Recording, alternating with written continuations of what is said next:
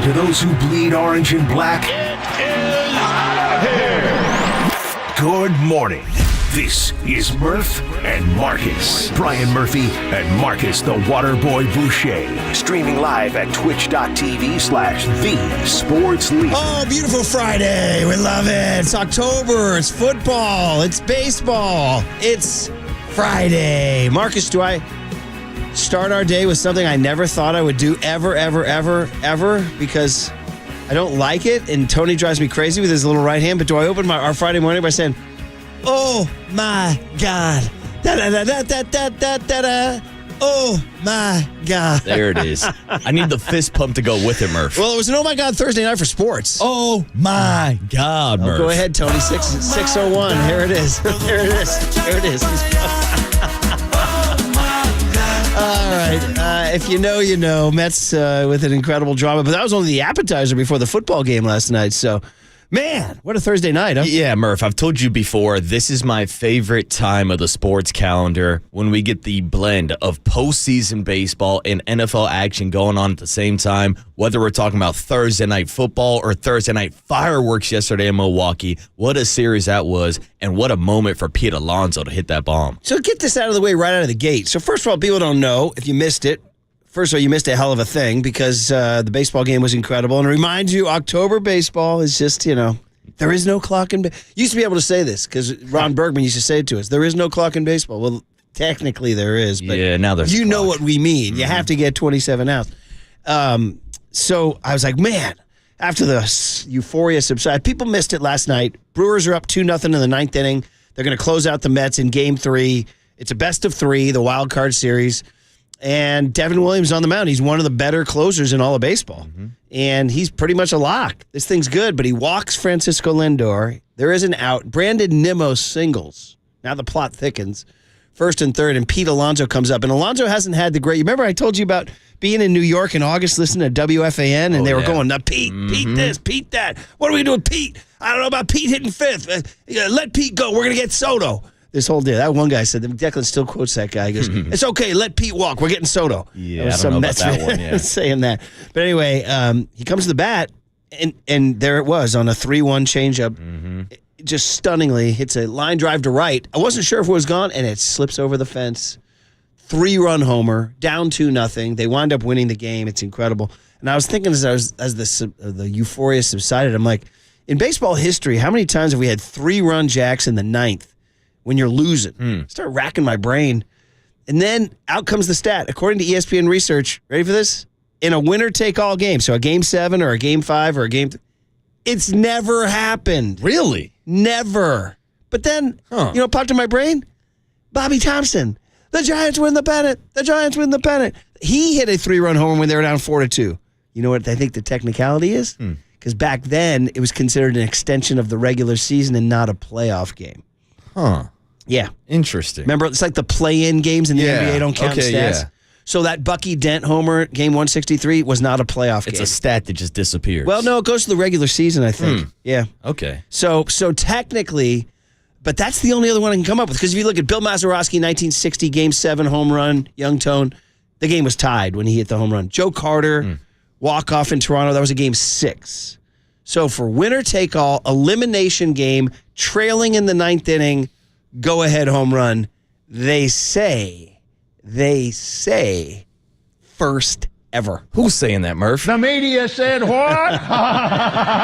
Who's saying that? The media said Pete Alonzo did it. The media, as you were saying, was crushing Pete Alonzo when you were out in New York. Well, Murph, somehow, some way, I ended up at a bar last night sitting in between a Brewers fan from Milwaukee and a Mets fan from New York. What?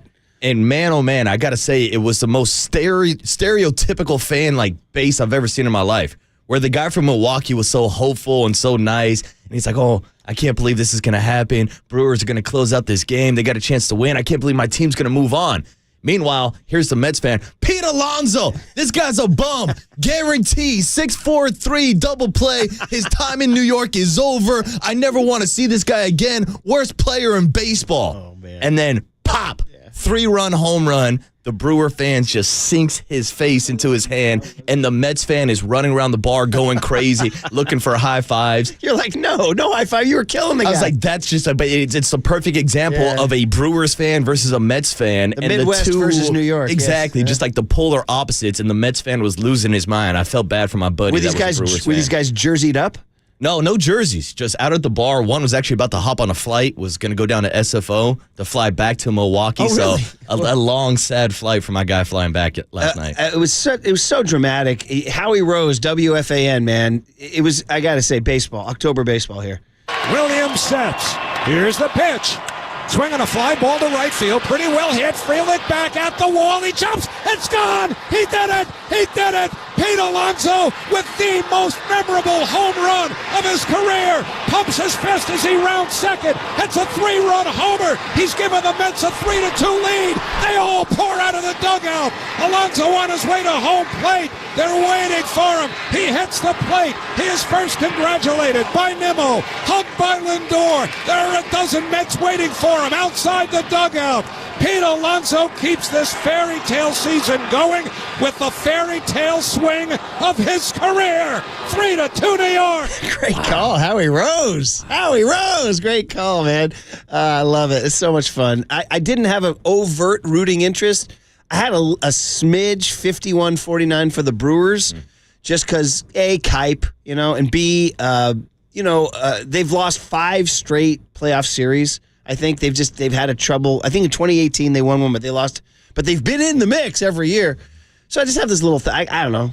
I was like, Milwaukee, they're nice people. I wasn't like dying for them though. But I do like Devin Williams. I felt bad for him. He had to wear it, man. He stood in front of his locker. He did the Eck thing. He had to stand in front of his locker and say, it's on me. I let everybody down. Yeah, and that was tough. I was talking to my buddy from Milwaukee, 3-1 count. I said, he's got to go with the changeup here. He goes, no, it's a fastball count. I was like, no, changeup is his bread and butter. But apparently me and Pete Alonso were thinking the same thing because he sat on that changeup, and the strength for Pete Alonso to hit that out opposite field line drive, which is not a good sign for all the Giants fans who are looking to get Pete Alonso in free agency next year because that price tag just went up on Pete. You should mention that he is somebody that has been mentioned or kicked around, not as much because he's looking for a long-term deal, and we're hopeful that Bryce Eldridge is ready to go.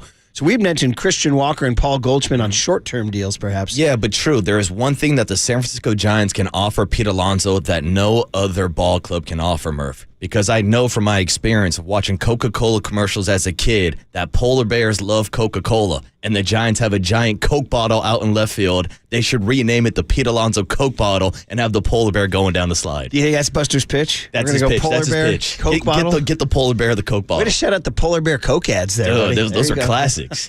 Classic commercials. It's funny, I was watching the episode. I'm slowly chipping away at Receiver on Netflix. Because I just don't have the time.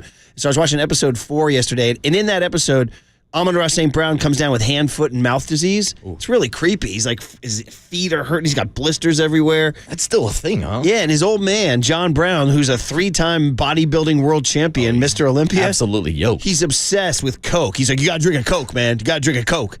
And he's like, at one point, he's like, you'll feel better if you drink Coke. And the mom and the girlfriend are like, just do what you got to do. He's like, no, man, drink Coke. And then they show him it's the second quarter of the game, and he's giving a voice text to his phone. He goes, if you see this text at halftime, remember to have a Coke. Wow, in the middle of the game? In case Amon-Ra's checking texts at halftime. I've never heard that before. Yeah, I don't know if they should be checking texts at halftime. Yeah, I don't know if you should be drinking Coca-Cola at halftime either. Well, Pete Alonso and John Brown. That is true. Dad. I've always been more of a ginger ale guy. Whenever I'm sick, I go straight to the ginger ale. And saltine crackers. Got to. That's the deal. That was the appetizer for the football game, which was as thrilling. Now, granted, it's just a regular season game, week 5, but still incredible drama between the Tampa Bay Bucs and the Atlanta Falcons. For those of us who have Baker Mayfield on fantasy, we're pleased. If you have, as you would call him, Marcus Kirko, is that what you call him? That's it, Kirko Chains. I learned that yesterday. Kirko Chains, Murph. That's yesterday. You like that nickname? You like that? You like that? You like that? He dropped that last night. Did you see that? Did he really? Their locker room looked like the Mets locker room. They were going crazy. Did they have there. the OMG signs in that locker room also? Young Tony, that's your cue, buddy. That's it, Tony. That's your cue. Did the Falcons go with this last night? Oh my God. Wait, there we go. Come on, now I'm doing it. Unbelievable. In my own home, my lovely wife admits, she goes, oh, I love that song. Like, what are you doing? I said, are you going to start pumping your hand like Tony? She's like, well, that's the beat. Yeah, well, wait till she hears the Pitbull remix that is supposed to drop either today or next Friday. Thumbs down. If we're going to go with it, go with the original. Yeah, right? but Pitbull now has a remix, and the people are waiting for it. Young Tony's been searching We'll for have it to all ask Young morning. Tony if he approves of that. All right, man. Well, it was an incredible drama. God bless sports getting us through and getting us ready for tonight, or for Sunday, I should say. 49ers, Arizona Cardinals. And, oh, by the way, Cal fans, if you planned your route, Bart's starting those trains early, man. 6 a.m. tomorrow morning in the Memorial Glade, I think, in front of the library. So we'll get into that, obviously. And then, of course, a fabulous Friday awaits. So let's get the guest list from Tony and get going on our Friday. Oh, my God. On KNBR 104.5 and 680, the sports leader.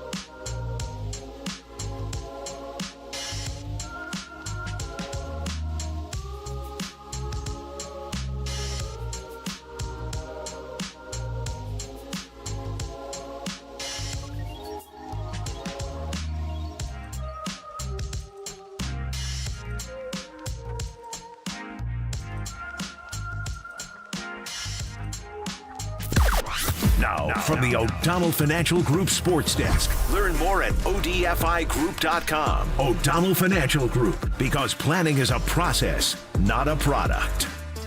One of the all-time great Giants, Will the Thrill Clark, joined Tolbert and Copes yesterday to share his thoughts on Buster Posey as the new president of baseball operations and the overall direction of the Giants franchise moving forward. You can hear the full podcast on the KNBR app and KNBR.com.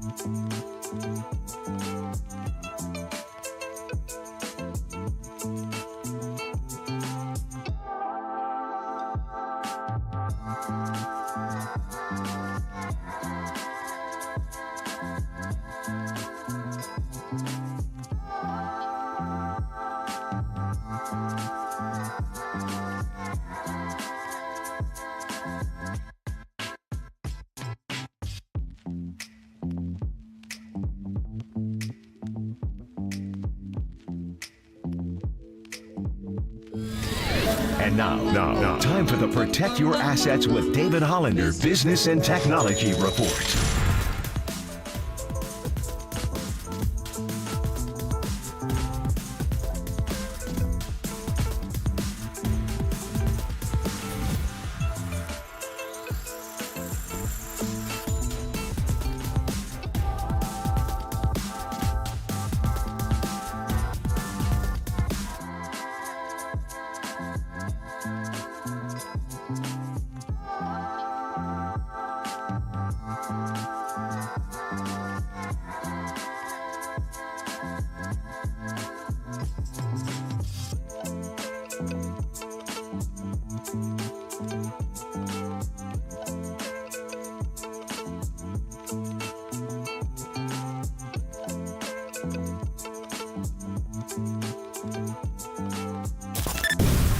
This is KNBR. And this is Murph and Marcus on KNBR 104.5 and 680. The Sports Leader. Robinson in the backfield. The throw from Cousins. It's caught at the 40. Moving upfield. Hodge, he could go. 10-5, touchdown. That is a winner for the Atlanta Falcons. 45 yards, and it's over. A career night for Cousins and a breakthrough win for Atlanta. 36-30, the final in overtime. More magic from Kirk Cousins. Prime time, Kirk Cousins. You like that? You like that? You like that? He broke it out last night, the NFL Network. And by the way, I just thinking about this now. I was watching Dan Campbell talk on whatever day. What day did the Lions win? Was that Monday night? Lions won on Monday night? Yeah, they beat the against the Seahawks. That was a Monday night doubleheader. And then last night, it's just assumed and standard that we get into the locker room. I want to say it was only about, 10, 12 years ago that started. And I was like, whoa, cameras in the locker room right after a win. Whoa, like that's private time for them. Oh. Now, bro, that is broadcast coast to coast. Well, Murph, it's not just like TV networks and local news crews who are in the locker room going live. It's actual players on their Instagram lives. Yes. Like guys are out here. Remember when Antonio Brown went live during a Mike Tomlin post-game rant? And I see it all the time. Guys will be in like Max Crosby with the cigars last year walking around the locker room. They are going live themselves and broadcasting to thousands of people. So true. And then you start getting guys walking around as God made them in their birthday suits. You're hey, we're getting some PG-13. Mm-hmm. But anyway, so nowadays you just see the post-game locker room celebrations live. They're in. So they're in. And the Falcons were going crazy last night. Now, granted, it was a really thrilling game. 36-30 overtime win. Bucs had that thing locked up. They were running out the clock, and Bucky Irving fumbled, which, by the way, allowed my guy Younghoe Koo to make, although he missed two yesterday, but off to a good start in fantasy. Baker had a nice night. Koo wound up having a nice night. Do you think there was any Bucs fans saying in the back of their mind, Bucky Blanken Irving? Probably. Bucky Blanken Irving. Almost on the same day. Bucky Day was October 2. That was October 3. Right around the corner. That's really funny. Yeah, Bucky Blanken Irving. In my pool, which I'm struggling mightily. Well, I'm actually not struggling mightily. I'm doing okay, but I'm trying to win the damn thing, Doing okay is one thing. Trying to win it is another. I had the Bucs plus 1.5 last night, and I was feeling pretty good. I think we were salting that thing away. Even going to OT, I'm like, Bucs will win this thing in OT. Nope. They lose it in one of those cases where Falcons won the coin flip and the Bucs never touched the ball because a touchdown wins. Mm-hmm. And Kirk Cousins, guys, you ready? You ready for the numbers? 509 yards. Whew. Remember we were just talking a couple weeks ago about passing is done in the league in the NFL? Passing numbers are down. Passing numbers are down. The only guy who threw for 300 yards and 3 touchdowns was the Red Rifle, Andy Dalton, against the Raiders. He broke a franchise record set by Matt Ryan It's his personal favorite. Yeah, so on a night where Matt Ryan was introduced into the Atlanta Falcons Hall of Fame, no less. Oh, man. Does anybody have Drake London on their fantasy? 12 catches, 154 yards. Oh, young Tony put his hand up. My kid had Darnell Mooney, 9 catches, 105 yards. Kyle Pitts woke up 7 catches, 88 yards after getting blanked last week on the milk carton. So, but it's really, really, really thrilling game and back with the. But here's the catch: Primetime Kirk. That used to be the thing, right? Mm-hmm. Now, is he Primetime Kirk? Is he? I'm like, is that label over now because he did that on Thursday night? I mean, he went from Primetime Kirk to Kirko Chains now, Murph, as the kids are calling him on the streets. Yeah, help me out with that one. And it feels like over the past couple of years, Kirk has kind of shaken that narrative, and now he's the coolest guy in the building. I mean, you remember that Vikings game that he won, and then he put on all of Justin Jefferson's chains, and he was iced out Kirk Cousins. Well, Murph, there's a rapper called Kirko Bangs. They're calling Kirk Cousins Kirko Chains. Kirko Bangs, shout out my guy, the late, great Kurt Cobain, obviously there. So, anyway, it was fun to watch last night. Were you sitting between a Falcons fan and a Bucks fan, too? No Falcons fans, no Bucks fans. I'm still just mind blown that there was a Brewers fan and a Mets fan at the same bar, and I just happened to be sitting in between the two of them. Did they wind up talking any smack to each other? Not too much. Like, they actually talked about, like, hey, I want to buy you a beer after the game, yeah? blah, blah, blah. Like, I wanted to talk S. And then the Mets fan, of course, is like, yeah, see, my reverse jinx won. Yeah. I hate those kind of guys, by the way. They talk S about their team, and then they start celebrating. So Ballast Point's the place to go for Brewers and Mets hijinks. That's it. You got beers, chicken wings, baseball, football, everything you need. Damn, man, Marcus, look at your life since you moved into the city, buddy. Not bad, my man. And I was just reading the Chase Center just sent out an email about, the Warriors are starting. By the way, the Warriors are on TV tomorrow. Warriors have a game tomorrow. From Hawaii? I think so. Or are they flying back? Are they flying back and it's here? No, it's here. It's in Hawaii? Really? Okay, anyway, so the Clippers are going out there. Anyway, point is that Chase Center sent out an email, and it's one of those emails you usually delete, coming to Chase Center. But I'm like, no, what are they doing at Chase Center? So I was looking to see if new food there, for the guys who are looking for tamales out there. And they're opening all sorts of stuff in Thrive City. Che Fico, whatever, which is a really hip restaurant on Divisadero, is opening a pizzeria down there. Ooh. And Senor Sisig, which is that good Filipino place. I love Senor Sisig. Those places are all opening in Thrive City, and I thought of you. I'm like, that's Marcus's hood, dude. You're going to that's you just walking out. I'm going to go to Senor Sisig. Yeah, I'm going to go get a pizza at K Fico.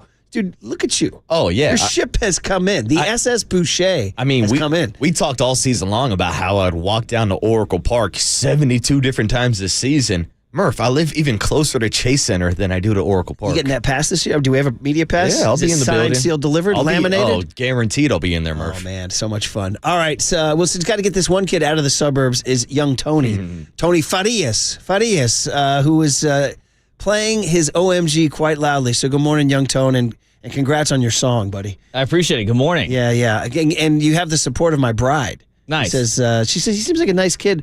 And I like that song. Check with Candace. I said, are you going to do the this thing again? I said, just this. It's this thing. And it was when they did it at the All-Star game, and Pete Alonzo was a dork out there doing it too. Well, guess what? Yeah.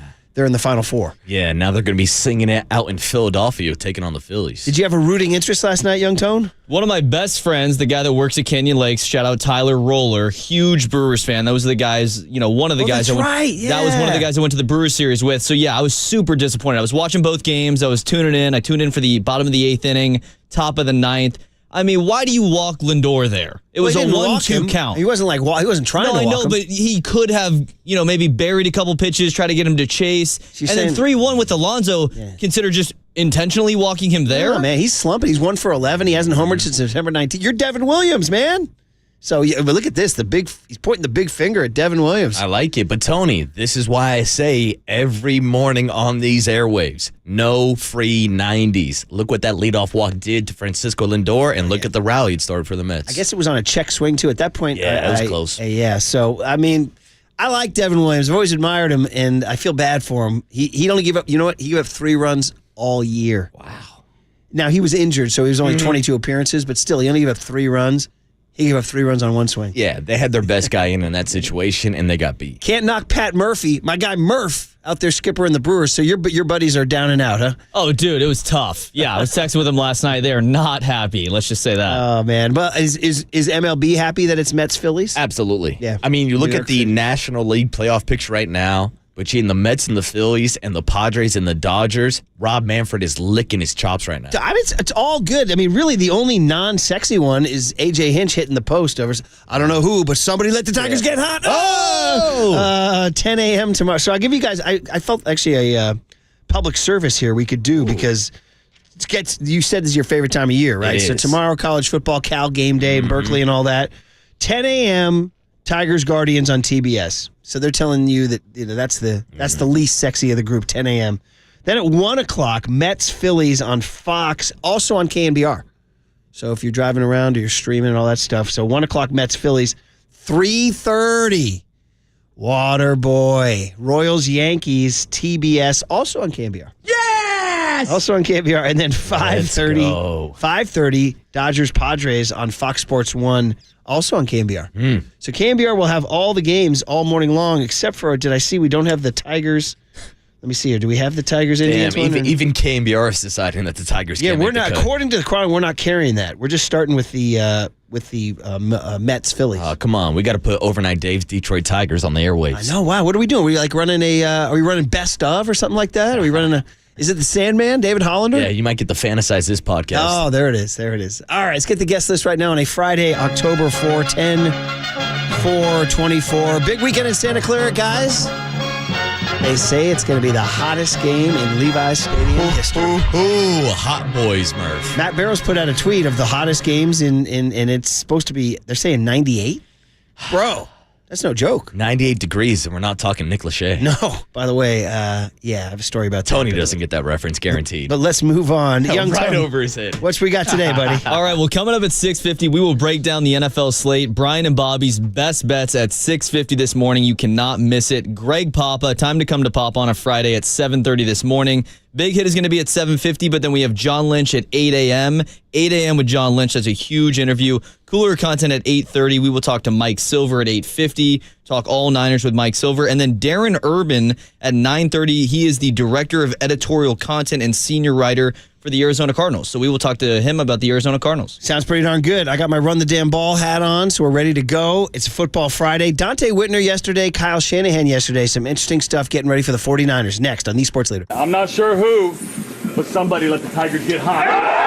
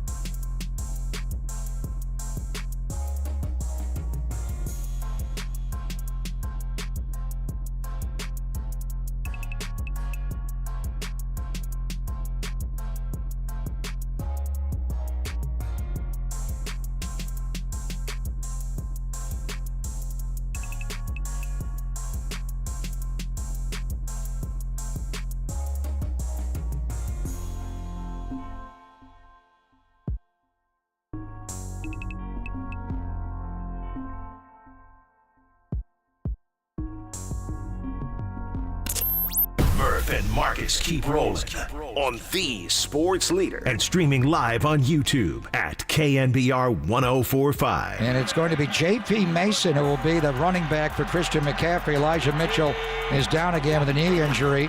And they're going to boot Purdy left, throw wide open. Deebo Samuel uncovered. Touchdown. Purdy looks right. Now comes back middle. Wide open McCaffrey. Touchdown. They snap it. Purdy under 7-step drop. Gets chased out of there. Will throw on the run. Wide open McCaffrey. Makes the catch. Goes down. Gets up. Touchdown. 2nd and 10. Purdy throws for the end zone. It is caught by Deebo Samuel. Touchdown. San Francisco! Oh, the sounds of Brock Purdy lighting up the Arizona Cardinals last year. Hey, it's his hometown team. He likes to show up, show out. This one will be in Santa Clara, though, not Arizona. 98 degrees, according to Matt Barrows. That is the forecast for Sunday. The hottest ever temperature at Levi Stadium prior came on August 31st, 2017. A preseason game against the Chargers was 90 degrees.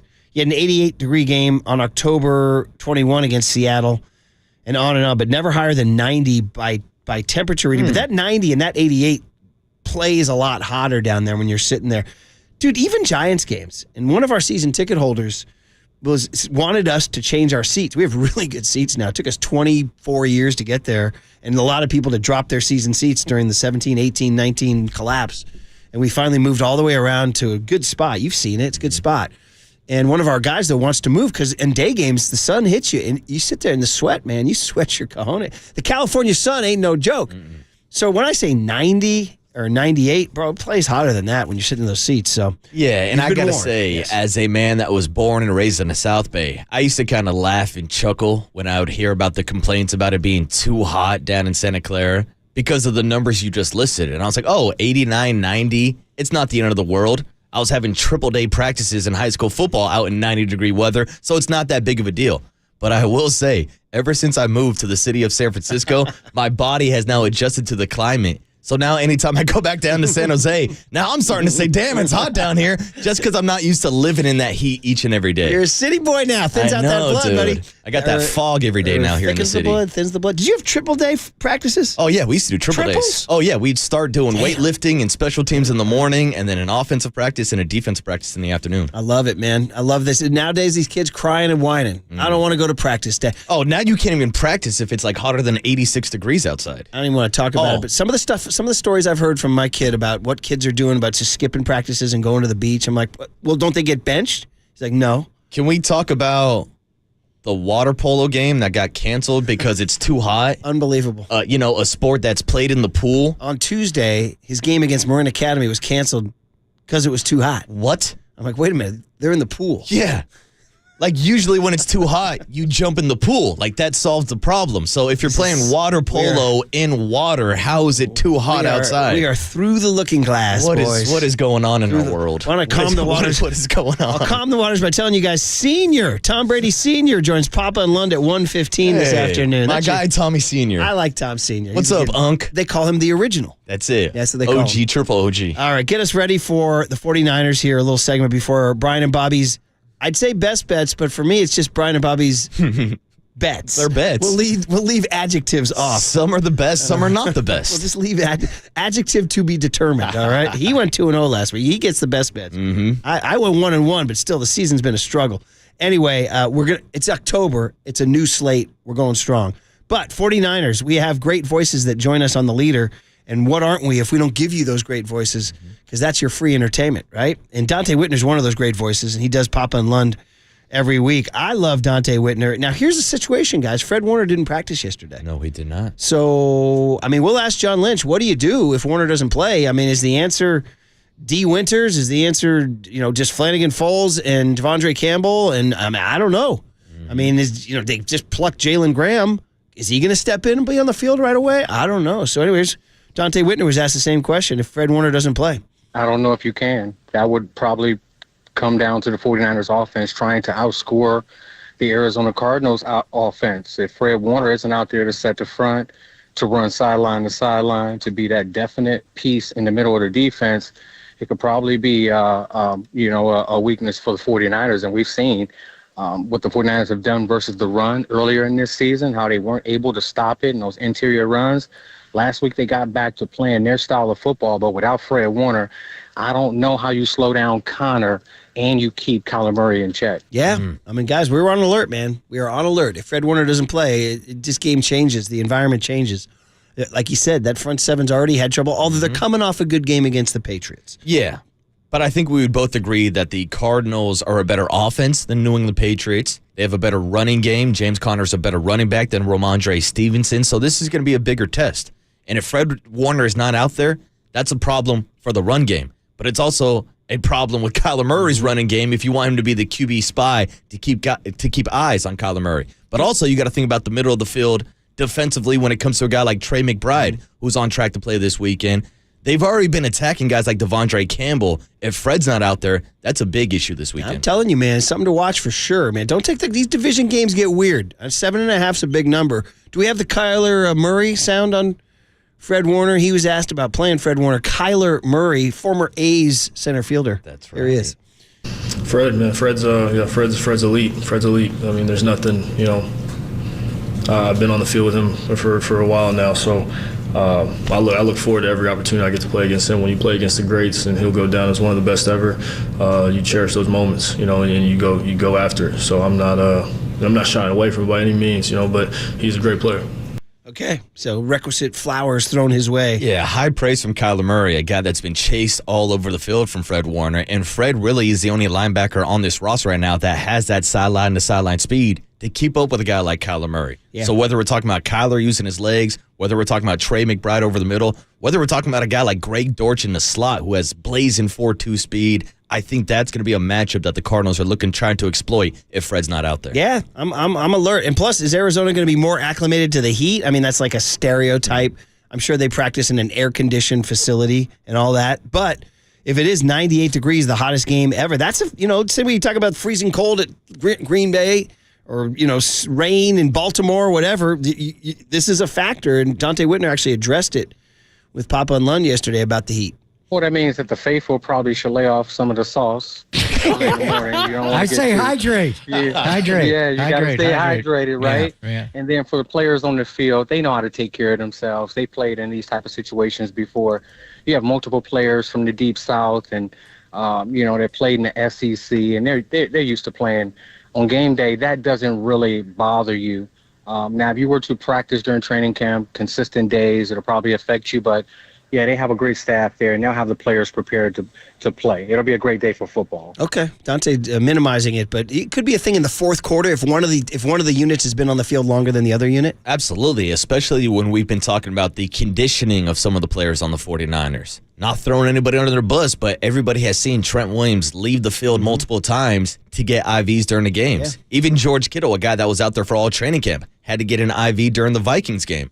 And you look at a guy like Brandon Aiyuk, where we've been asking questions about his conditioning level after holding out all through training camp. In a game like this where it's going to be 98 degrees, when I would expect it to be a high-scoring game with the Arizona Cardinals offense, there is going to be a lot of running around this Sunday. And, yeah, that conditioning might play a factor in the fourth quarter. I think you're right about Trent, man. They just bring the IV stuff out to the sidelines. Like, wheel that stuff out, just have it ready to go. Because, man, oh, man, he's, advanced age and still not totally in game shape. And, man, oh, man.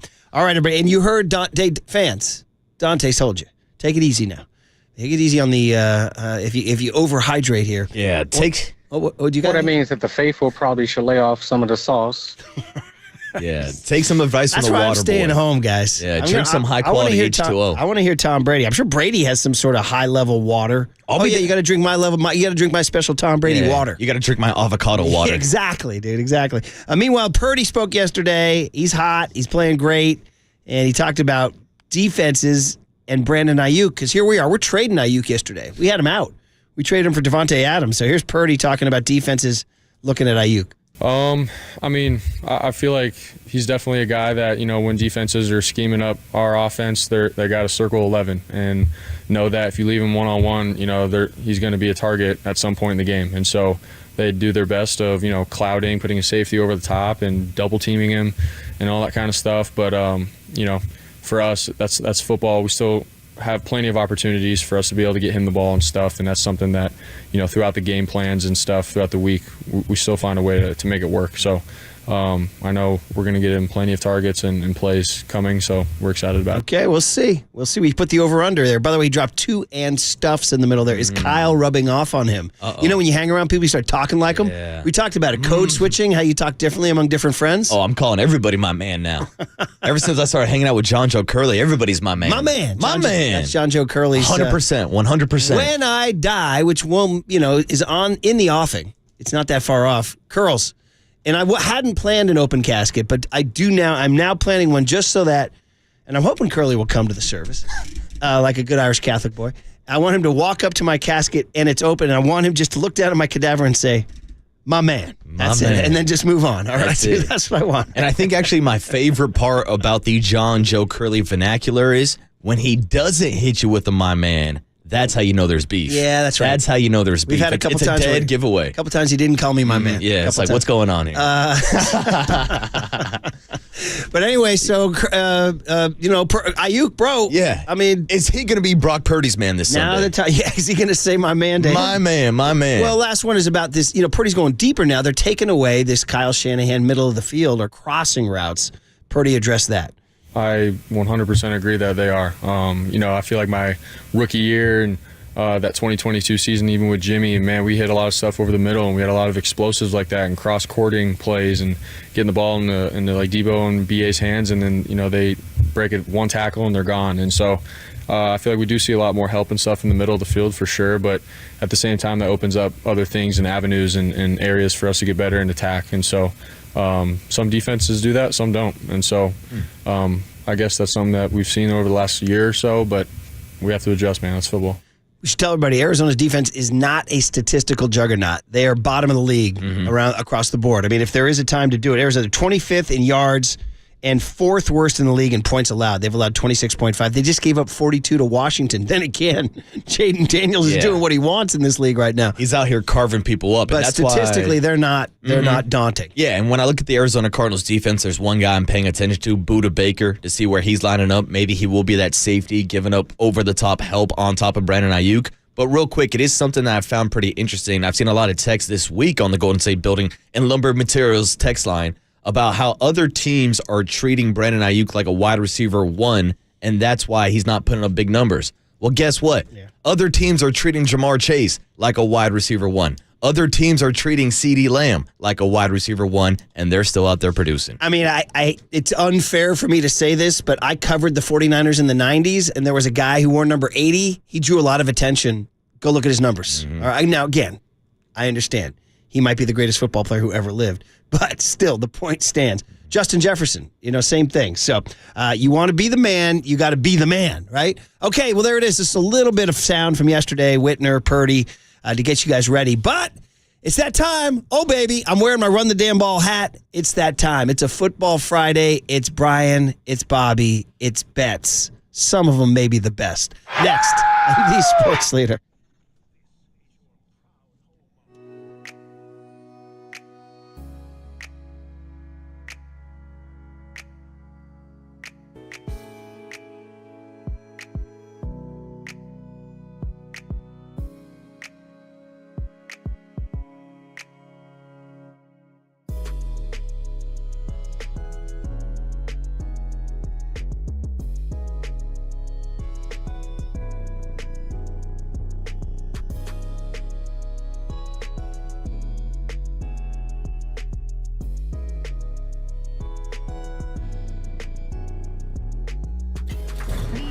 From the Chilton Auto Body Traffic Desk.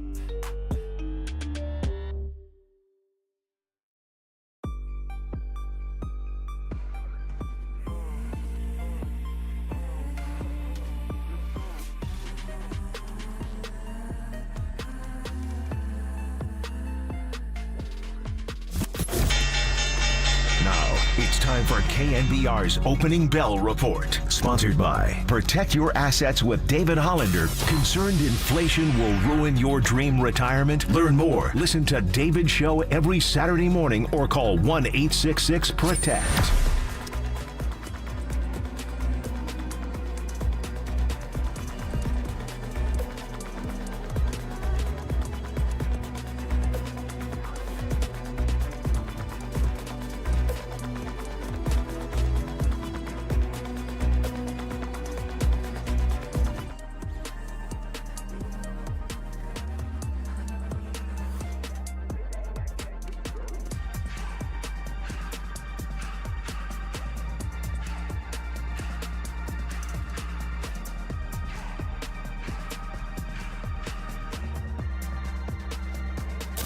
KNBR heads, you ready for your weekend picks? Yeah, baby! It's Brian and Bobby's Best Bets on the Sports Leader.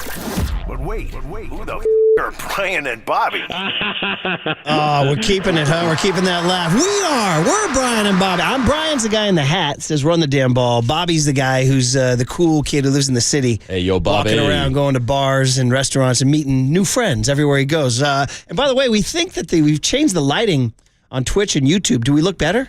I think we do, Murph. Because most of the time, the two of us look like Casper the Ghost. Yeah. We usually look pretty washed out, pretty faded. Nothing wrong with the ghost to the post.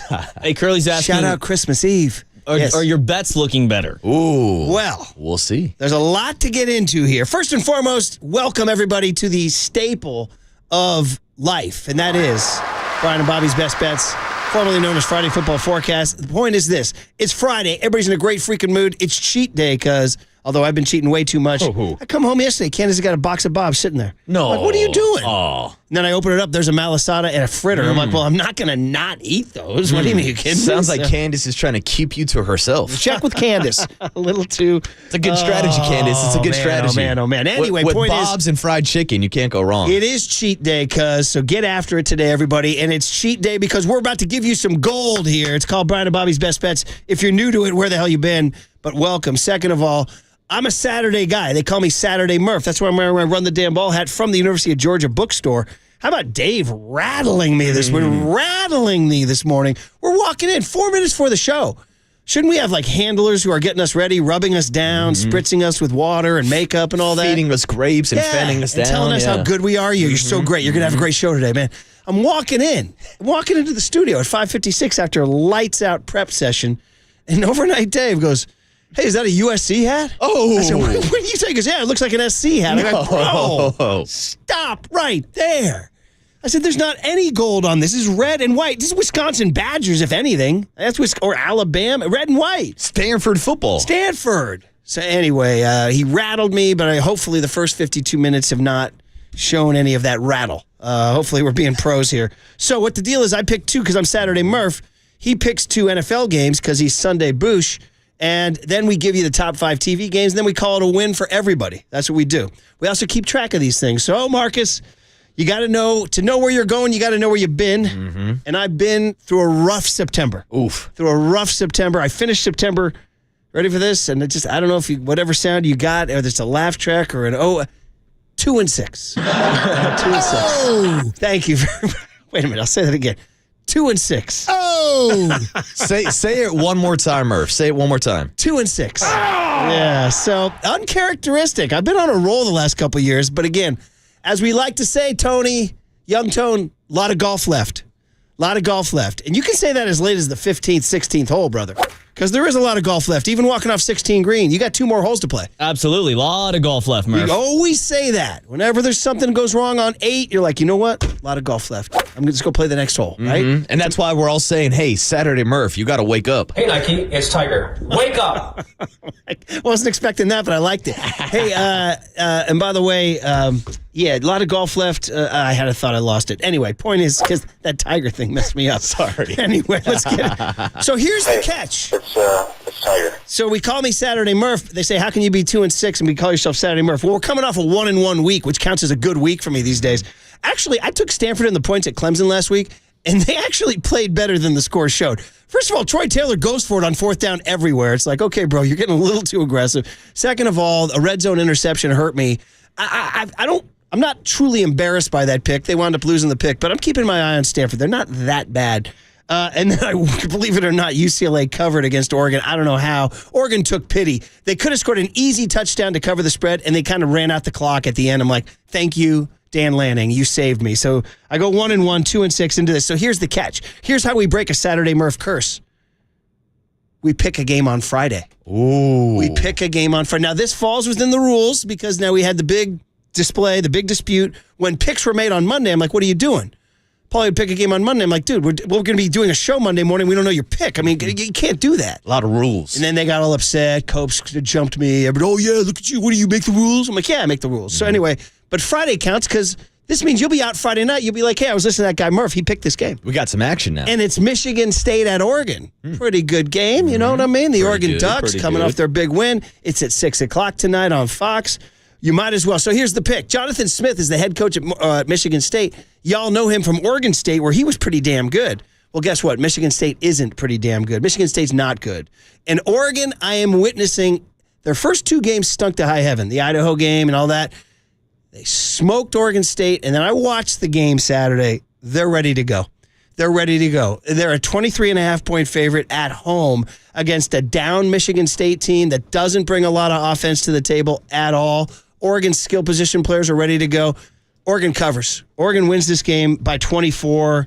They have enough firepower to just break enough plays, and I just don't think Michigan State can keep up. I just watched it last week. So I'm calling what are we calling? Like a 38-14? Are we calling like a 41-16? Something like that. All right? That's in the books. Oregon covers tonight at 6 o'clock. And then you knew I was going to go there. I mean, there's no way that you're going to listen to KNBR AM and KNBR FM, San Francisco, the sports leader, a Cumulus media station. And I'm not going to Berkeley on a Saturday night. Come on, this is one of the most anticipated games for the old heads out there. Do we have to go back to the Chuck Muncie Cal team against UCLA with the Goodyear blimp and Keith Jackson? That's an old memory. Back in 75, Cal had a really good team with Steve Bartkowski and Chuck Muncie, who became NFL legends. And it was such a big game, Young Tone.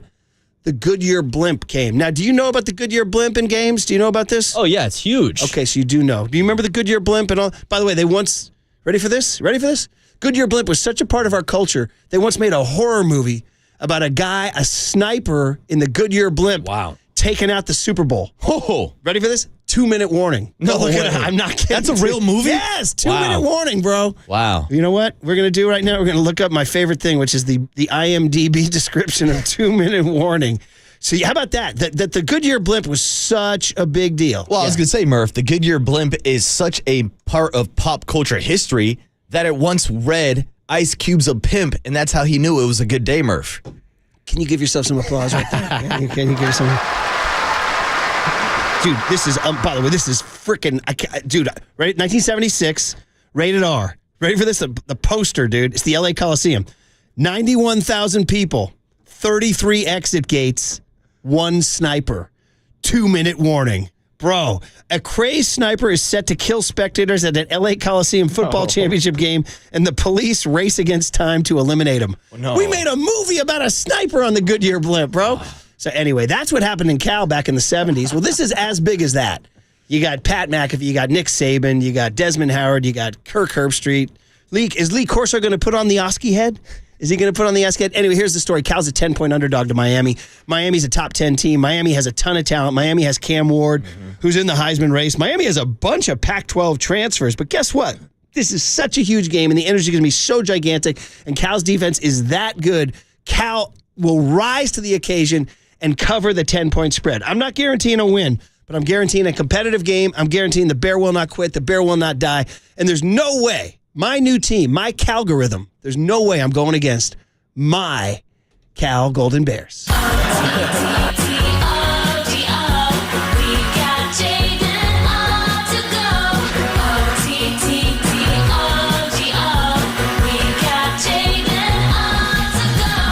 Play that for the rest of the best bets as far as I'm in the books, Marcus. Friday and Saturday, I'm feeling good. Murph is hot to go with his Cal Bears on Saturday night. Make sure you get out there early for college game day Saturday morning. But Murph, moving on from Saturday to Sunday, it is time for Bobby Boucher's best bet. And we do need to reset and take a look at the season, where I'm now 5-3 on the year after going 2-0 last week. Tony, that means now over the last 3 years on KNBR, Bobby Boucher has a record of 66, 42, and 5 against the spread. Those are winners, and we're looking for more winners this weekend, just like we found last weekend, taking the New Orleans Saints plus 2.5 against the Falcons. They covered, and the Cincinnati Bengals covered against Andy Dalton and the Carolina Panthers in that 5.5-point spread. So this week, Murph, I'm looking for another West Coast team to go out and cover, and I'm sticking in the NFC West with the Seattle Seahawks, and they are hosting the New York Giants this weekend as a 6.5-point favorite. Now, underdogs have been covering big spreads this year, but because it's less than a touchdown, I feel comfortable right now, since Dan Orlovsky's out here telling me that Geno Smith is the best quarterback in the league. K9 Kenneth Walker was running wild last week. Shout out to Murph's fantasy team and K9 taking me down. But I think the Seahawks overall are just a better team than the New York Giants, especially when the G-men are expected to be missing Malik Neighbors, their sensational rookie wide receiver. He seems like he's not going to be playing this weekend. You've got the New York Giants traveling coast to coast, East Coast to the West Coast. The game's up in Seattle. I think this is a win for the Seahawks, and they cover that 6.5-point spread. Interesting game, an interesting spread. And by the way, shout out Cleo, our buddy at the front desk, who's basically the rock around this place. The overnight. How about the overnight guys being the best guys? Overnight Dave and Cleo down there. Now, Cleo, oddly, is a New York Giants fan. Really? Yeah, isn't that odd? Did not know that. Yeah, so we talked about it this morning in the pitch black lobby because the lights weren't working. How about that? And then the elevators weren't working and all that stuff. Oh, dude, it was scary walking to the elevator today. Because I go, Cleo, man. I said, Cleo, literally years these elevators have had problems. He goes, they're milking it, man. They're milking it. Nice. What he said. So he goes, so anyway, I said, Cleo, you got any chance this weekend? He goes, I don't know, man. It's going to be a tough one up in Seattle. I said, well, listen, Cleo, we need you.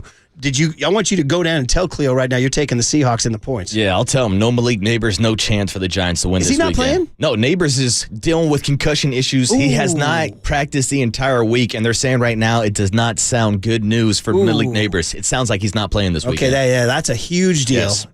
Kenneth Walker is listed as questionable, but yeah, that's a nice pick. Seattle looked a little better than I wanted them to look in that game.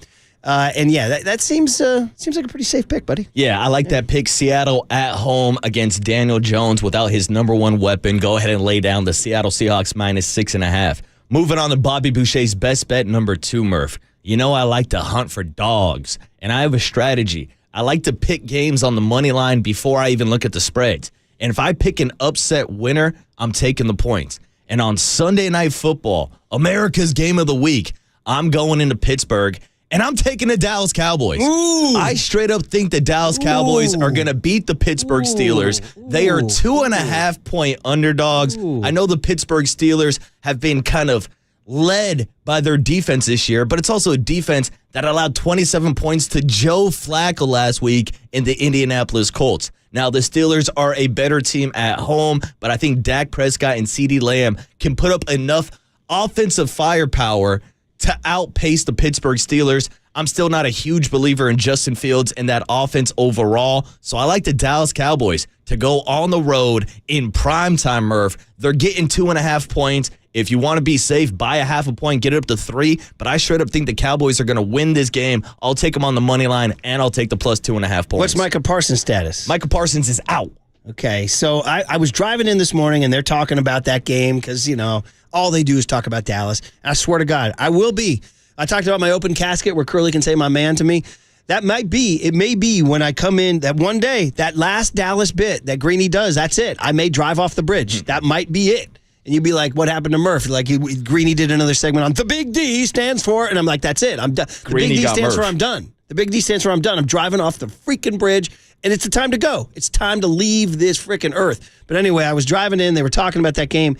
And my gut was going the other way. Wow. I was thinking Pittsburgh. Really? Now, I'm in that pool. I think I'm going to double down and maybe take the Steelers on that one. Because I've underestimated them all year. I'm not I've always been underwhelmed by the Steelers. Like, they're just, I get it. Mike Tomlin's good and everything. You look at the record, but you watch them play, you're like, nah, I'm not seeing it. I just don't buy it. But they keep winning. They just keep winning. Yeah, they find ways to win, but when they win close. That's why I think it's an advantage to get the Dallas Cowboys plus the points. They have the better quarterback. So, Murph, I don't mind taking the risk here with the dog on the road in The other primetime. angle is there's another angle that's blank the Cowboys. Yeah, that's another true. angle. And the other angle is the Cowboys aren't that good. You know what I mean? There's just like, what has the Cowboys done to impress you this year? Yeah, nothing much. I mean, they beat the New York Jets on Thursday Night Football, which is why I actually like this pick even more. They have 10 days to get ready, extended week. Dallas Cowboys, you pointed out Micah Parsons is officially listed as doubtful for this weekend. I don't expect him to play, but I just don't think that Steeler offense can put up as many points as the Cowboys offense can. Well, it's the Sunday night game, and the Steelers are coming off a surprising loss to the Colts, 27-24. Joe Flacco and the Indianapolis Colts. They beat the Chargers 20-10. They beat the Broncos 13-6, and they beat the Falcons 18-10. Yeah, if the Steelers are going to win, it's going to have to be a low-scoring game. I just don't know if they can contain Dak for the entire. By the way, I want to just shout out that the Black Sunday crowd has come at me hard and said, "Dude, you're that 2-minute warning, the sniper and 2-minute warning was not in the blimp. Black Sunday actually was the blimp. When a Black September terrorist group begins a plot to carry out a massive terrorist attack in the United States, an Israeli commando works with the FBI to identify the target and prevent the plan from succeeding." Starring Robert Shaw, Bruce Dern. It involves the Goodyear blimp. The Goodyear blimp is the target there. So, dudes, I don't see it anymore. Do they ever bring it around? Do they? When is the last time the Goodyear blimp was out? I don't know. I feel like they busted out for the Rose Bowl, do they not? Maybe, but I don't know. Anyway, from Ice Cube to Bruce Dern, we are together. Well, there you go. Marcus is taking the Dallas Cowboys, and he'll have to sleep. He'll have to sleep at night knowing he took the Dallas Cowboys. Yes, I will. We go to our couch potato guide, the 5 most important TV games of the weekend with an asterisk. I'll explain in just a second here. My one-star game is what you just said. I mean, listen, as much as I hate the Cowboys-Steelers is always a fun helmet game, right? It's a fun helmet game. Steelers are hosting Dallas 5:20 on Sunday night, NBC. That game will be on KGO 810. KGO will be on the Bread 810, and then KNBR picks it up at 7. Do you follow that? KNBR picks it up at 7. Oh, I got you. That's a little confusing. You got to go check out the Bread. My 2-star pick is a game you stayed away from. It's your boy Aaron Rodgers and your boy Sam Darnold tangling in London at 6:30 in the morning, Sunday morning. Yeah. So those of us who can't sleep, if you work at our hours, you wake up in the morning like, Tony, is your sleep messed up for life? Young Tone, is it messed up for life? I wouldn't say for life, but I definitely wake up at like 2 in the morning randomly. Yeah, on a week. It's tough to sleep in on weekends, isn't it? For life. Yeah. Curls, yeah. Marcus? Oh, absolutely. I'm up by 6 a.m. for these London games regardless. There you go. 6:30 on NFL Network. Jets, I think it's an interesting game. Yeah, it's a real good game. And I was thinking about laying the points with the Vikings because they're only a 2.5-point favorite. But, Murph, I've seen crazier things happen in London. I like to stay away from these games when they go international. Okay, but anyway, it's a good game to watch. And it's on KNBR 1050 if you're out for a Sunday morning drive doing your thing. Now, here's the catch. My 3-star pick is not a game. It's College Game Day coming to Berkeley, starting at 6 a.m. till 9 a.m. How often do we get to see, let me tell you what, Berkeley, much maligned, as the great Ricky Waters said about Steve Young. Young Tone, that's a long ongoing bit on this show. When I covered the Niners in 94 and they won the Super Bowl, Ricky Waters was their great running back. And in the euphoric locker room where everybody's going crazy, pouring champagne, all that stuff, he goes, Steve Young, much maligned. Oh, got it done. Because Steve could never win the big one, right? Then he won one. He goes, Steve Young, much maligned. So it's our favorite phrase here on the show. Berkeley, much maligned, has been battered by Fox News and woke and liberal, and the Calgorithm has flipped the script. They're leaning in. They're making fun of all the people who make fun of them. They're saying that the Oski's walking around with a briefcase that says pronouns. When they beat Auburn, they said, you just lost to the woke agenda. When the Miami's coming off the plane, they're handing them copies of critical race theory. It's like they're totally, ESPN wrote a huge story on it. So the Calgorithm coming to College Game Day, 6 a.m. Go give them a big Berkeley. Well, if you're young, come on. You're 20, 21, 22 years old. You're at Cal. Go out there. Put on a good showing. Boys and girls. And Murph, I'll be out there Saturday night for the game, and I'm looking for somebody to sell me one of those Coke versus woke shirts. I need one of those shirts. Very good. So I'm cutting College Game Day at 6 a.m. in Berkeley. There's only 5 Division I Power 5 schools that haven't hosted yet. It's like Syracuse, Rutgers, Maryland, Illinois, Virginia, I think, and Cal was 6th, and now they're off the list. So give them a big old hearty Berkeley welcome, everybody. My 4-star pick is that game, Cal-Miami, because you got to see it now at 7:30. I hate that it's at 7:30. God, it's such a bummer.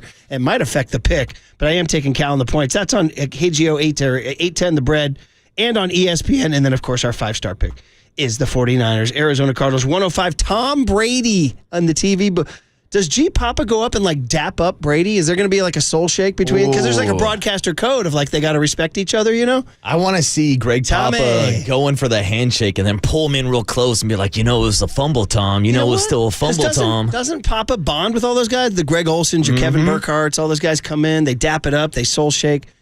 Will he do that with touchdown Tommy Brady? I think he will, especially since Tom Brady Sr. is stopping by the Papa and Lynch show today.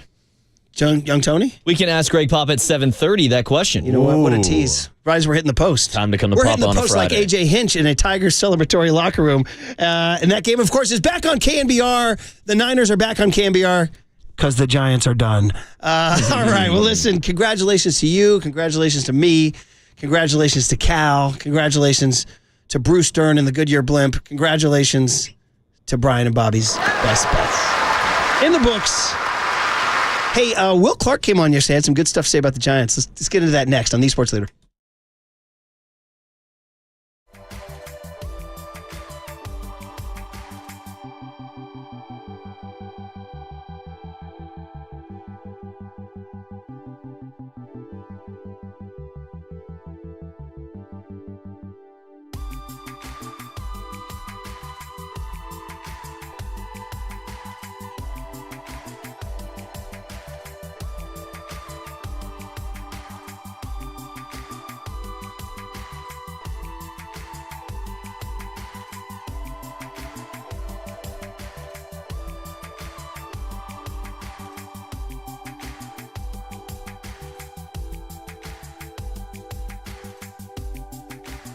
Amici's East Coast Pizzeria. Let's go. Half-baked pizzas. Fantastic. With your busy schedules these days, it's hard to predict when everyone's going to be ready to eat dinner. So Amici's has the perfect solution. As well as you get the pizzas fully cooked. That's fine. But half-baked is the way to go, I think, because what you do is, Amici's makes the pizza and cooks them halfway through. And then whenever you're ready, you slide them in your oven at home and finish cooking in less than 5 minutes. And then it comes out and the crust is nice, crispy and warm. And the cheese is bubbling. It might even top out the delivery. I'm telling you guys, look in to the half-baked pizza. You can even slide the pizzas back in the box and you won't have dishes to clean. So how about that? So everybody, I urge all y'all to go to amicis.com and check out the half-baked pizza. You're getting restaurant quality pizza from your own kitchen. Time to fit your family's busy lifestyle. Amici's delivers. I just want some pizza. From the Chilton Auto Body Traffic Desk.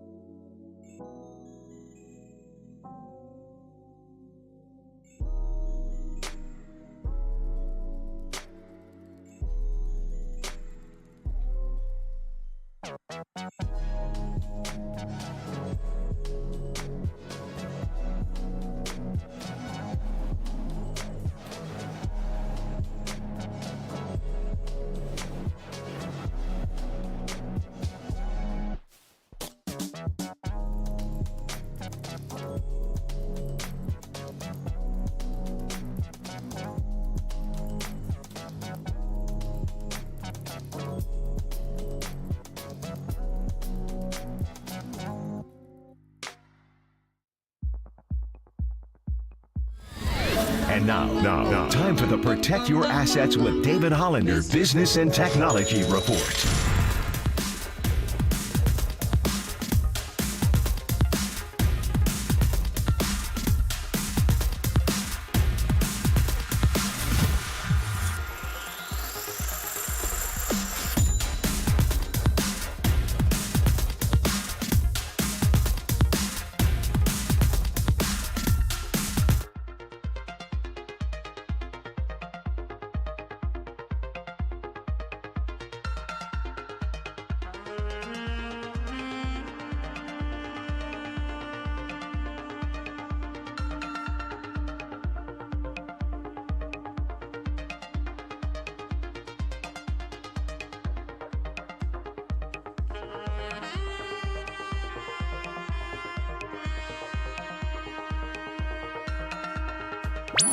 Murph and Marcus continue live from the KNBR Casino Matrix Progressive Jackpot Studios. Casino Matrix. Progressive jackpots are here. Where are you?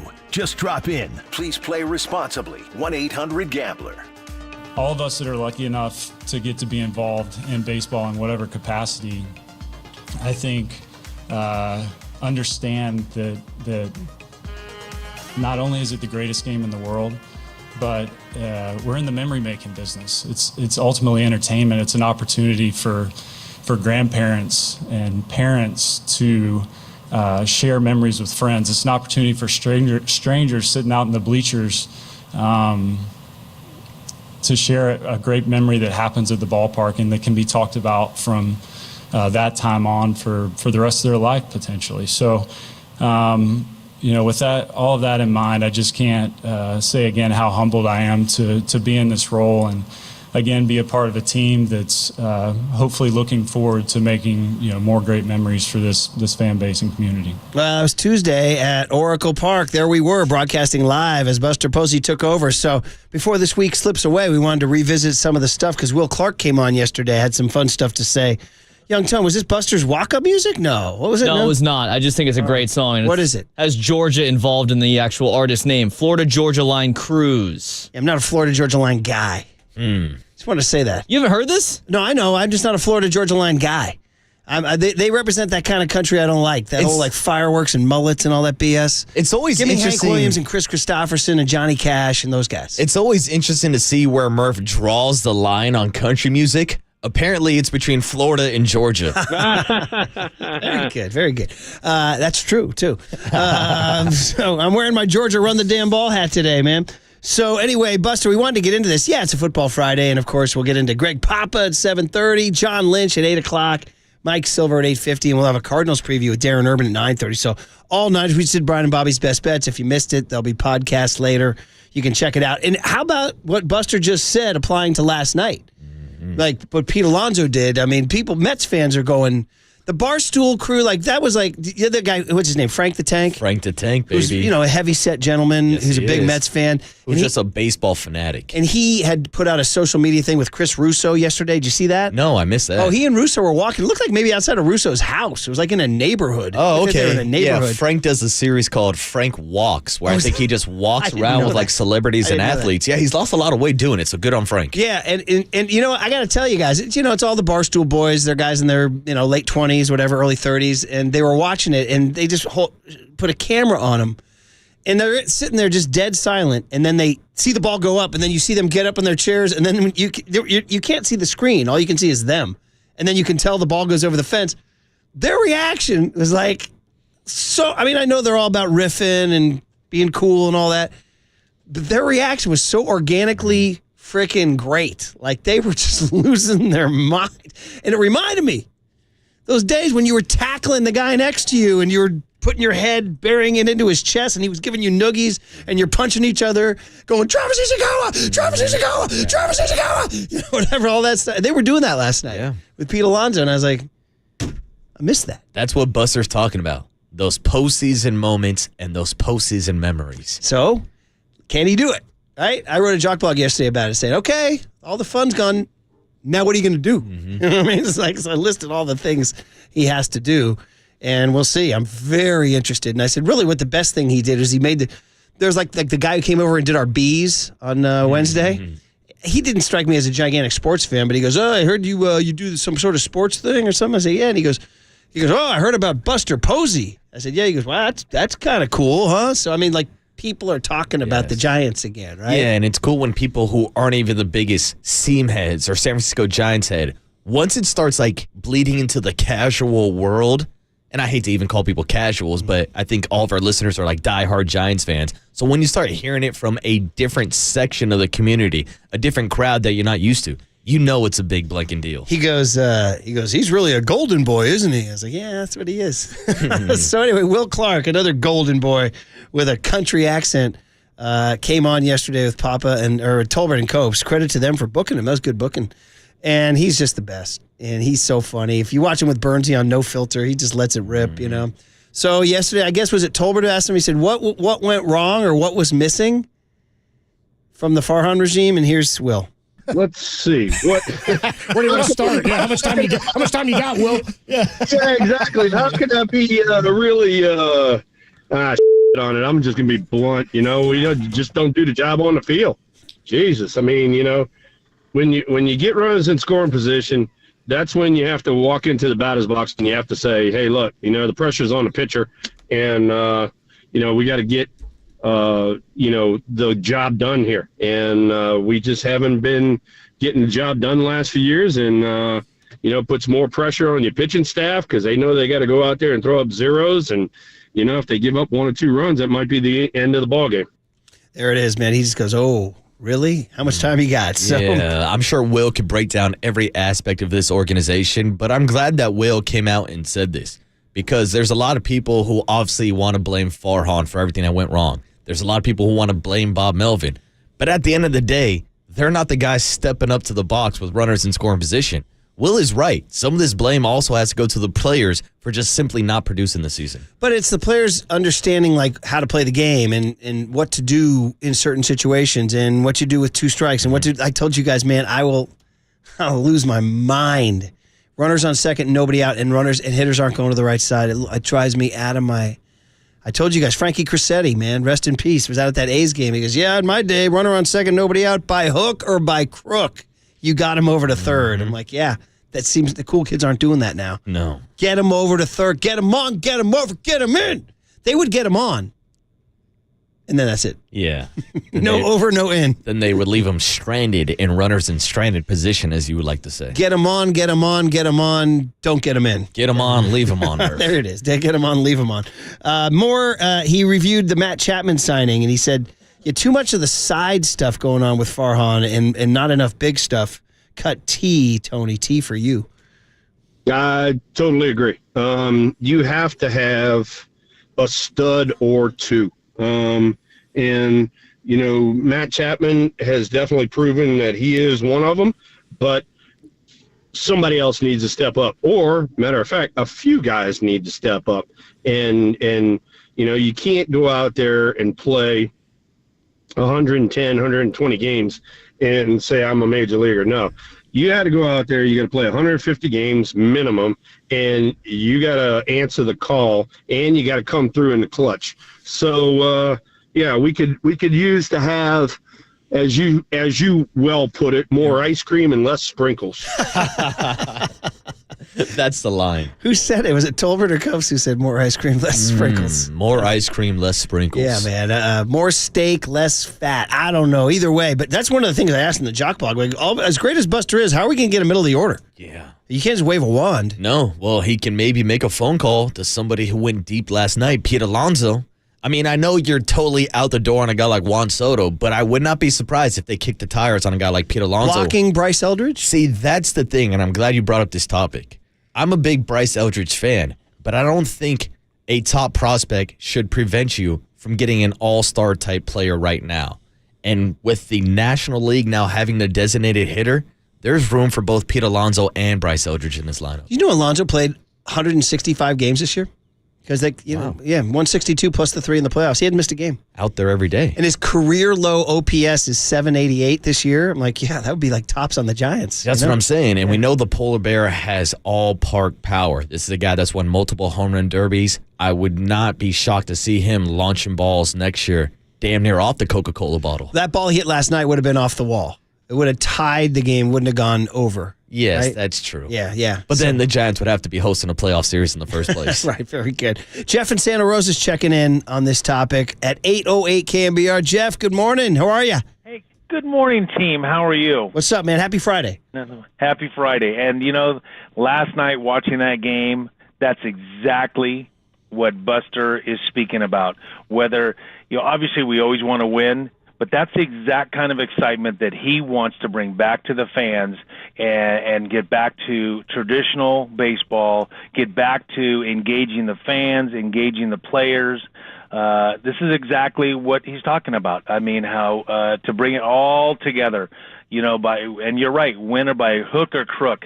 And that is just guys playing with heart and with soul and with a purpose and as one team, whether it's Travis Ichikawa and all the great things that we saw on 10, 12, and 14. That's exactly what they're trying to get back to. They learned, like all of us do, some things don't work. Analytics, I don't believe in them 120% for every game. I think they have a place, but I also think it's a small place. I think it's about heart and soul. Kids don't come up and play Little League to be platooned when they finally make it to the show. They don't do that. When I get to the show, I just want to play once in a while. No, they want to play every day. They want to play hurt. They want to do everything they can to win every single day. As a team, as a unit, I think Mr. Melvin, Coach Melvin, is the right person. I think with Buster there and the hands-off ability, I just think it's the way to go. And the proof will be in the pudding. But as a season ticket holder with another group of 4, we're excited, and I bet you, Buck, there's a lot more excited season ticket holders out there right now. Jeff, that's like your call. Like Greg Johnson's listening right now, just music to his ears, man. You're the classic. Jeff in Santa Rosa is saying everything you want the Giants. You're saying everything the Giants want you to say. That's why they hired Buster. Exactly, and that's why look.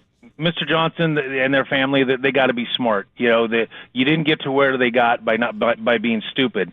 So he gets it. He's not blind to it. And Buster probably sat back as a ex-player who absolutely loves and adores what this team means to not just to the Bay Area and to many people. And my generations, I mean, my grandkids are Giants fans. My kids are Giants fans. And then my great grandkids will be Giants fans, and that's just the way it's going to be. And it's a way we do things, and we are different than maybe other fans. We're just a different fan base, but we do love our team, even if it's just a torturous like it's been for the last few years. Yeah, they're still our team. Yeah. They're still what we care about. Yeah. So, but thank you for everything you guys do. Good man, Enjoy Jeff. the off season. Yeah. Go Niners. Since my wife's a Niner fan, I'm going to be a 49er fan too. All right, Jeff, your upbeat call on a Friday. Have a great weekend. There he is, Jeff in Santa Rosa. That's exactly what Greg Johnson and the board wanted to hear. Buster's going to do this, heart and soul. Well, Matt Chapman's the kind of guy you would expect to lead that. Now, Chapman was on the team last year, and we didn't see a ton of it, so something's got to change in terms of like how that happens. We need more ice cream and less sprinkles, Murph. You a sprinkles guy? I can do without them, to be honest with you. All right, we can do with Greg Papa. Next, our Football Friday. Greg Papa, John Lynch in the next hour on the Sports Leader. You want ice cream, you want some sprinkles. The sprinkles are good, but they got to have the ice cream. They just haven't had enough ice cream on this team.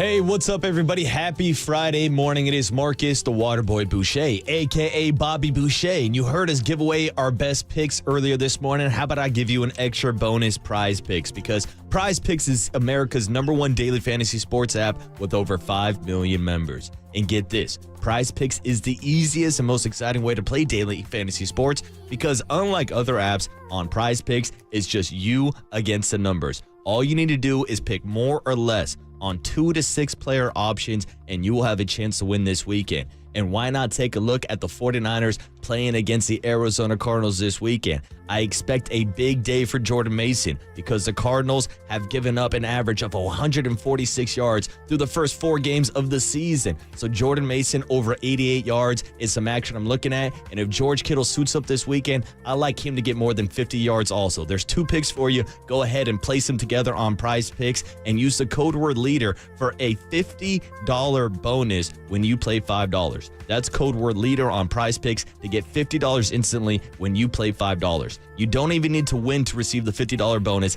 It's guaranteed, and it's only on Prize Picks. Run your game.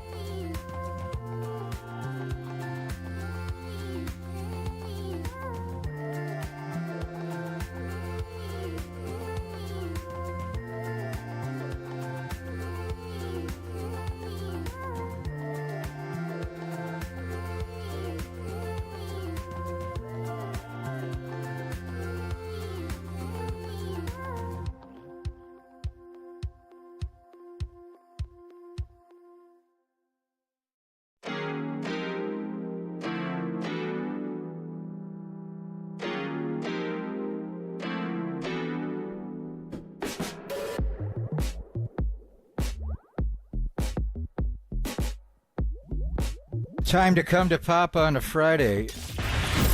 Time to come to Papa. Come to Papa. We now prepare you for game day with the voice of 49ers football. Touchdown! Touchdown! San Francisco! Greg Papa. On KNBR 104.5 and 680, the sports leader. Well, you can book this from now until the end of the football season. By the way, do you know we're in the middle of a stretch where there's 55 straight days of football on your TV, college or pro? Did you know that? I did not know that. Yeah, it's a perfect day to launch Greg Papa at the 7:30 corridor, or technically 7:33. G-Pop, you can watch him on YouTube, on Twitch. He's up bright and early. He's sponsored by Friedman's Appliance, proudly serving all of Northern California with a wide selection of luxury appliances. Visit them in Pleasant Hill to see the Friedman's difference. Pop, we appreciate you getting up bright and early. Good morning to you. How you doing, man? What's up, Papa? It was good seeing you guys this week at Buster Posey's introductory press conference. So, what a baseball game last night. A home run by Pete Alonzo off the airbender of Devin Williams. So it was great seeing you guys. Football at 55 straight days. What about on Tuesday and Wednesday? What yes, football apparently there are 55 straight days. You're going to get like Maction and all that. So people are delighted. So just book your Tuesday next and Wednesday college football. Book your next 55 days. Yeah, clear your calendar, Papa. It goes all the way through some date like November 27. I don't know what it is, but anyway, that was burning up the web. People were very excited. So, Pop, I got my hot question right out of the gate, which is, I understand there's a broadcasting code and you guys are all in the game together. But given your history with Tom Brady going back to a cold night in Foxborough in 20, will you dap up and have the soul shake with fellow broadcaster Tom Brady Sunday in the booth? I already did when he came in for the preseason game. We saw him in week 2 of the preseason against New Orleans. He was doing an audition with Kevin Burkhardt. And so he wasn't all suited and booted that night because it wasn't going on the air. He was really casual. I saw his first game, the Cleveland-Dallas game. And everybody's got an opinion. That is so hard. John Lynch will join you guys at 8 o'clock. And, John knows the pressure of going into a TV booth. Could you imagine the pressure that Tom Brady's feeling, making $375 million on a 10-year contract, and every single thing you say is analyzed backwards and forwards? And it's like anything in life. If you haven't done it before, you got to get used to it. Tom Brady was a 4th-string quarterback in New England to start his career. And then Mo Lewis tagged Drew Bledsoe, and he became the starter, and he had to grow into that job, right away as a quarterback. But then he became a 7-time Super Bowl champion. So I'll be anxious just to hear his thoughts on the Niners and the way Kyle Shanahan plays. His job is difficult to do because he, although he's not taken ownership with the Raiders yet, the other owners in the NFL, and I wouldn't be happy about it, are restricting his access. He's not allowed to go to any team's building, so he's not coming to 4949. He can't do Zoom calls. I'm not sure what he gets as far as information, if he calls Kyle directly or Brock Purdy directly. He has contacts, obviously. If the GOAT wants to get you on the phone, he'll talk. You'll talk to him. So we reached out. There's a chance we may get Tom on the show today. But we are definitely getting Tom Brady on the show today, but it may be Tom Brady Sr. Tom is going to join us from Foxborough. His son was originally scheduled, although it wasn't locked. They only do the schedules 4 weeks out.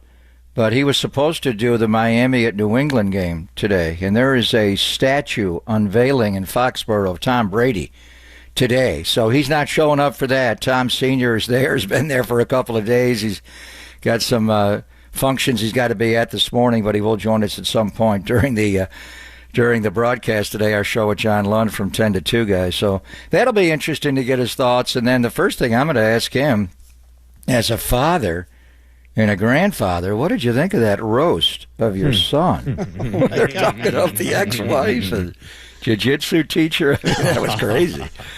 Everybody got a little squeamish. I got a little uncomfortable watching it. Like, where are we going with this? It was 4 hours of that's all you got on me is the wife and the martial arts instructor.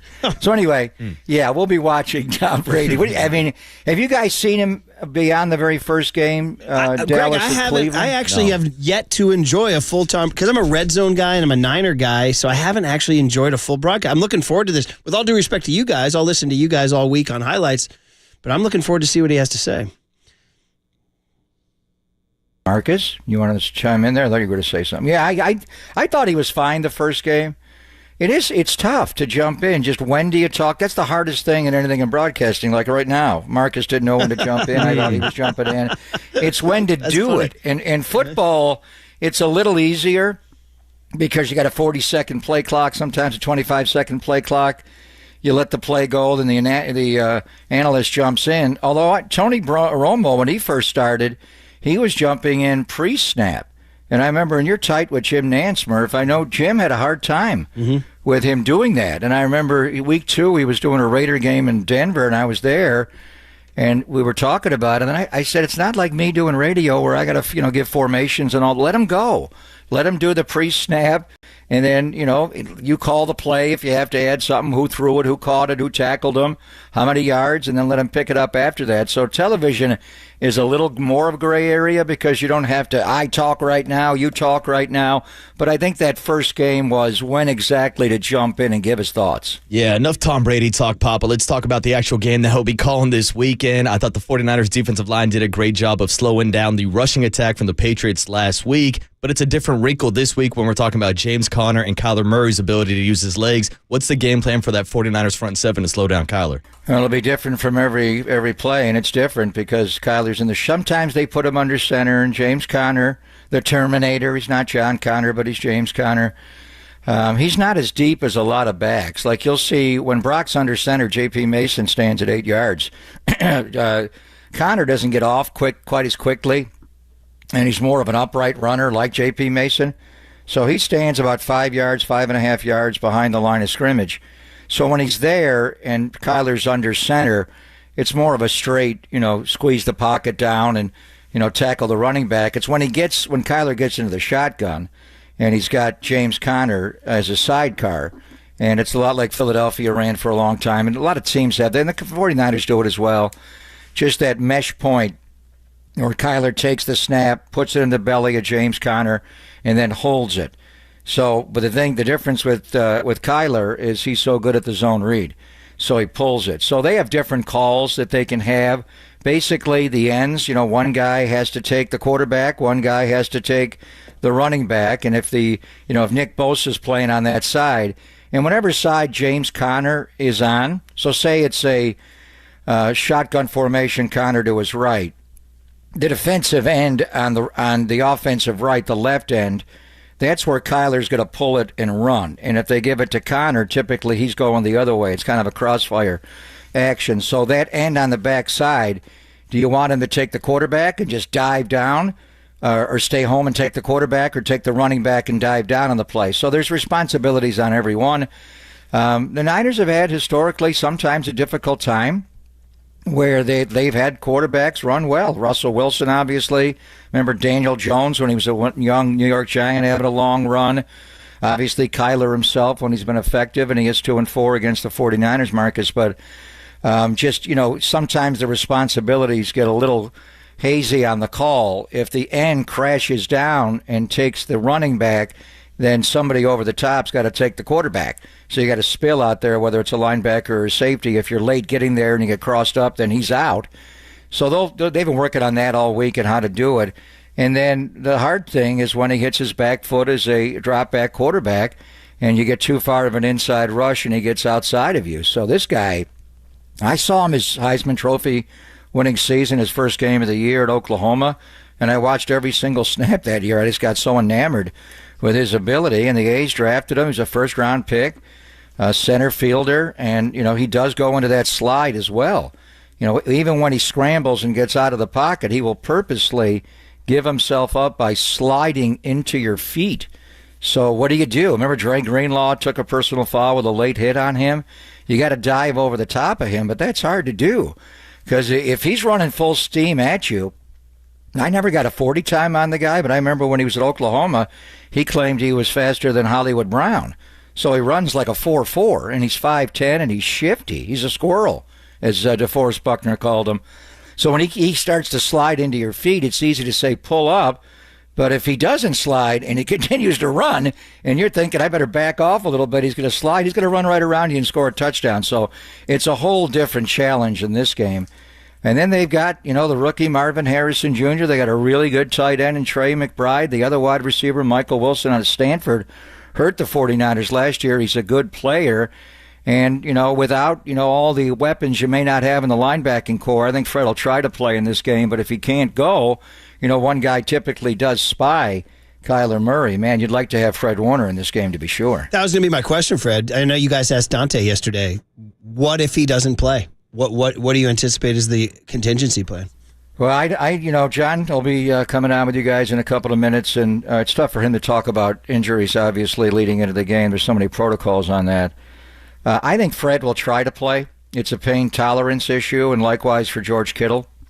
But that'll be a day of game, and he may start to play the game and then have to leave the game if that ankles. It's not a high ankle sprain, but it does limit his movement. So this is where the injury to Curtis Robinson is just so terrible, because that guy, he played great as a middle linebacker in the preseason. He was trending to being a starter, and then 8 days ago on Thursday practice, they carted him off the field with an ACL. So as far as a pure Mike, Demetrius Flanagan Fowles can do it, but he didn't practice yesterday. He's got a little bit of a calf injury. Tatum Bethune, the rookie, round 7 out of Florida State, I think would be next up, and then you can also move D. Winters in there, and they brought Jalen Graham back. So my thought is Fred will try to play. If he can't, you've got a 7th-round quarterback, a 7th-round wide receiver, an undrafted running back in your offensive backfield.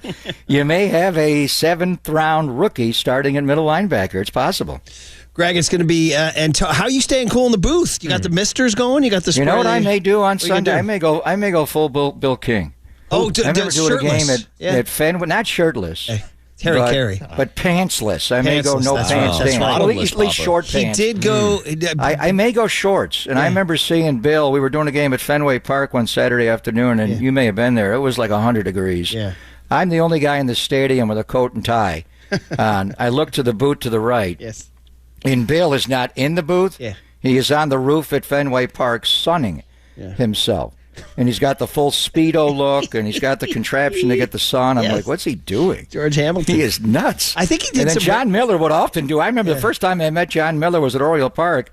We were coming around a hallway together. I turned, and John was a much larger man then. He had just a T-shirt, shorts, and flip-flops on. And there's John Miller. lot It of was John unreal. Miller. So I'm not going to go. Yeah. I'm not as eclectic as I want to say Bill went barefoot a couple times, didn't he? I do go barefoot in the booth. I take just about every game. I take the shoes off and I go barefoot. Except when I'm in Green Bay and it's snowing out. As you know, Greg, you're like the great Sam Snead, who would hit golf balls barefoot to get that feel of the ground, right? Yeah. So I may just go shorts for the first time. All right. Sunday. As we say from the movie, what was it, Sopranos? Or no, The Irishman. Nobody, the Don doesn't wear shorts to a meeting, right? The Sopranos, there was a story that Michael Imperioli, who played Christopher in The Sopranos, told this story on the talk show circuit, that they said, did you ever hear from the mob or anything like that? And said, supposedly, James Gandolfini got a call in the middle of the night. I don't know if it's true or not, but he answered the phone, and the guy says, you're doing a good job describing our lifestyle, but one thing, Dons don't wear shorts. And the guy hung up. That was the story. So you're the Certainly Don. not in right? a meeting. You're the Don. Maybe on the beach you're the Don. You can't wear shorts while broadcasting. All right. Well, listen, it'll be hot, and we'll see what Fred Warner does. We'll see if the Niners can build on that win from last week and take care of that home cooking. So we can't wait for the broadcast. And like you said, who knows? Maybe Tom Brady, maybe you get senior and junior on the leader today. Who knows? Will have Tom Brady on the show one way or the other today. We'll find out. You got John coming up at 8 o'clock? He's 8 o'clock. Mm-hmm. 8 o'clock. Yeah. You know what we're going to do? Posey, we're going to spend the first... Posey reached out to him indirectly. Well, there it is. Reached out to him. There it is. That's great information right there. Presidents. And then we're going to ask him what he thinks of the... Was he down in Petco waving a gold towel? No, but he was watching. Oh, he yeah. was watching. Oh, yeah. I know. He was watching. All right, Greg, you're the best. Have a good Papa. one.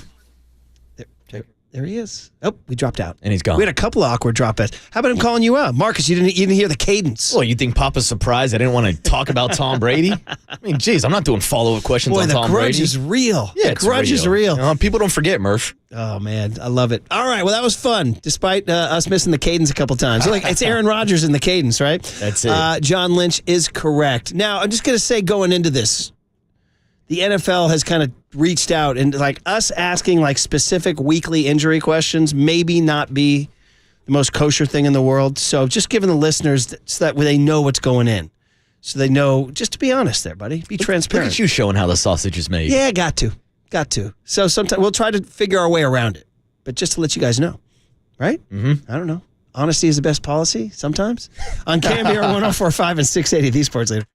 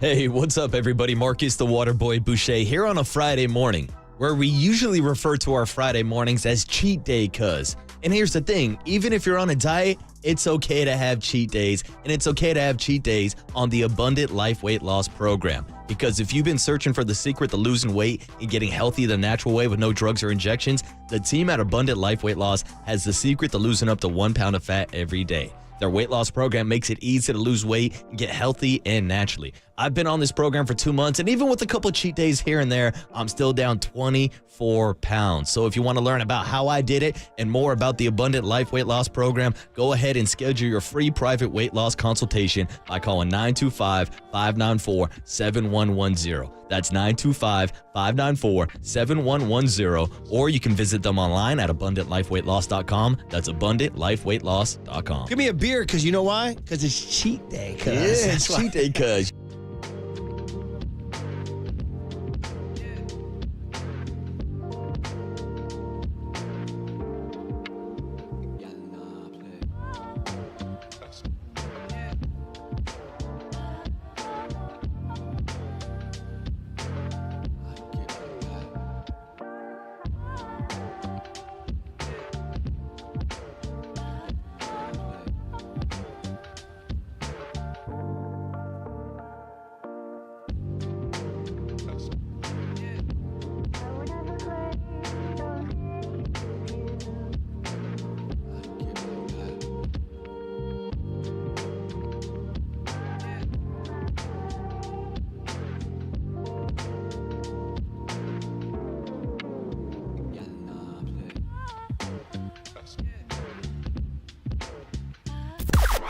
Now, from the O'Donnell Financial Group Sports Desk. Learn more at ODFIGroup.com. O'Donnell Financial Group, because planning is a process, not a product. Matt Cain joined Torben and Copes yesterday and said Buster Posey is in a perfect spot as the new president of baseball operations because he can work both sides of the game. You can hear the full podcast on the KNBR app and KNBR.com.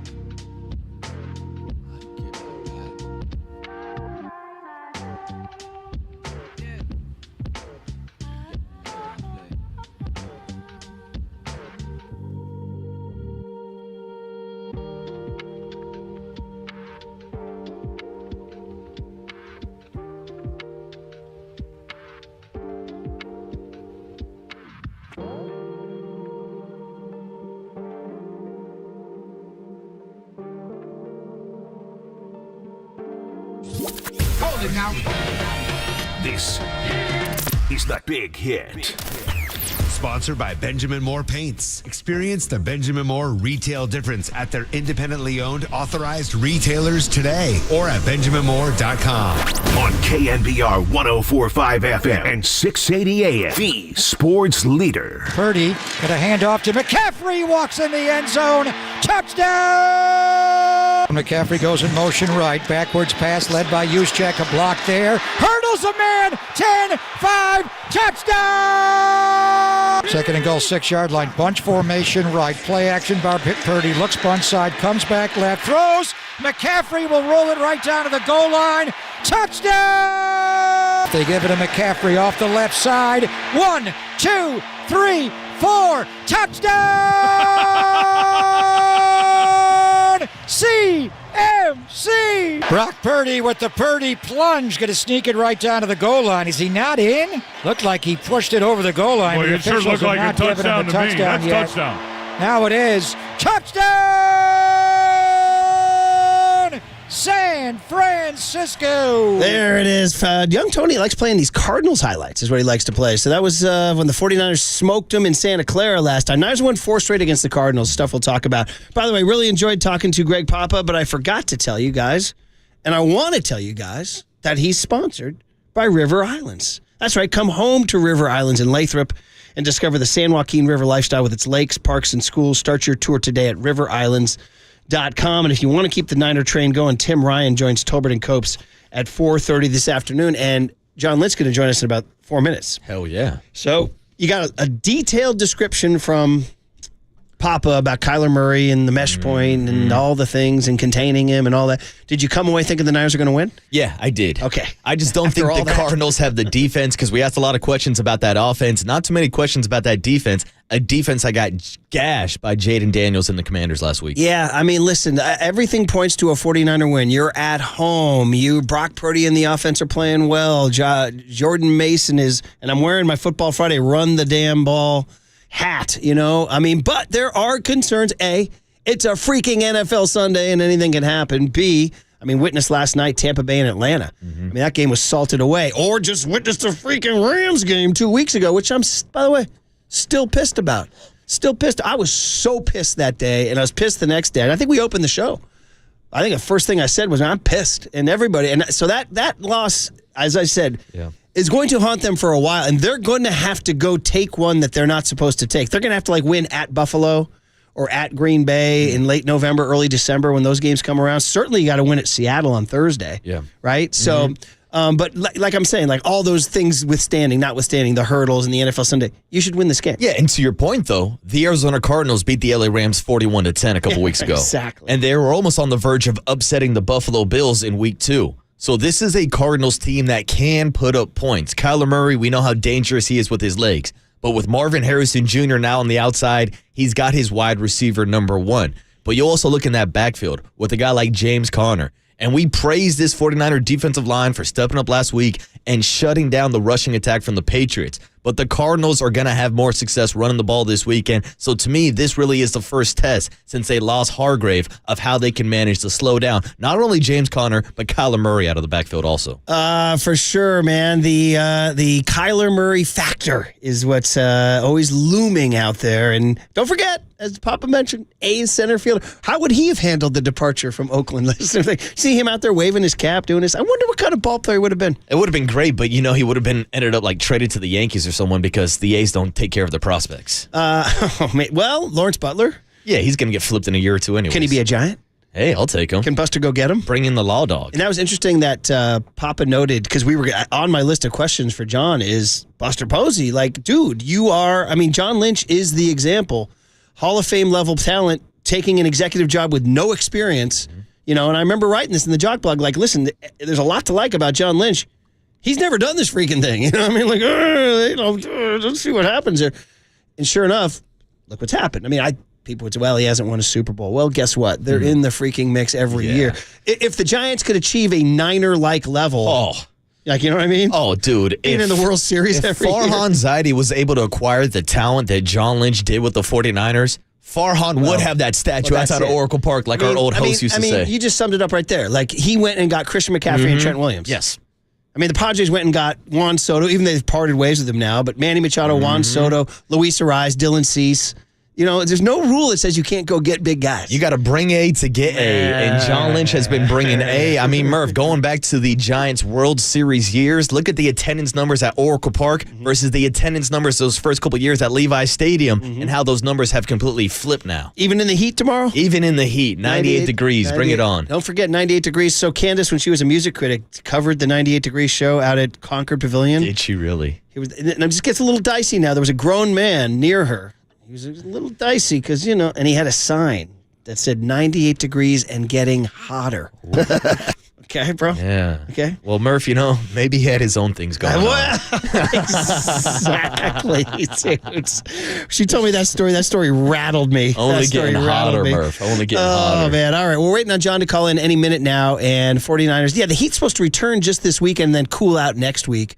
Up Thursday at Seattle is going to be a big one, too. You can't look past this one, but don't forget. And by the way, the spread is 7.5 going into this one. You stayed away from it, I know. Yeah, I stayed away from it. Anything more than a touchdown in a divisional game is usually a red flag for me. Good call. It's a good call. All right, connection has been made. He's humble. Coach Walsh, without you, I'm not standing on this stage today. He's lifted the Lombardi. He's earned the gold jacket. And now he's laser focused on a championship for the faithful. Here's 49ers GM and Hall of Famer John Lynch with Murph and Marcus on KNBR, the sports leader. All right, we always love our Friday chats with John Lynch, and we do love the fact that it's sponsored by Fieldwork Brewing Company. We love that. With 8 locations around Northern California, fresh beer is always right around the corner. Ooh, if we were Tom Tolbert, we'd be drinking one right now. But we're being pros here. You are listening to KNBR AM and KNBR FM, San Francisco, the sports leader, a Cumulus media station. John, it is always fun to talk to you, particularly after a win. Congrats on that win against New England. Or wait a minute, John. When I say congrats on the win, should I say congrats on the San Diego Padres win? There you go. Good morning. Morning, John. I'll take that, too. It's exciting to watch that team. It's fun to watch what they did. You know, everybody was thinking what's going to happen when you let Juan Soto go. But I think they did one heck of a job in terms of getting a lot of quality back. Michael King, the pitcher, and the I can't even say the catcher's Higashioka or whatever. He's called him Higgy. He's called him Higgy. Higgy, John. Higgy. All I know is he's hitting bombs, and then a couple other guys. So they turned it around. This manager Mike Shilp doing a great job. But here we go to fight the mighty Dodgers. So this should be good. You will be keeping an eye on that Dodger Stadium, right? Oh, yeah. No doubt. Just one cultural question about San Diego. I mean, you and Billy Beane are two very enjoyable guys to talk to who came out of there, who made your mark in the Bay Area. And, we're proud of our fans here. I think the perception is that San Diego just, it's a beach town. You go into Pacific Beach, Mission Beach, Ocean Beach. It's too cool to get into your sports teams. I feel like it's like a cultural happening down there. Just a quick word on that. Like San Diego has a heartbeat and a soul, huh? Yeah, and the Padres, I tell you what, the Padres have always been kind of the team. There's been love for the Chargers, but there's a lot of frustration. There's been a lot of frustration with the Padres, but the other dynamic is everybody else has been taken from out of San Diego. There are no Chargers, and I think they build a beautiful ballpark in downtown, and people like going down there. And, man, this year, I mean, they sold out darn near every game. They've done that Peter Seidler committing and providing the resources to win, I think really won over the hearts of the city, and they're having fun. And that's it's a great environment. When I'm down there in the summer, I'll catch a couple games, and also exciting news for the Giants up here. I think you can. I try not to put that in people's face that I'm a Padre fan, but I also think it's important to be loyal to the team you grew up with. But I do pull for the Giants, and I don't know Buster. We've been kind of going back and forth here the last couple days through some people and hoping to get together. But man, I think that's a big move for that organization. And at the same time, I was very fond of Farhan. I got to know him a little bit. He's a wonderful human being, and I think Buster will probably be the beneficiary. I think everybody can understand that Farhan's been around. He was a coveted guy. I bet he left a lot of so much of this is who you follow, and I bet the organization, in terms of just its structure and minor leagues and the international, I just knowing Farhan the way I do, he's a real smart guy. And so I bet he put a lot of good things in place. And now Buster can kind of come put that championship mentality on it, and it will be a great deal for everyone. Yeah, and John, it seems like your name has been popping up a lot this week when we talk about Buster Posey taking over as the president of baseball operations. So you said you've had conversations. Would love to know some of the advice you've given him, or what was the biggest challenge for you going from the field to the front office?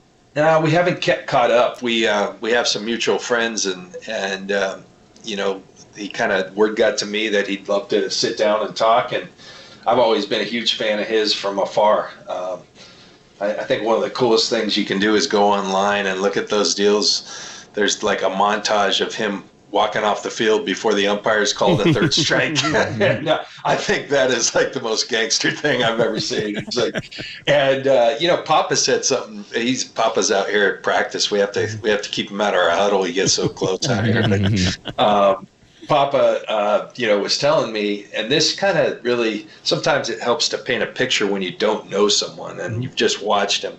But he said there's a lot of similarities between Buster and Brock Purdy, and I think I got it right then, because it doesn't seem like Buster's a guy who says a lot, but kind of like E.F. Hutton when we were growing up, when he speaks, people listen. And I think a guy who's very comfortable in his skin. He knows what it means to be a Giant. He's beloved here because the guy came to play and he came to win. And the fact he's willing, and sometimes, I hadn't been around this organization. Buster was here for a year.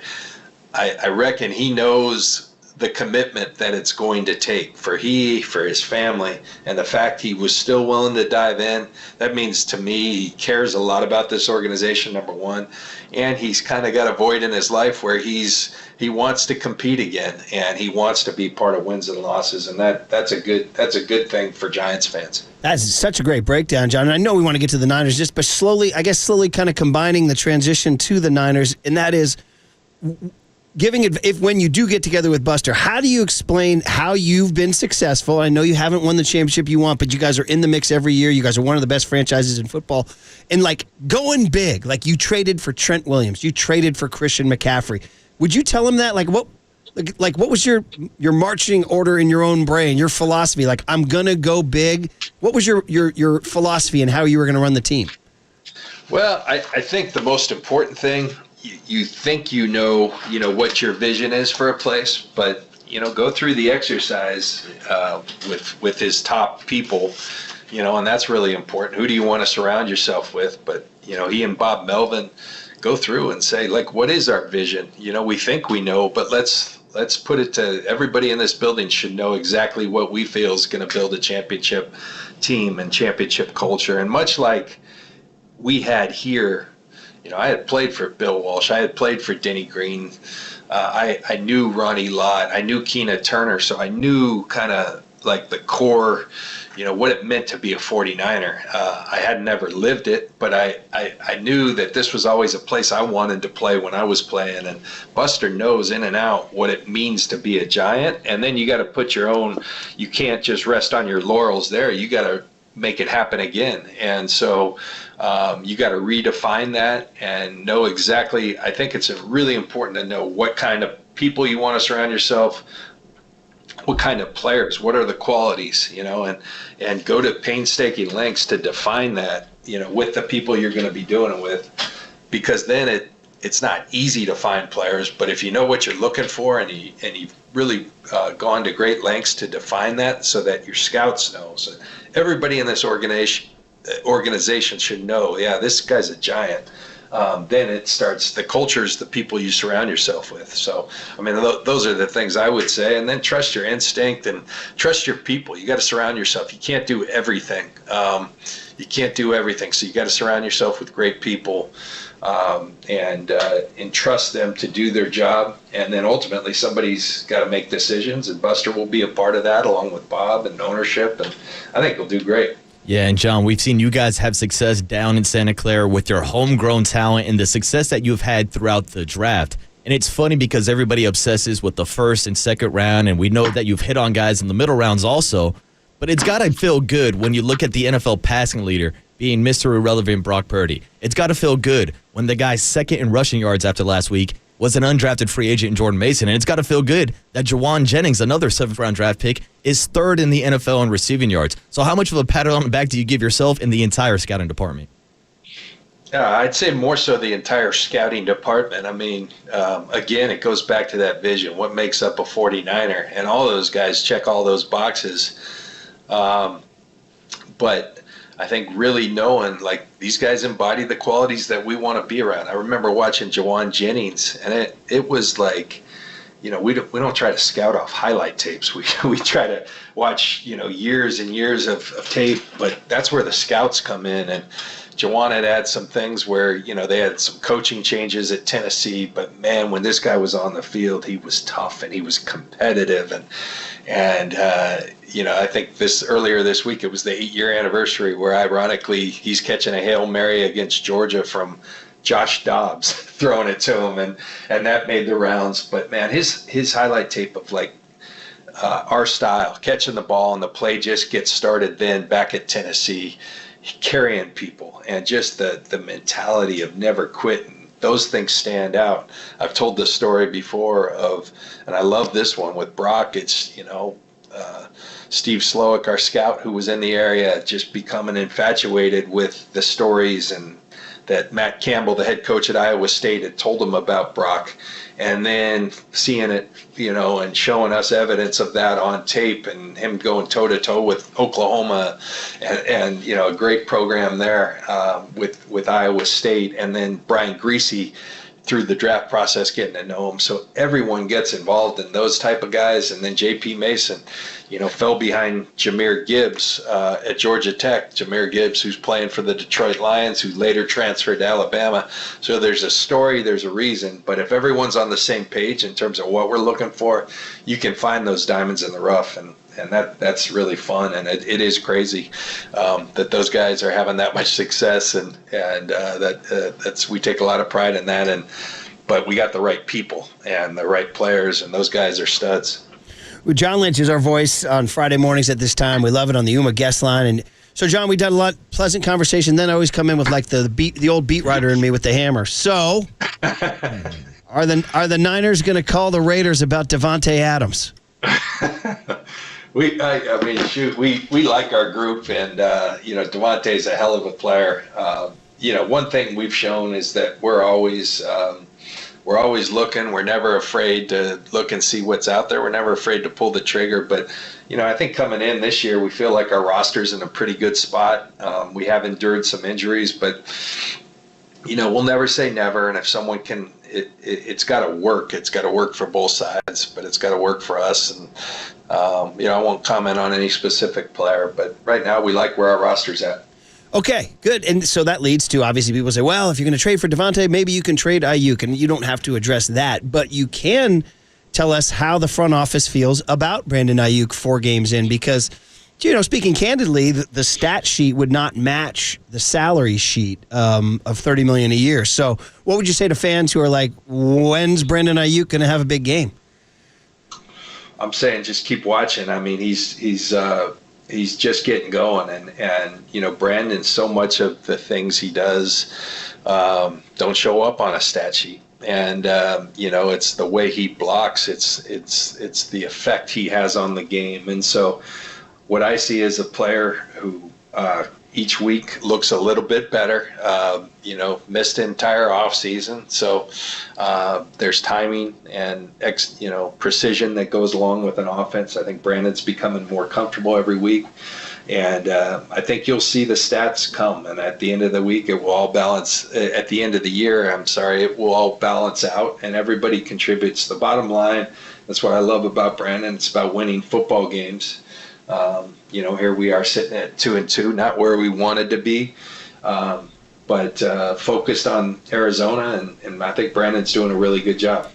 Yeah, and John, I know we've talked about this a couple times over the past weeks about Brock Purdy's performances, even without Brandon Aiyuk putting up the same numbers he put up last year, even without Christian McCaffrey on the field, and even in the game without Deebo Samuel. But it seems like there was a lot of focus this week on Brock's mobility and his comments in the postgame about how he compared his 10-yard split to guys like Christian McCaffrey and Deebo Samuel. So circling back to the original scouting report of Brock Purdy, is that something that stood out in college, and is that something that you guys expect to see more from Brock Purdy moving forward?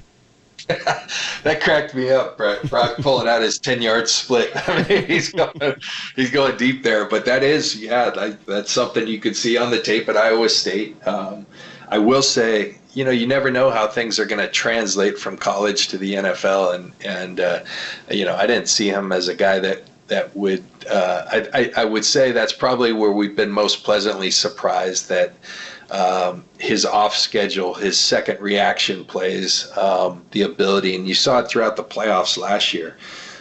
It's a huge talent to have, and it's a huge asset to be able to extend drives, move the chains with your legs when things break down. And, this year it seems like one of the defenses that people are employing against us is dropping multiple people, dropping 8, try to put more people in coverage.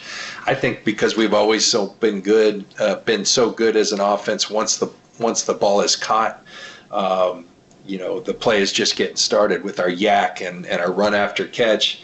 I think people are just trying to populate those areas with people, and Brock's saying, okay, well, if you're going to do that, I'll hold on to the ball. Someone will eventually come open, or I'll make it happen with my legs. And when you start doing that, they have to bring something different. And then the plays we saw last week were there downfield, and he showed another element of his game. And, I told you guys a couple weeks ago, Brock has passed the test on a consistent basis since he's been here. So nothing he does anymore surprises me. It's just kind of what we expect out of him. And he's a high-level player, and, he's a high-level human being. He's just a tremendous guy to have on our side, and we're happy for that. Getting close to the end here with John Lynch. Got to let him go. But just real quick, if Fred Warner does not play on Sunday, and I know you won't address that, but if he didn't, what would the makeup plan be, or the contingency plan be?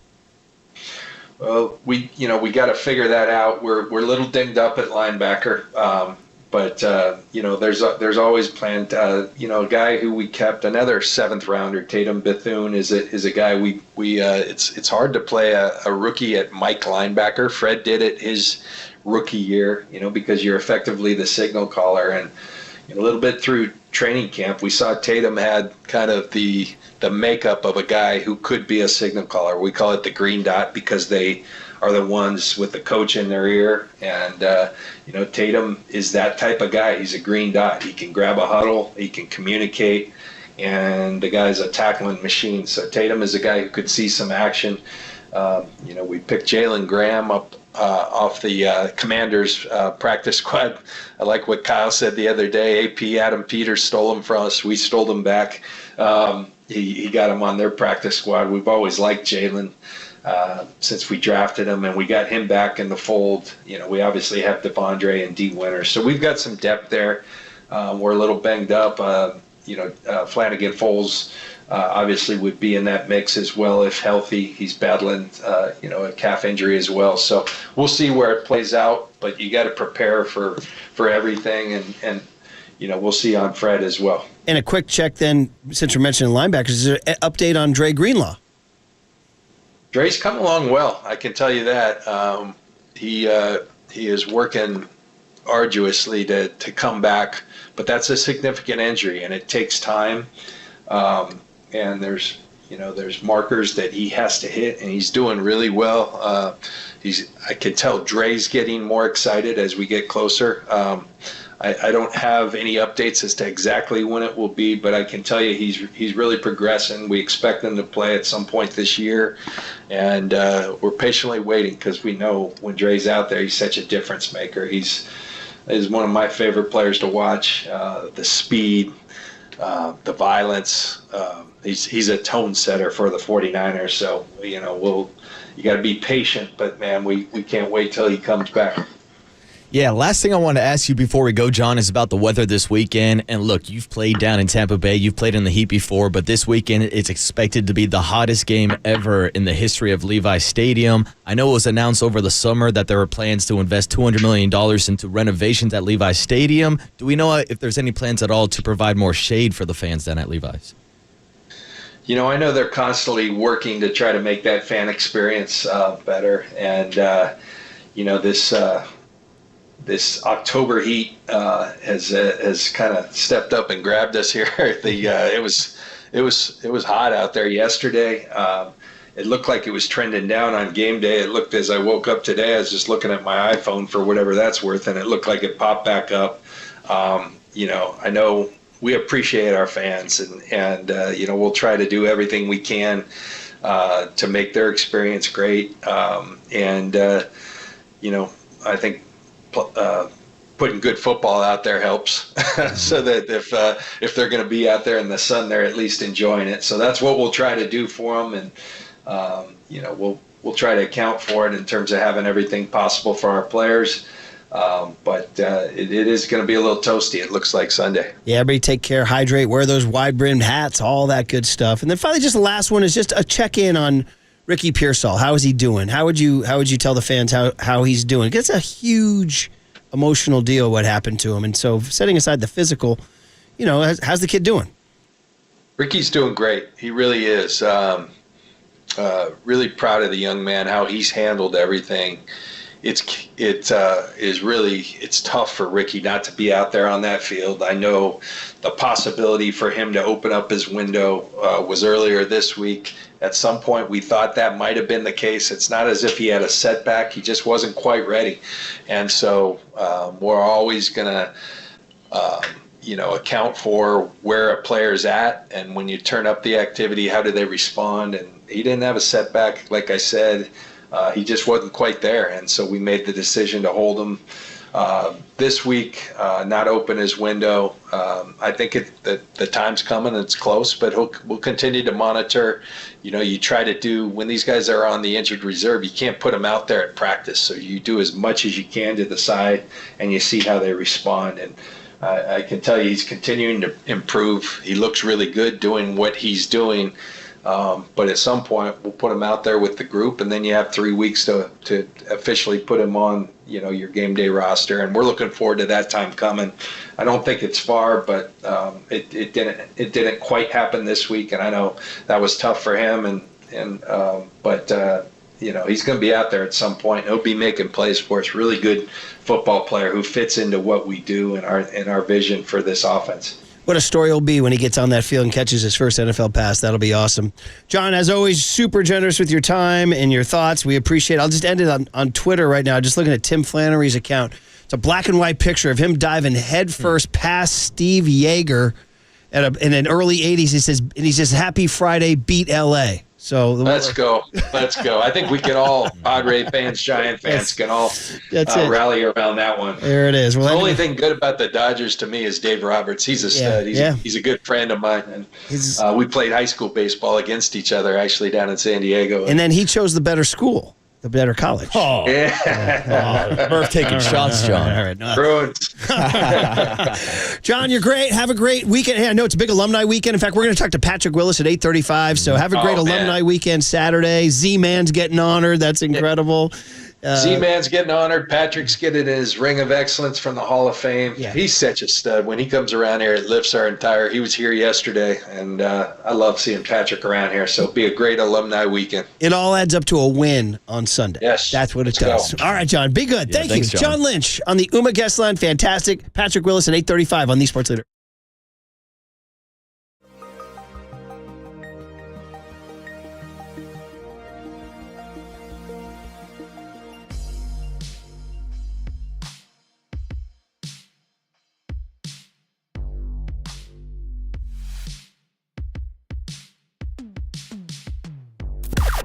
Now, from the O'Donnell Financial Group Sports Desk. Learn more at ODFIGroup.com. O'Donnell Financial Group, because planning is a process, not a product. From one legend to another, Will Clark joined Tolbert & Copes yesterday to share his thoughts on Buster Posey as the new president of baseball operations for the Giants and the overall direction for the franchise moving forward. You can hear the full podcast on the KNBR app and KNBR.com.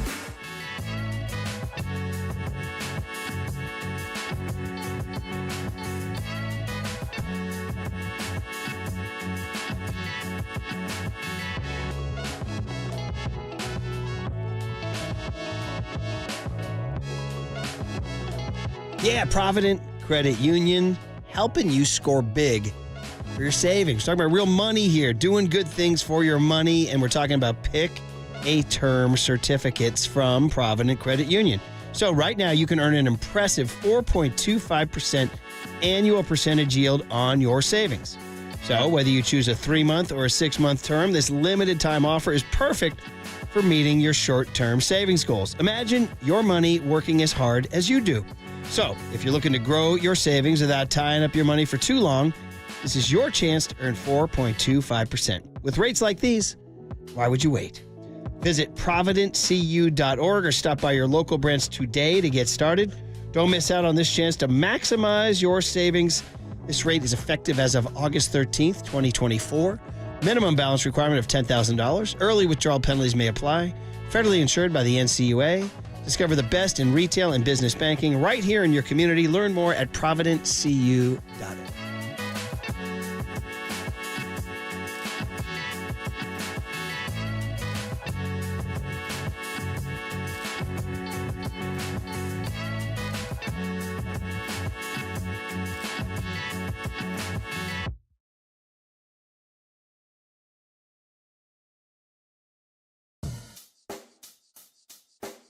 Check the mic and make sure it sound right, boys.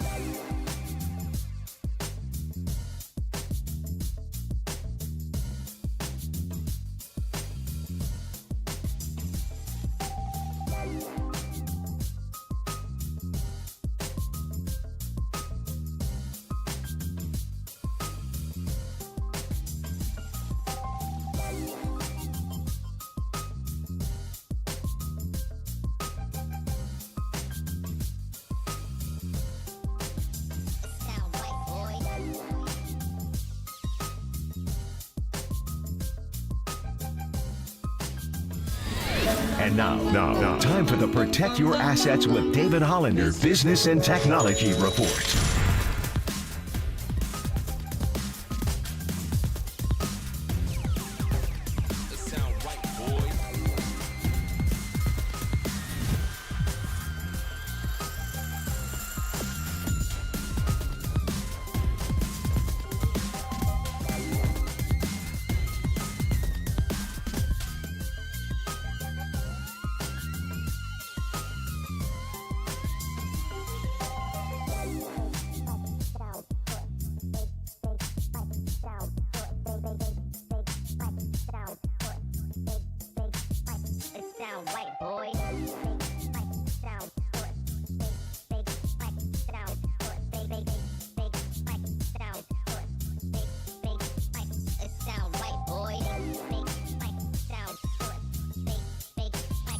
Murph and Marcus continue live from the KNBR Casino Matrix Progressive Jackpot Studios. Casino Matrix.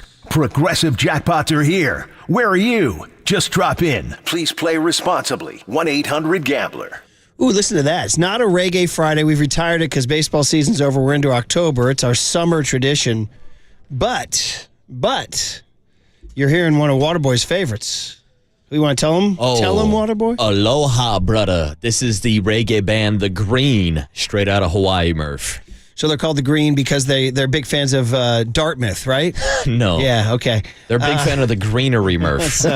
So this is the perfect way to use this brief time between John Lynch and Patrick Willis to tell you guys, The Green is from Hawaii, and we're going to Hawaii, and you're coming with us. It starts on Monday.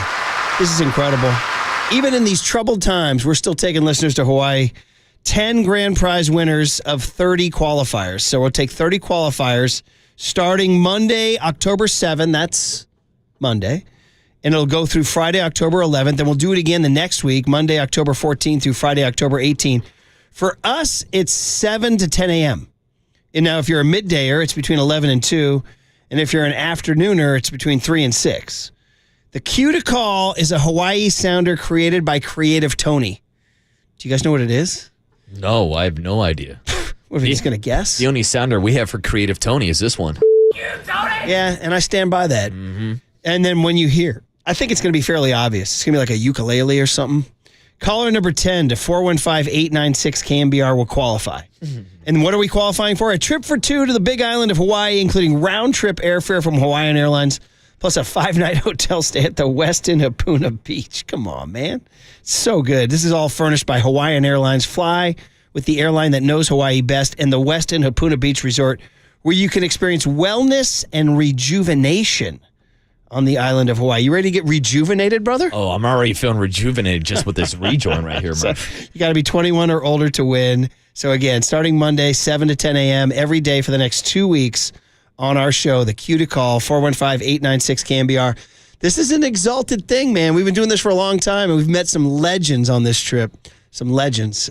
So hopefully we'll meet a new batch of legends. And speaking of legends, Matt Mayoko joins Papa and Lund at 10:50 this morning. And then continuing our legends theme, Patrick Willis. Now, he's being honored. It's Alumni Weekend. They do it every week. This makes me sad because my neighbor Jimmy Johnson used to always go down. We lost Jimmy. So hopefully they'll remember him in some form this weekend. But it is 49ers Alumni Weekend, and we're going to honor the 74 team, which is kind of funny. They weren't that good. The 84 team won the bowl, and the 94 team won the bowl. And Z-Man, Michael Zagaris, who we talked to just last Thursday from the Oakland Coliseum parking lot, 50 years shooting the Niners. So, and Patrick Willis at halftime will get his Pro Football Hall of Fame thank you ring in front of the 49er faithful.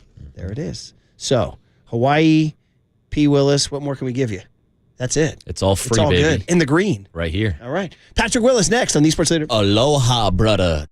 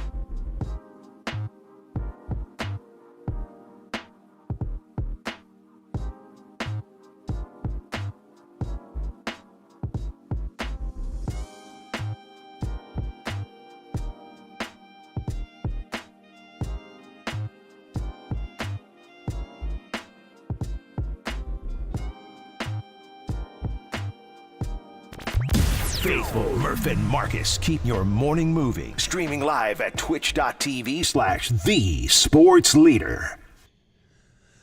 All right, how great is this, man? Patrick Willis, I mean, listen, he's one of the greatest players in the history of the 49ers, and Canton proved that. He went into the Pro Football Hall of Fame this summer, and then he gets to come home this weekend and stand at Levi's Stadium, where the 49er faithful will give him his due as he gets his Hall of Fame ring in front of the faithful. Patrick Willis will be honored for his Pro Football Hall of Fame induction, and the 49ers hopefully will beat the Arizona Cardinals to make it a perfect day. So Patrick Willis on the UMA guest line. What a weekend for him. What a year it's been for him ever since Bryant Young knocked on his door.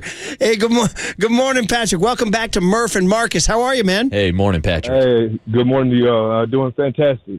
Sure you are, man. You got a big day tomorrow, man. How excited are you? Or Sunday, I should say. How? Just talk about maybe your emotions, knowing that.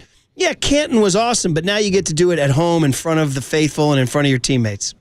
Yeah, Canton was awesome. It was an amazing time, elated beyond words.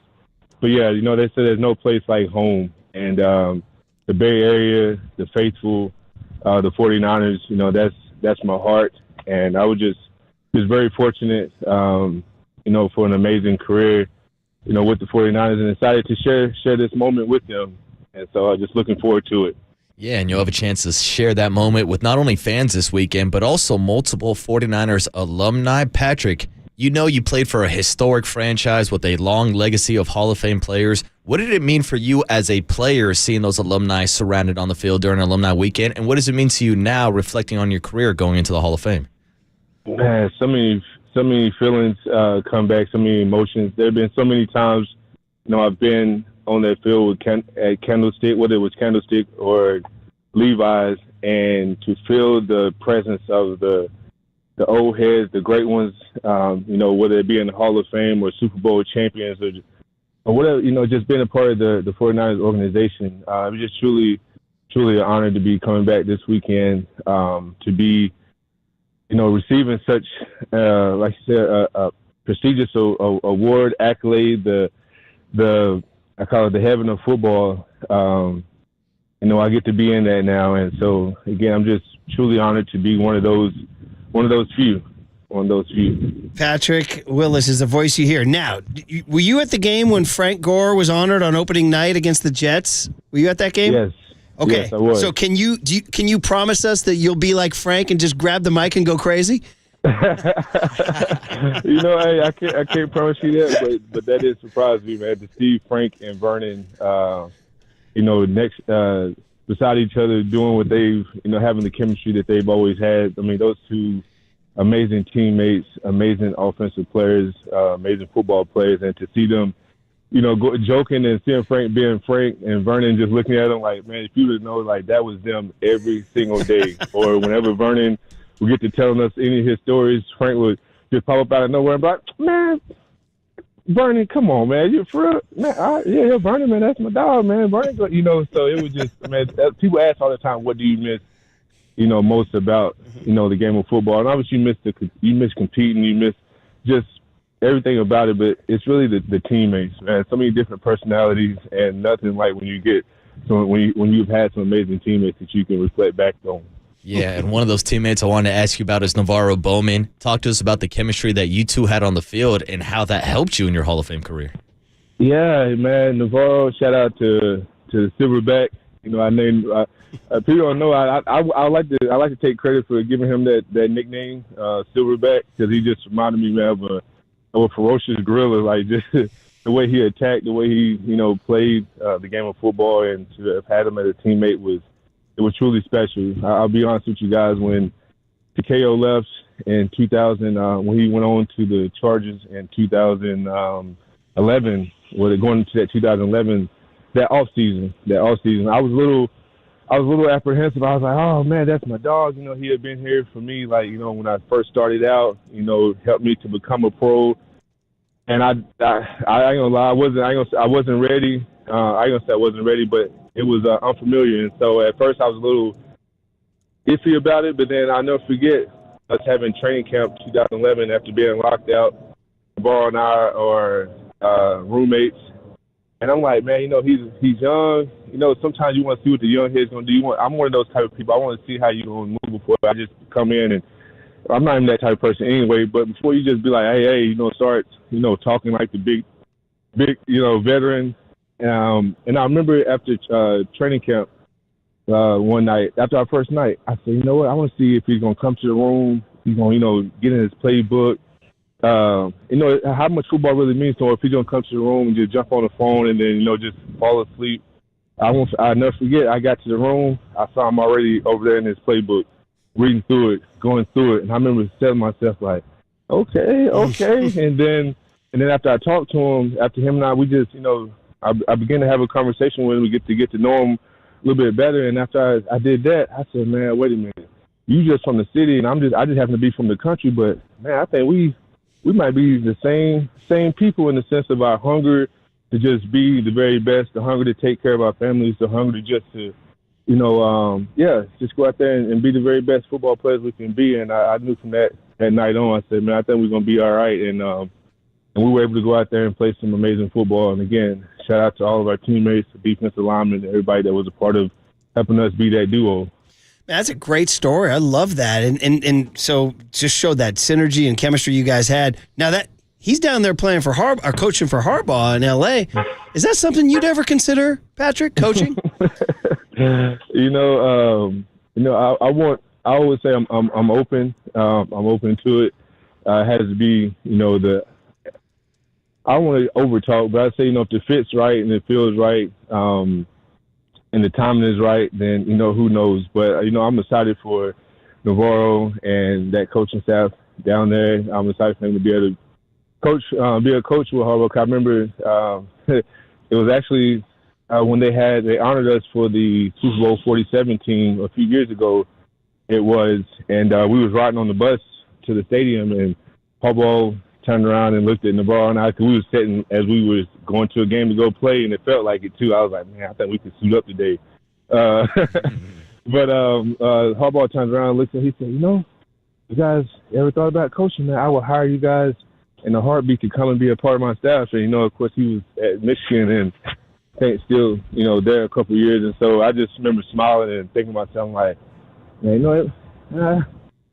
howdy-toddy all the way. But, I saw Navarro. I don't know. I just felt I felt right then and there. I said, man, I could see Navarro, maybe, doing it before me perhaps. And to see him in that space, he was already doing a little bit of coaching, but to see him coaching now, I'm excited for him and wishing him well. Okay, so the future lies ahead, and I love it. You kind of got, and Harbaugh called it. We'll see. We'll just leave the door up. Hey, we asked Lynch if they were going to trade for Devontae Adams. He said, listen, never say never, right? So, Hey, big, if I could have summed that up, that's what I would have said right there. My dad told me that when I was a kid. He said, boy, never say never, because I would always say never when I was a kid growing up. Like, man, I never played for anybody but the Cowboys. I never in my days, so I would say, all right, but never say never.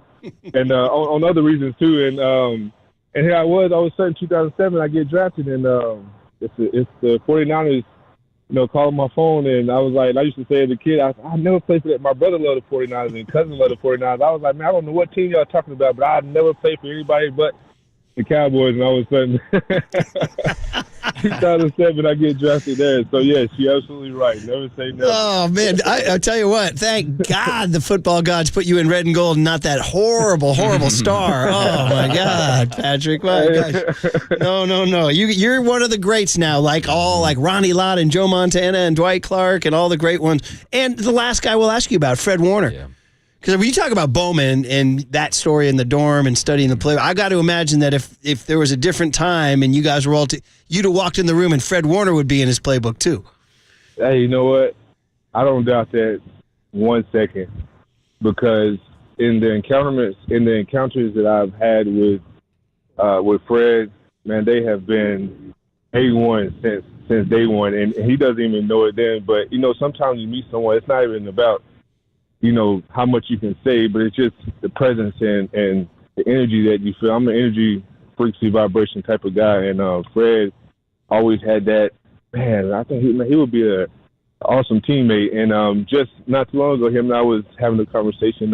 We just chopping it up, and I thought, let me ask him a question and see what he's gonna give to me. He gave me his explanation. Well, he gave me his answer and whatnot. And I was like, man, yeah, he a student of the game. And then he just shared something with me the other day. I asked him about the play. I said, hey, on that play, what was you looking at? Did you know that the route combination was going to set up the way that he did? He was like, listen, man, we ain't covered. You know what? He broke it down to me. He was like, I was telling a corner after, he said, hey, squeeze at that number one, brings you in. The way he was just talking about it, I love the communication, and I would have loved to have, it would have been nice to, it would have been great. It would have been great.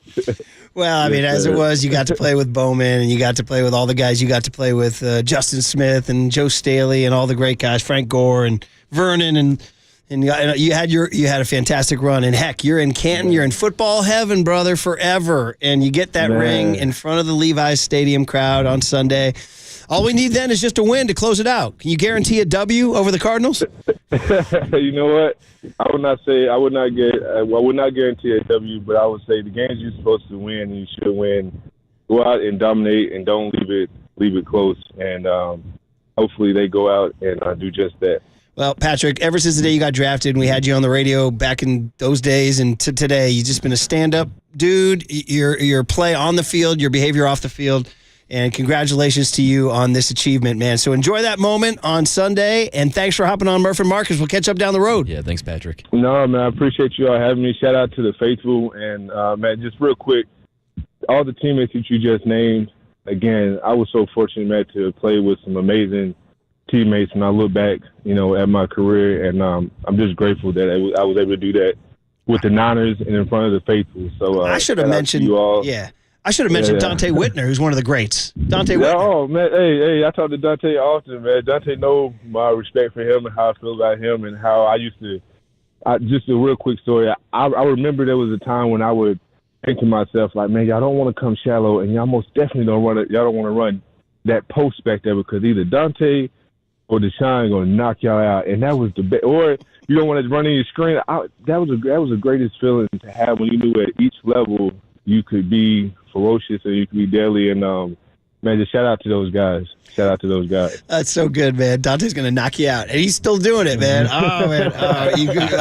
Patrick, you're the best. He be pushing me too, man. Still this day.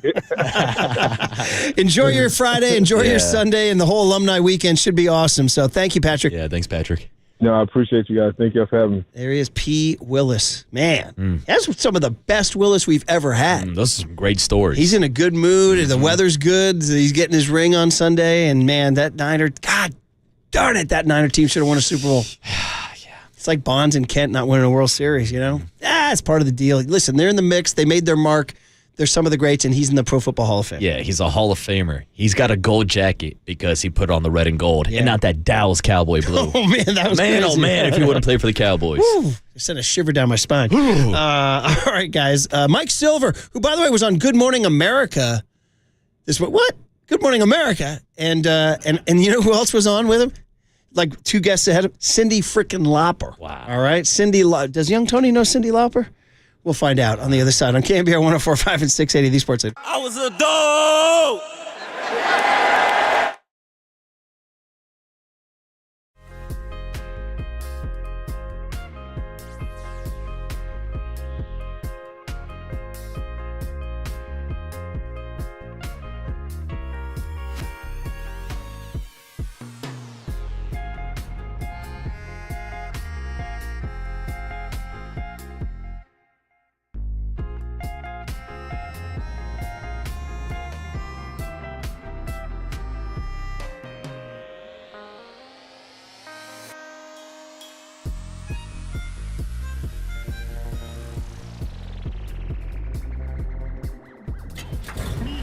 From the Chilton Auto Body Traffic Desk.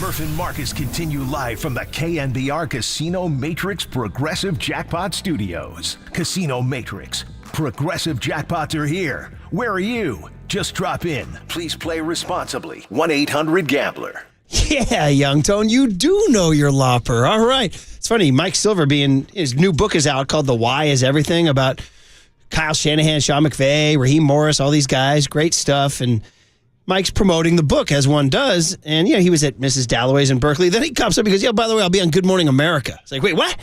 So I looked at the Good Morning America and said, Friday on Good Morning America, singer Cyndi Lauper and journalist Michael Silver. I was like, I wrote on his Facebook, I go, come for Lauper, stay for Silver, is what he said. So if I know Mike, too, because his avatars of him and Roger Daltrey and Pete Townsend, him and Lady Gaga. I hope there's one with Lauper now, Mikey. Good morning. How are you? Morning, Mike. Hi guys. No Cindy and me. Darn it.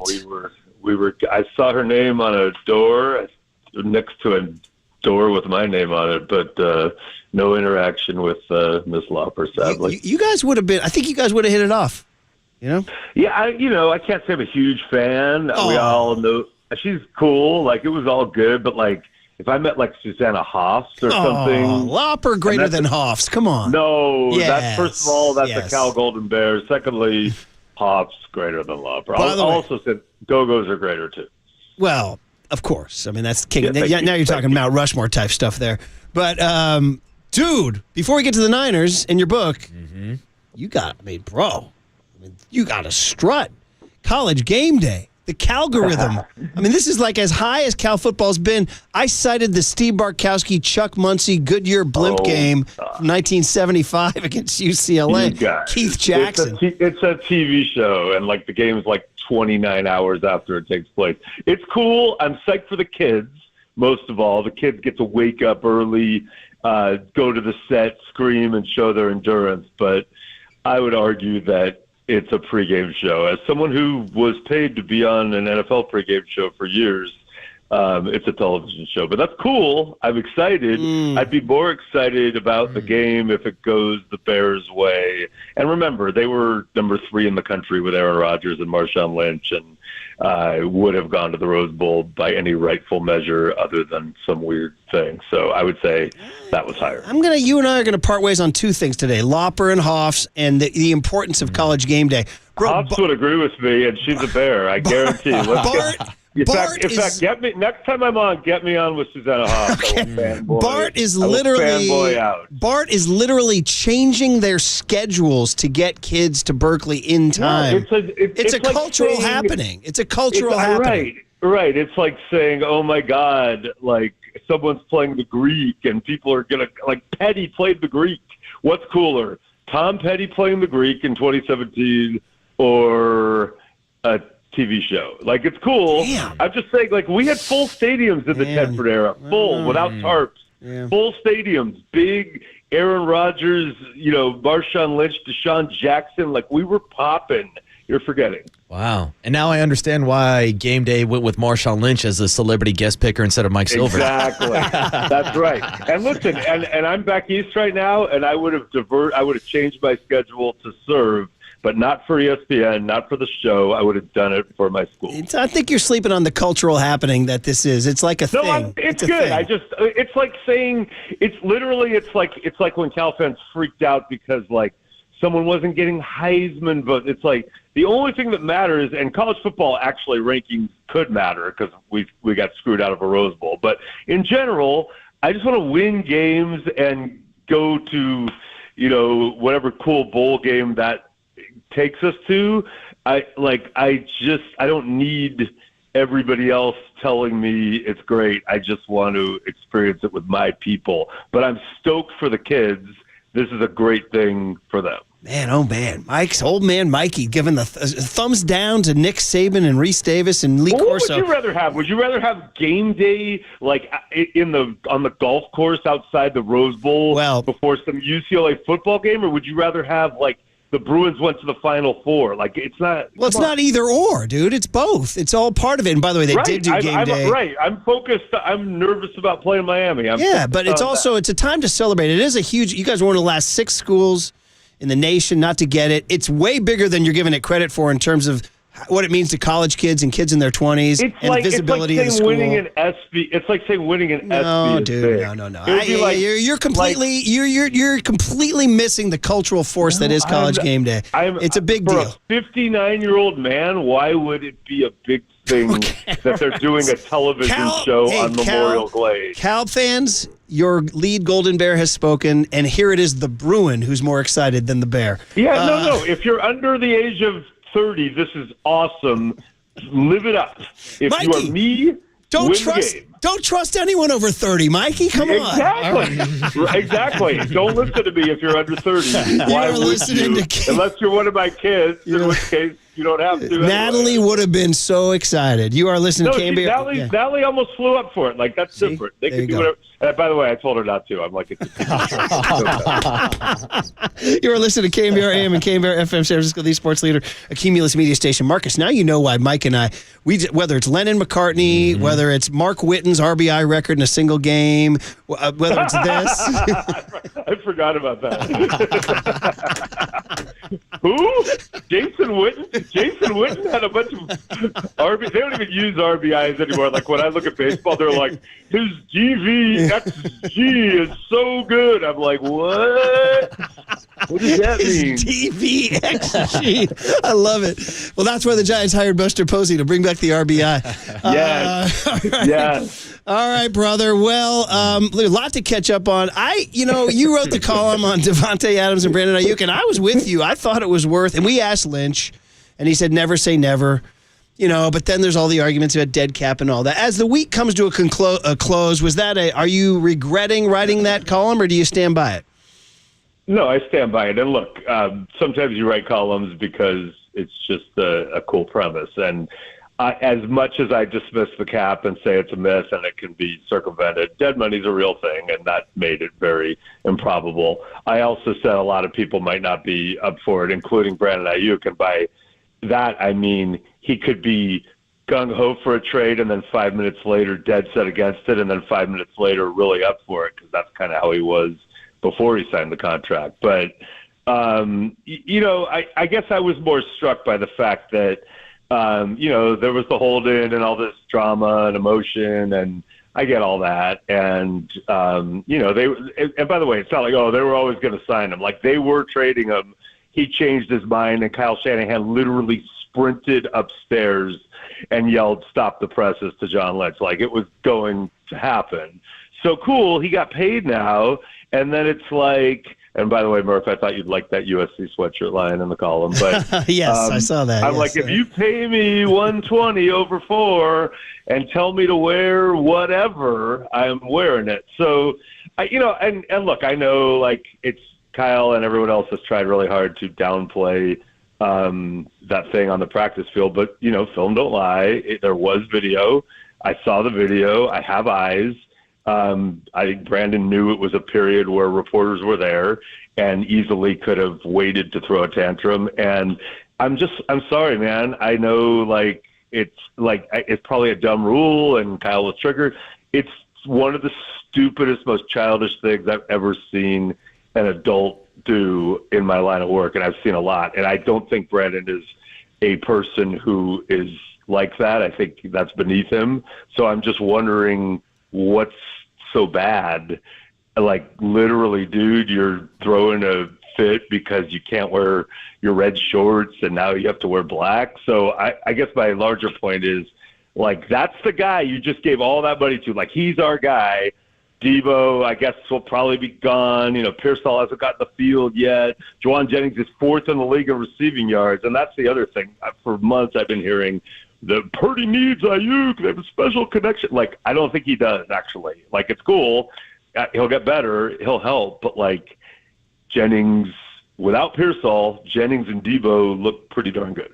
And, Mike, I think that may be my biggest takeaway from this story is the amount of 49er fans that we had calling and texting into the show, expressing their frustrations with Brandon Aiyuk and their willingness to move on from Brandon Aiyuk after only 4 games this season. Now, putting that in perspective, we are going into Week 5 of the NFL season, but do you think there's any buyer's regret from the 49ers front office with Brandon Aiyuk's contract?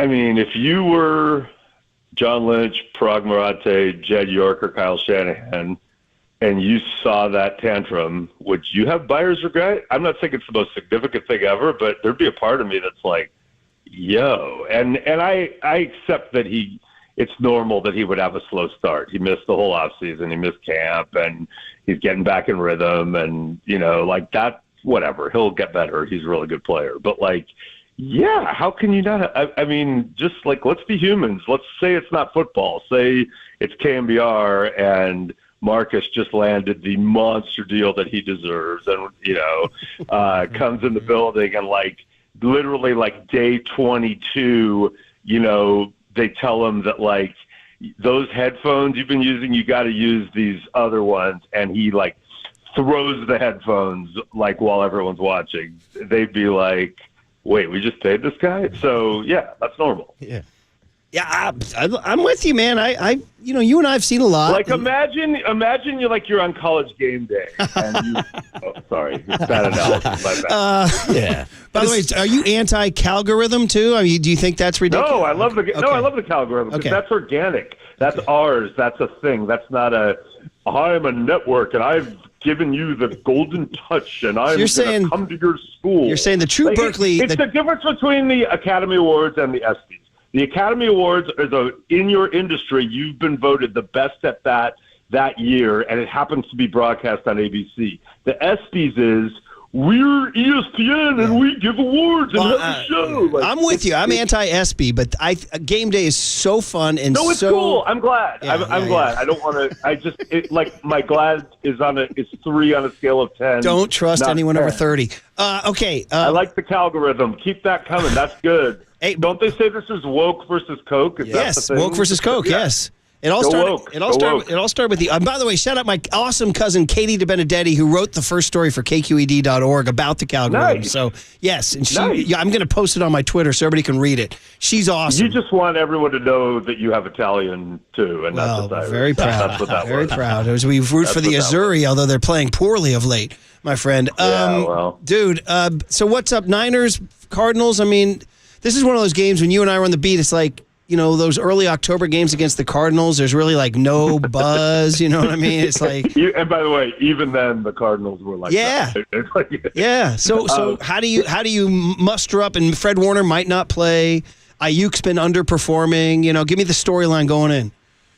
I think Aiyuk is going to have the breakout game because he's mad that somebody said he should be traded for Devontae Adams. This is what I think. I think. So, like, think back to 2021, and they came out and needed to win that game at home against the Cardinals and were lifeless and lost to Colt McCoy, and it was like, oh, my God, it's over. They're 3-5.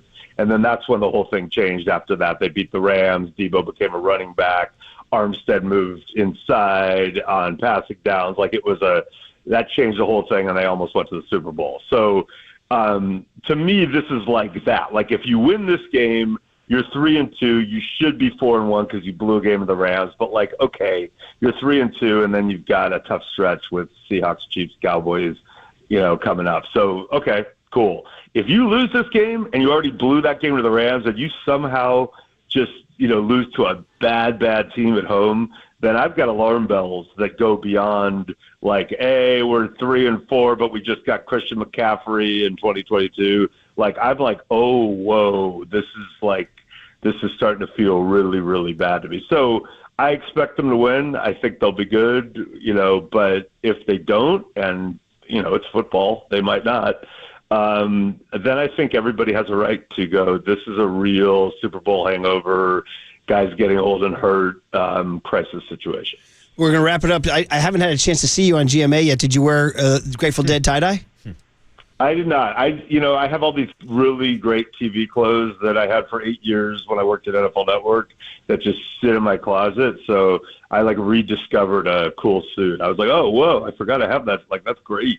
And it's actually GMA3, full disclosure, different show. It's on at noon Pacific. It is national ABC, but it's kind of like their adjunct show. So it's kind of like GMA's College Game Day, and this is more like, what's the Fox one?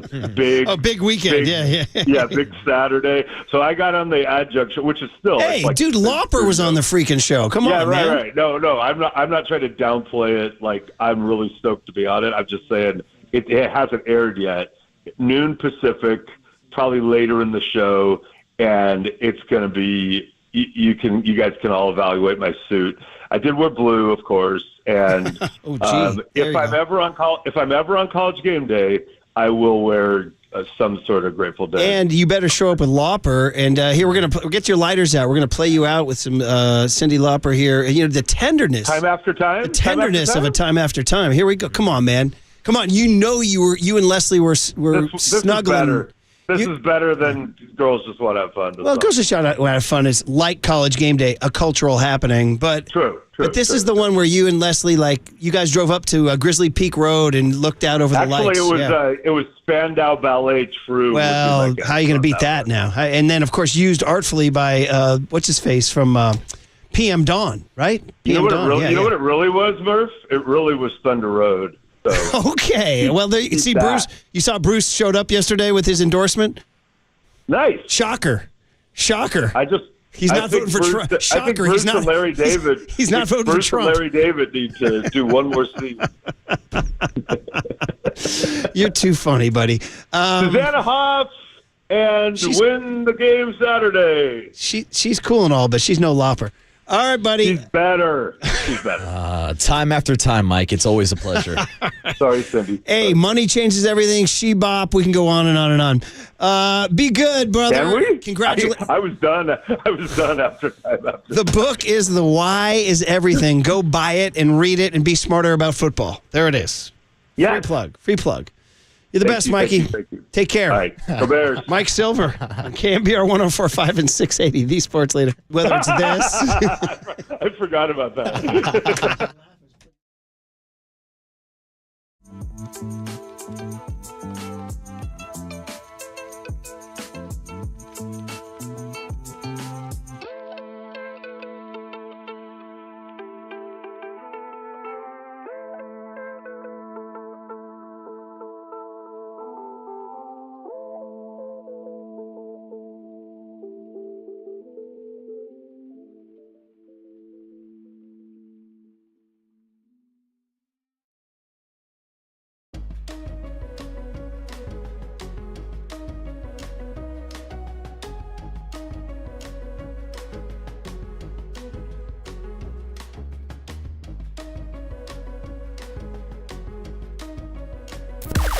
Now, from the O'Donnell Financial Group Sports Desk. Learn more at odfigroup.com. O'Donnell Financial Group, because planning is a process, not a product. Matt Cain joined Tolbert and Copes yesterday and said Buster Posey is in a perfect spot as the new president of baseball operations because he can work both sides of the game. You can hear the full podcast on the KNBR app and KNBR.com.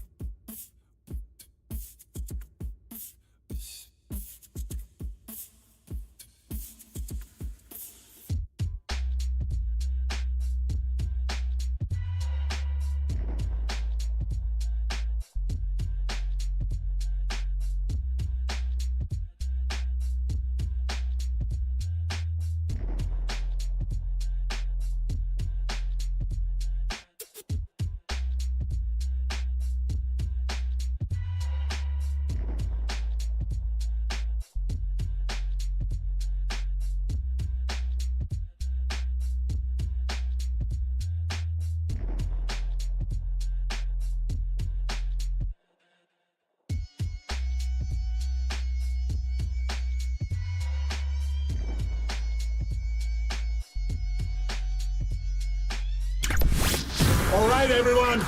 Chill. This is the cooler You are not sending me to the cooler. of content. Sponsored by Mancini Sleep World. Sleep better, live better. Visit sleepworld.com. And by Marin Health. Marin Health Medical Center and Marin Health Medical Network world-class care. Closer than you think. On the sports leader. Mike Silver's the best. Susanna Hoffs over Cyndi Lauper. Discussed. Now, Young Tone, would you know Susanna Hoffs from the Bangles? We discussed this, I think, earlier. Walk Like an Egyptian and all that, and, Manic Monday. Yeah? No? She's in the Bengals. I did not know that. Yeah, she catches passes from Joe Burrow. She's a Bengal. Yeah, I think she changed her last name to Ocho Cinco, right? Right. Cooler content. Now, some people wrote in like, you're not talking about Pete Alonso. We opened the show by talking about Pete Alonso. That's it. And in case you missed it, you can go download all 4 hours of the Murph and Marcus podcast, available wherever you get your podcast. You can hear Silver's terrible takes on College Game Day out there. So, but this was cool. I mean, it was funny because I was watching it. It was a rare case where the teenager actually was spending time with the old man. He's like, what if Alonso came through here? I'm like, nah. And then he's like, oh, and everybody. I mean, I sent out a tweet, the Barstool guys. I thought that was so cool. Their reaction was so memories of what it was like in 10, 12, and 14 when you're just tackling the guy next to you, and just pounding each other on the head and screaming the name. They're going, Pete Alonso, Pete Alonso. So if you know, Pete Alonso hit a 3-run homer last night, down 2-0. We like of all the calls, Howie Rose on Mets Radio, WFAN. Mets, Brewers 2, Mets nothing. First and third, 1 out, 9th inning, elimination game. Williams sets. Here's the pitch. Swinging a fly ball to right field. Pretty well hit. Frelick back at the wall. He jumps. It's gone. He did it. He did it. Pete Alonso with the most memorable home run of his career. Pumps his fist as he rounds second. It's a 3-run homer. He's given the Mets a 3-2 lead. They all pour out of the dugout. Alonso on his way to home plate. They're waiting for him. He hits the plate. He is first congratulated by Nimmo. Hugged by Lindor. There are a dozen Mets waiting for him outside the dugout. Pete Alonso keeps this fairy tale season going with the fairy tale swing of his career. 3-2 New York. Great call, Howie Rose. By the way, WCBS. My bad, WCBS. You love it when a radio guy nails a call. Yeah, I mean, what a moment, Murph, and whether we're talking about the reaction from inside the stadium, the watch party that they had out at Citi Field. You mentioned the Barstool boys. How about the fact that I ended up last night on a bar stool at a bar sitting in between a Milwaukee Brewers fan from Milwaukee and a Mets fan from New York. In San Francisco. And boy, oh boy, do you want to talk about the positivity of the Brewers fan before Devin Williams gives up that home runs? And the negativity from the Mets fan. Oh, yeah. Who was out there saying, Pete Alonso's a bum. No. I can't wait till he gets off my team. Guaranteed 6-4-3 double play. And then Pete Alonso changes the entire narrative with just one swing of the bat. What were when the ball went over the fence? What were their reactions? Oh, the guy was yelling. He was running around like he was Pitbull or Iglesias, just screaming, "Oh my God!" in the background, like, "Oh my God! Oh my God!" There it is with Tony doing this again. Tony's doing this again. I mean, what was the Brewer guy just staring? The Brewer guy just kind of sank his face into his hands, like the sadness. He was so optimistic that his team was going to get the win. Fan, that is brutal. Yeah. Then you got to deal with some Mets fan who's saying that, my reverse jinx works. My reverse jinx. No, you didn't have any faith in your boy Pete Alonso, and he saved the day. Who's a free agent, by the way, San Francisco bound? Hey, now. We got that Coca-Cola bottle out in the outfield, but we don't have an international hit sensation like Oh My God that has been recently remixed by the one and only Pitbull.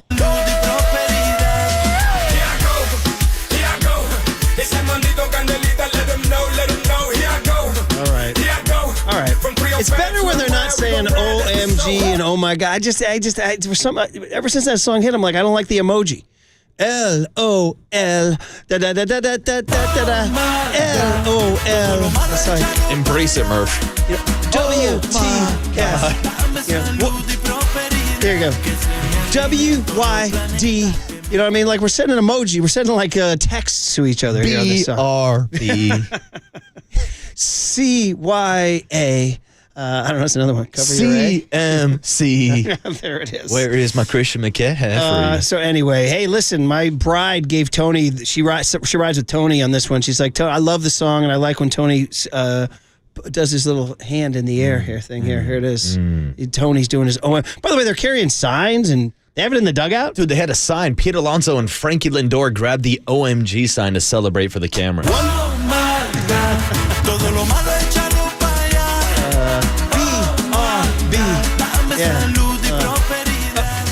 Real quick, just scintillating hot take. Frankie Lindor deserves the MVP over Shohei because he carries a. I'm just throwing this out there. Because he carries a glove to the yard, Shohei didn't play defense this year. Defense, you don't play D, you can't win MVP. That's a bad take, Murph. Sure? That's a bad take. Sure? He's the first guy ever in baseball history to hit 50 home runs and still 50 Grab bags a glove and go season. play something. Go get dirty. Grab a glove. You know, I'm sure Shohei could grab a glove if he wasn't recovering from Tommy John surgery. The guy went 50-50 in a year that most guys don't even play, Murph. Frankie Lindor has that kind of year, plays shortstop every night, and you're saying no. No, I'm saying there's a possibility that maybe Shohei Ohtani pops up in the playoffs pitching for the Dodgers, and then that will change the entire narrative once again. I'm with you. I vote for Shohei, but I've heard people say it, and it's hard to argue against a guy the most important position on the field, other than catcher. You're not wrong, Murph. Yeah. And anyways, we always know the motto here on this show. Anyways, the Dodgers. Well, there you go. Hey, Bob Uecker is 90, and he's trying to see the Brewers win a World Series. It ain't going to happen. So here he is on 620 WTMJ. Bob Uecker, 90 years old. Williams, 3 balls on a strike. And the pitch. Hit in the air to right. Deep, warning track, and gone.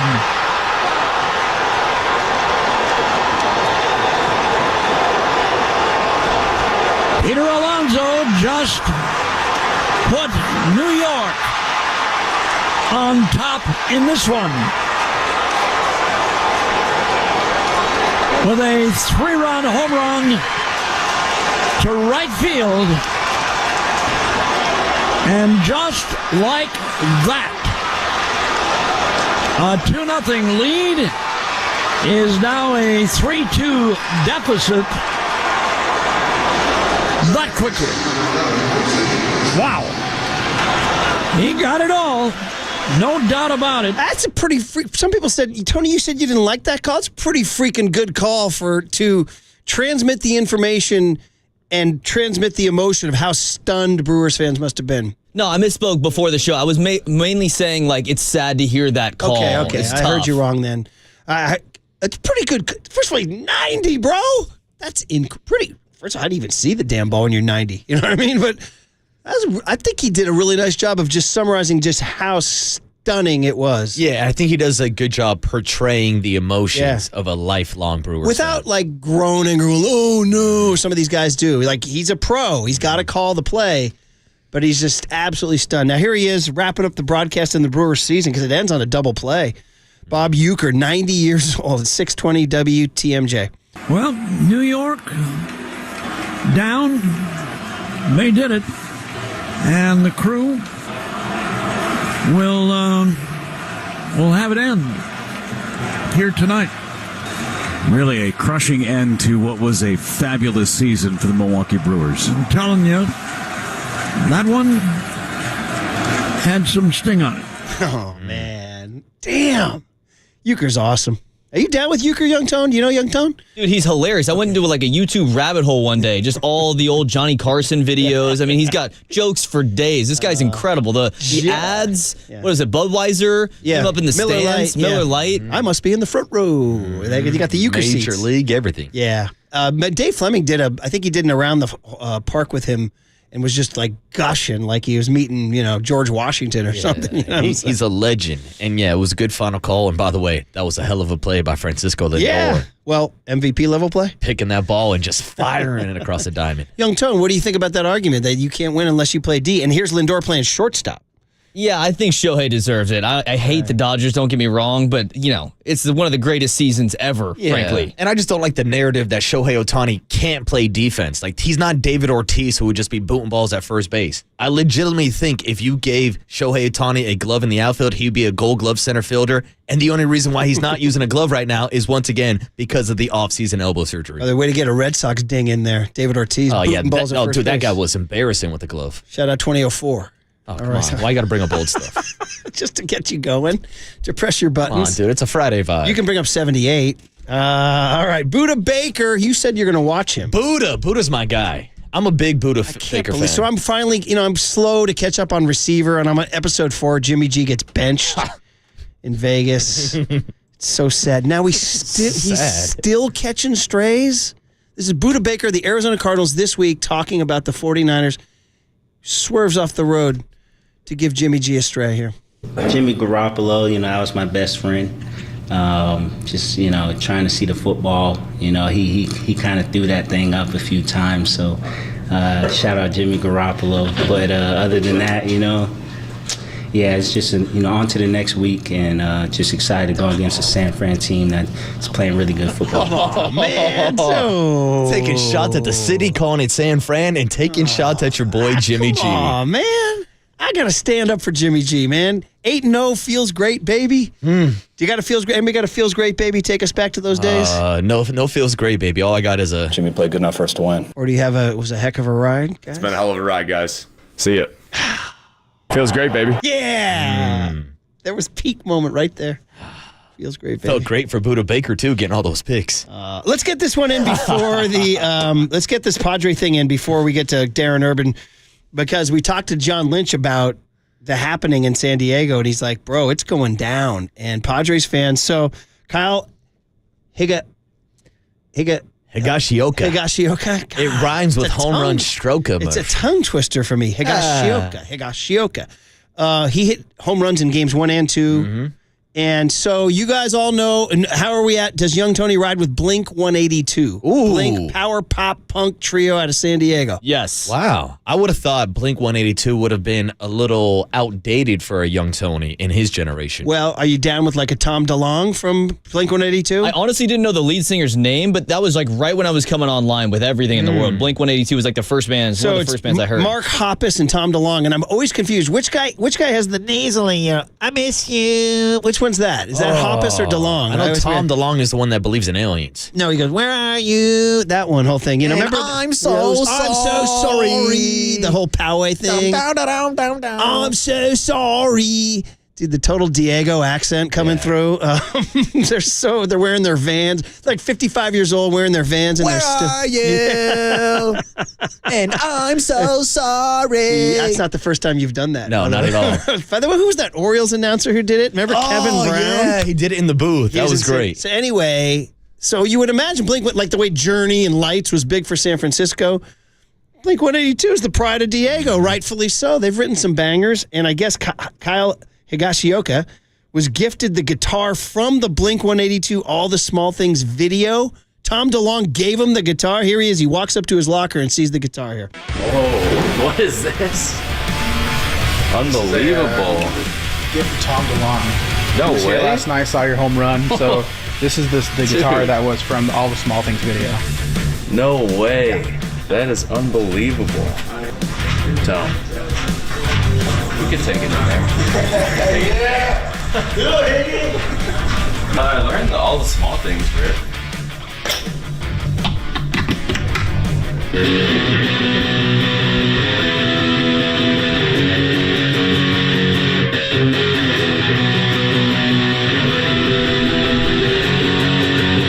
So that's Higgy on the axe right there. That's Higgy on the axe. I didn't know Higgy got down like that. So, and now, San Diego fans know this, but San Francisco fans may not. That's their 8th inning song, and they sing along to it. And now against the Braves, now that they're in October, they're going all in. So get ready.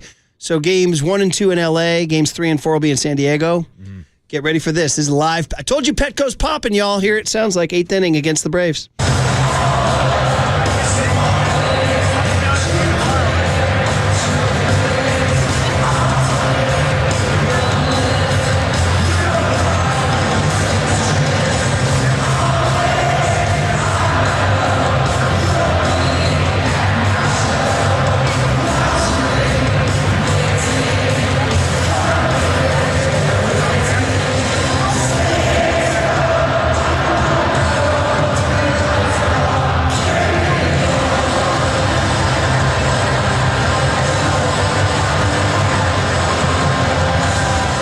this one. It keeps going, and then when they get to the line, "Work sucks," they turn off the music, and the whole crowd goes, "Work sucks." Oh, and she left me roses by the stair. Surprised that she even knows she cares. Turn the lights off, Murph. Carry me home. But you're right, man. They're having fun, man. Petco Park is popping. I'd say it's buzzing even more than that bee's nest in your garage. Oh, which has been removed, by the way. It's buzzing. Without first writing a check. Hey, guys, I got news for you. It might be the year of the Padre. Ooh. They might go all the way, bro. Yeah, but there's something about that San Diego air where it just seems like those teams always choke in the postseason. They do, but I don't know. You heard them screaming they're doing all the small things to win. Jackson Merrill tripling, all that stuff. So anyway, that was a fun, cooler content. I enjoyed that. So there you go. Howie Rose, Buda Baker, Bob Euchre, Kyle Higashioka, the home run stroker, and then Padres fans had their moment. All right, last hit of the day will be a Cardinals preview with Darren Urban, who writes for azcardinals.com. Next on the Sports Leader. Jimmy Garoppolo, I was my best friend.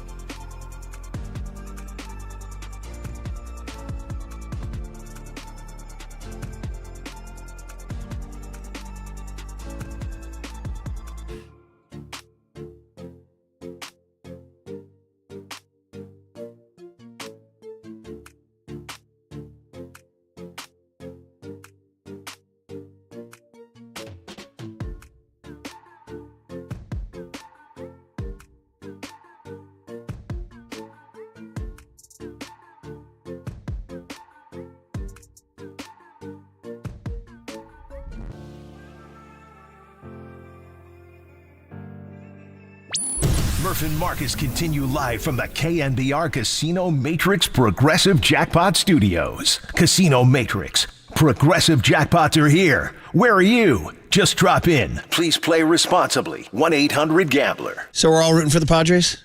Yeah? Oh, over the Dodgers without a question. Do it for Tom DeLonge. That's the nasal guy, Tommy DeLonge. Well, that's the thing. Whether we're Giants fans, whether we're Padres fans, whether you're an Arizona Diamondback fan, you should be rooting for the Padres to beat the Dodgers. All right, but we'll see what the 49ers do on Sunday against the Arizona Cardinals. That's our next topic. And let's get a preview of these mysterious Cardinals who, the first half in Buffalo on week 1, I was like, whoa, look at these guys. And then they wound up losing that game, but then they come back and win.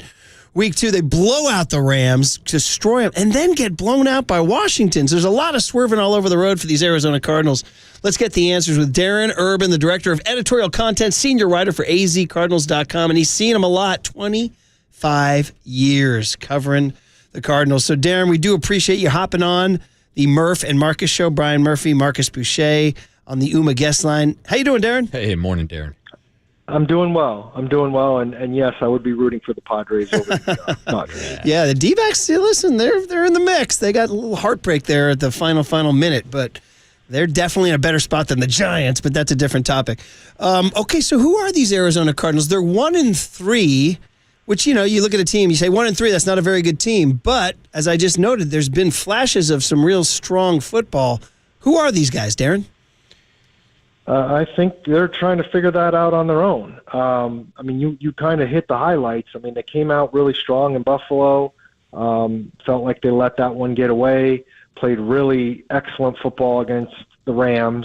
And then it looked like, okay, this is what this team was going to be about, which is riding an offense that can do some things and hopefully controlling the ball enough where you're kind of limiting how much the defense is out there. But they played a super physical game the next week against the Lions, lost by a touchdown. And I'm not 100% sure the game was that close. I thought the offense just looked it just struggled a lot against Detroit. And then last week, I'm not really sure what that was about. I know that Jaden Daniels is playing good football. Washington had some emotion there because Cliff Kingsbury's on their staff, and I'm sure for him they wanted to do well against the Cardinals. But and then the weird part for the Cardinals last week is that they've scored a touchdown on their opening drive every game. And they did it again last week, obviously. And it looked like, okay, Washington's not a great defensive team. Depending on what Jaden Daniels does, this could end up being a shootout. And they just couldn't get any consistency offensively. And I think ultimately that's what this team has to. This team has to ride its offense. It has to be able to run the ball like it did last year. Even in the home loss to the 49ers last year, they ran the ball really, really well. They've got to be able to try and keep the clock moving so their defense isn't out there as much, and they haven't been able to do that consistently yet. Kyler Murray has faced off against the 49ers 6 times in his career. He's 2-4, but has only actually faced the 49ers once since 2021. So what is the different version of Kyler Murray that 49er fans and players can expect to see this weekend? I do think he fits this offense well, and I think that's one of the things that everybody's struggling with on why the offense has been having so many hiccups is because I do think he's meshed well with offensive coordinator Drew Petzing. I think they do some things that make him more comfortable. And obviously they've added Marvin Harrison to the mix in terms of having a pass catcher. They get Trey McBride back at tight end, and I think that should help Kyler Murray. But, at its heart, Kyler Murray has to do some Kyler Murray things for this team to be successful. Last week, he only ran the ball one time. It was a scramble on the first drive for 3 yards. That was it. And historically, if he does not have 5 rushing attempts in a game, it does not bode well for the Cardinals. So I think he has matured. He is a better player than he was pre-knee injury because I think he's worked really hard on that part of his game with this coaching staff.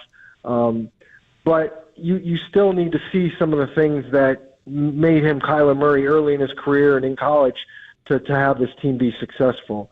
Can they get the ball to Marvin Harrison Jr. more often? That's something he's working on right now. Adding Trey McBride back into the mix is going to make a difference. But Kyler Murray's a guy that a lot of people thought was going to have a breakout season. There's a lot of football left, and he was unbelievable against the Rams, and I think everybody's looking for that consistency. Talking to Darren Urban, who's covered the Cardinals for 25 years. 49ers Cardinals on Sunday at 1:05. Going to be hot, hot, hot. Should be the forecast to be the hottest game in Levi's Stadium history. So get those water. Yeah, we just call that a normal week. So go ahead. But you guys all stay indoors in air conditioning, right? So it's like to say that you guys are used to heat, it doesn't make sense because you guys are indoors, right? Well, the games are indoors, but they practice.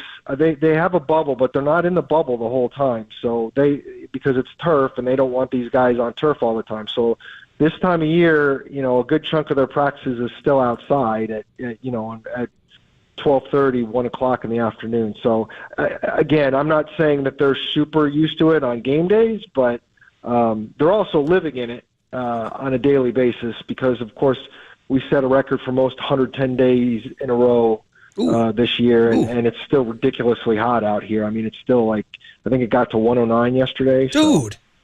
Really? Dude.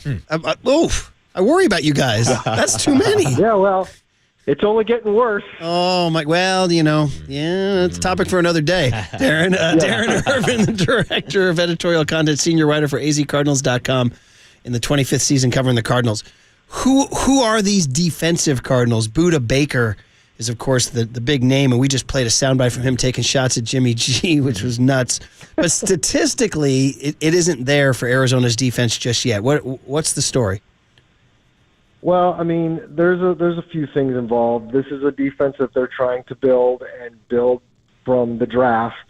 So they have not brought in a ton of high-dollar free agents, and they're trying to get the guys they've drafted onto the field and as the core of the defense. And the problem is two of the main guys they've counted on aren't there. B.J. Ojolari, who they drafted last year, was going to be one of their main pass rushers. He tore his ACL in training camp, and Darius Robinson, who's a first-round pick this year on the defensive line, he has not played yet because of a calf injury, and they haven't brought him back from IR yet, although he will return. I just don't know if they have the personnel yet to do everything that they want to do, or the experience. And so right now they're really struggling. They did a decent job against the run the first couple of weeks. But the last 2 weeks, that has not gone well. The Lions ran for 188. The Commanders had more than 200 yards rushing. And going into a game against the 49ers, that's never a great sign.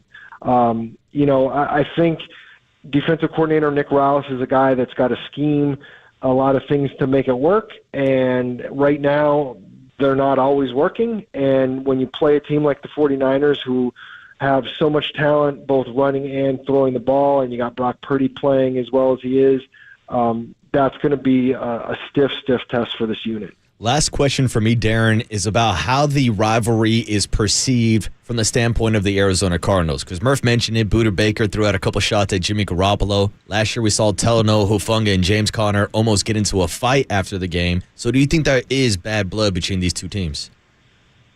I think it's all relative. Like the Connor thing last year, I mean, I think that has to do more about whatever was going on in the game per se, rather than necessarily this lingering thing. And even when Buda was talking yesterday, the question that sparked it was this idea that, quite frankly, Jonathan Gannon has been asked. He was asked this before the Rams game, and a lot of players, and they were all saying basically that there isn't a whole lot of that. He just doesn't look at teams like that. So I think ultimately, while I think Buda was having some fun with it in terms of talking about, okay, I don't like what I see when, after watching all this film and you kind of get into it. I don't know if there's necessarily that bad blood you say. Now, I'm not gonna say another James Conner incident might not happen depending on what happens on the field, but yeah, are they a rival? Absolutely, but you just don't see it the same way in a lot of the time that you did 20 years ago. And by the way, just before we let you go, Darren Urban, azcardinals.com, giving us this preview of the Cardinals. You mentioned Brock, and how much does Phoenix kind of claim the hometown kid? I mean, is there any semblance of sort of pride or rally around Purdy that he's a local boy? Oh, sure. I don't think there's any question about that.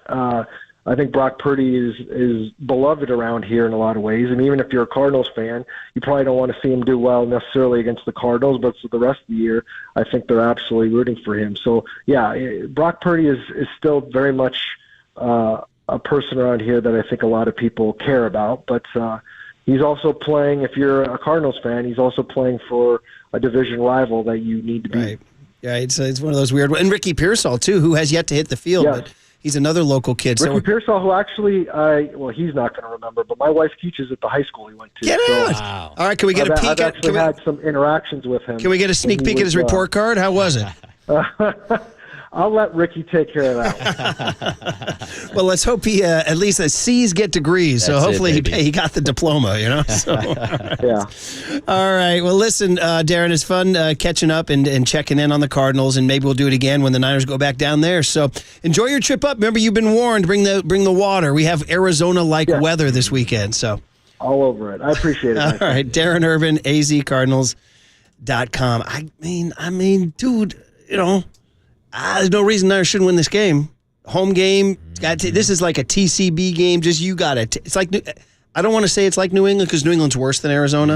And division game adds weirdness, and Kyler Murray adds weirdness, and Marvin Harrison Jr. is a factor, and all that stuff. But it's like the New England game that this has to be in ink a W. Yeah, but it also feels like the LA Rams game where we talked about the 49ers being a 7.5-point favorite against a beat-up Rams offense, and look what happened in that situation, Murph. When I get over the Rams, there's an old joke about they said they asked some presidential candidate who lost the election. I think it was like McGovern in like 72 or something. They said, hey, when did you get over losing the election? He said, when I do, I'll let you know. He said, so that's me on this Rams thing. Am I over?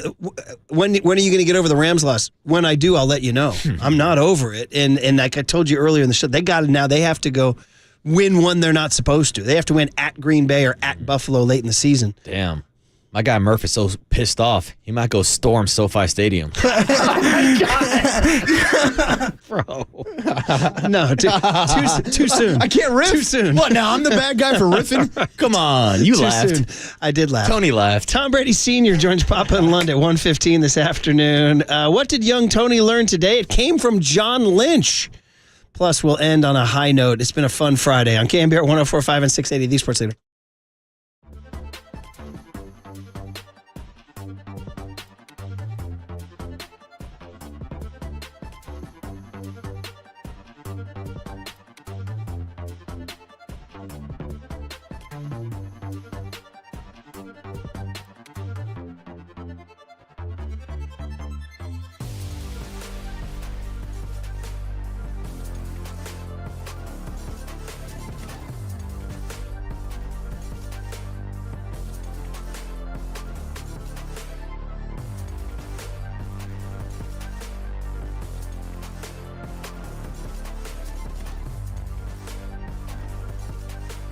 All right, Bigelow Tea. We love, before we get going on a Friday, remind you that it's Bigelow Tea season, and that's why Bigelow is the #1 tea in the Bay Area. Well, every season is Bigelow Tea season. We have it right here at KNBR on the leader. Grab a mug full of English breakfast tea. It's nice and soothing. Takes care of those of us who make our living behind the microphone. So look no further than our cup of Bigelow Tea, and I would look no further than yours also, because we end our Friday by saying this. Grab a mug full of your favorite Bigelow tea and tea proudly. From the Chilton Auto Body Traffic Desk.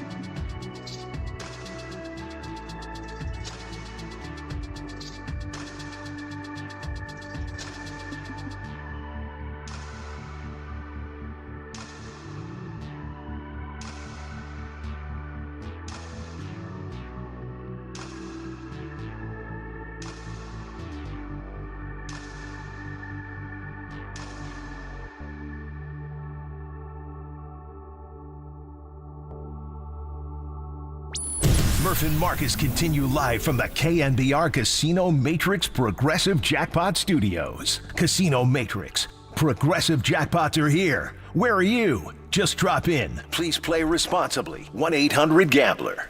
What a Friday vibes are always the best as we go into October. Pete Alonzo sure made it fun for everyone, as did, of course, that crazy Kirko game last night. And then all the Niner Cardinal hype. Patrick Willis was tremendous today on the show. If you missed that, go to KNBR.com. And John Lynch, what are you going to do? 20-plus minutes with John Lynch on, like, seriously advising Buster Posey on what it's like to be an athlete going into a front office and taking your vision and the people around you. And he's going to talk to him a lot.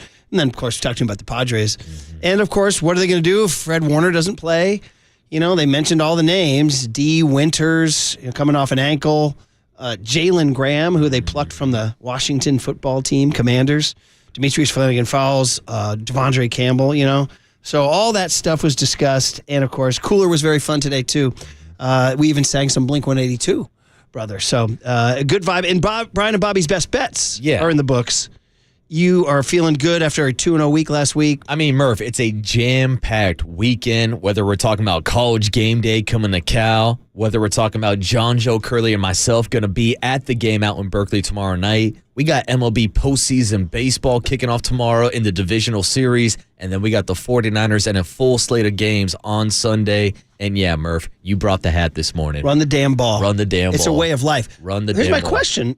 What's your stress level for game one, Kansas City Royals at New York Yankees? Oh, your boy Garrett Cole is on the mound, and you know that I've been waiting for Garrett Cole to earn his pinstripes in the postseason, Murph. I don't want to be that D-bag Yankee fan, but this is where the real season starts. Okay. So are you over to Berkeley for a little 3:30 watch while you're throwing down a couple before the game? I'm debating because I do want to get out to college game day, and I'll be up early enough on Saturday morning, but man, oh man, that's going to be a long day in Berkeley. But I was trying to figure out if I could go to game day, find a bar to watch some postseason baseball, and then get back out there for the night game. Doesn't sound like a bad Saturday to me. That sounds incredible. And, of course, if you have a couple extra hours, you might want to go down and check out a murder scene down at the Berkeley Marina. Go get some of those cookies that Aaron Rodgers was recommending. Cookies and murder sites. That's in the. I think that's in the Fodor's guide, right? I'm more of a cookies and milk guy myself, Murph. I just said Fodor's, which is an old school reference to a travel book that nobody uses anymore, which brings us to all the old school references I throw at Tony every day.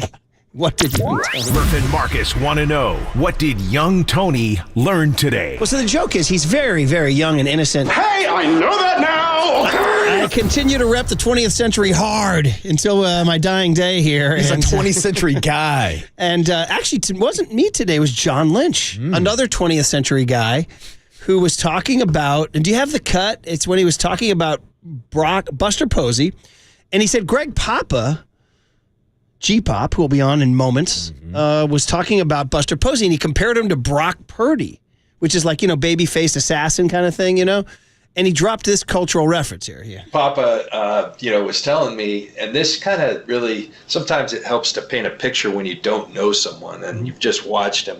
But he said there's a lot of similarities between Buster and Brock Purdy, and I think I got it right then, because it doesn't seem like Buster's a guy who says a lot, but kind of like E.F. Hutton when we were growing up, like when he speaks, people listen. Okay, so I knew a texter wrote it right away. They're like, no way young Tony knows that. And you don't, right? I would be shocked if you did. No idea. I would say Marcus probably not either. No, Murph, that went over my head. So back in the days, kids, when we all watched the same TV shows, we all watched the same commercials. And E.F. Hutton was an investment company like Charles Schwab.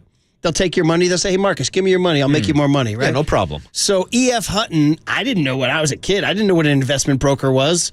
But I knew these commercials because they dropped, whoever it was, some Don Draper type guy came up with the idea that when you talked about your broker E.F. Hutton at a party or at a crowded room, everybody stopped and turned their head. And then there'd be 5 seconds of silence, and then the narrator would say, when E.F. Hutton talks, everybody listens. So we found this old school ad on it. This is straight from like 1978. They're on an airplane talking brokers, and then the whole plane stops to listen here. Now that looks like a very interesting situation. My broker's really enthusiastic about it. What does your broker say? Well, my broker is E.F. Hutton, and E.F. Hutton says... Everybody leans in. When E.F. Hutton talks, people listen. Wow. Guys. So you want to be E.F. Hutton, Brock Purdy, Buster Posey. When he comes into a room, doesn't say much. And then when he says something, everybody stops and turns their heads. Wow. There you go. See, I got to say, for my generation, I'm more of a J.G. Wentworth guy. 877, give me my cash now. Dude. It's my money and I need it now, Murph. Which was huge on Curb Your Enthusiasm this year. J.G. Wentworth. Dial 1-877 cash now. Oh, that's Larry David and Tracy Ullman on this year's Curb Your Enthusiasm. Wow. The running joke was they kept singing it to each other. It's my money, and I need it now. Oh, you got to find me Tracy Ullman and Larry David. It's my money and I need it now. And Murph, I love that John Lynch and Greg Popper are making the comparisons between Brock Purdy and Buster Posey. But I think they're missing maybe the biggest similarity between the two. They both do Toyota commercials. Rocco Taco. And if you got some Camrys. By the way, if you need today's E.F. Hutton, you know who it is. O'Donnell Financial Group. There it is. That's who's today's E.F. Hutton, right? Because planning's a process. Hey, when Greg O'Donnell speaks, everybody listens. Who the hell's John O'Donnell? Is that just a little brother who didn't found an investing company? When Greg O'Donnell speaks, everybody listens. Shout out to our guy, G.O.D. Mike Silver, too. We want to thank him and his controversial anti-game day take. Yeah, you won't see Silver at game day. Yeah, he treated game day the same way I treat Sandlot because he kept saying, no, it's cool, but. That's how I always say with you guys in the Sandlot. I'm always like, yeah, it's fine, but. And you guys lose your minds. I get it. All right, guys. Well, listen, that's it. We're all taking the Niners to win. And, of course, we want to tell you that E.F. Hutton digression was sponsored by Bigelow Tea. Grab a mug and tea proudly. Okay, time to hand it over to Papa and Lund, sponsored by Speedy Oil Change and Auto Service. When it's time for a change, get yours at Speedy Oil Change and Auto Service and help fight breast cancer now through October. You are listening to KNBR AM and KNBR FM San Francisco, the sports leader, a Cumulus media station. Jimmy Garoppolo, I was my best friend. That one had some sting on it. Aloha, brother. More ice cream and less sprinkles. The faithful probably should lay off some of the sauce. So it's this. That's the end of the game.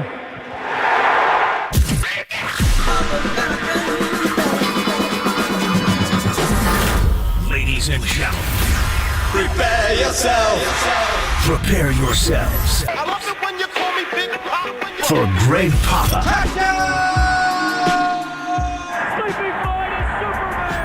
San Francisco. and John Lund. It's 10 o'clock. Let's hit it. This is Papa and Lund That's right. We're getting it going.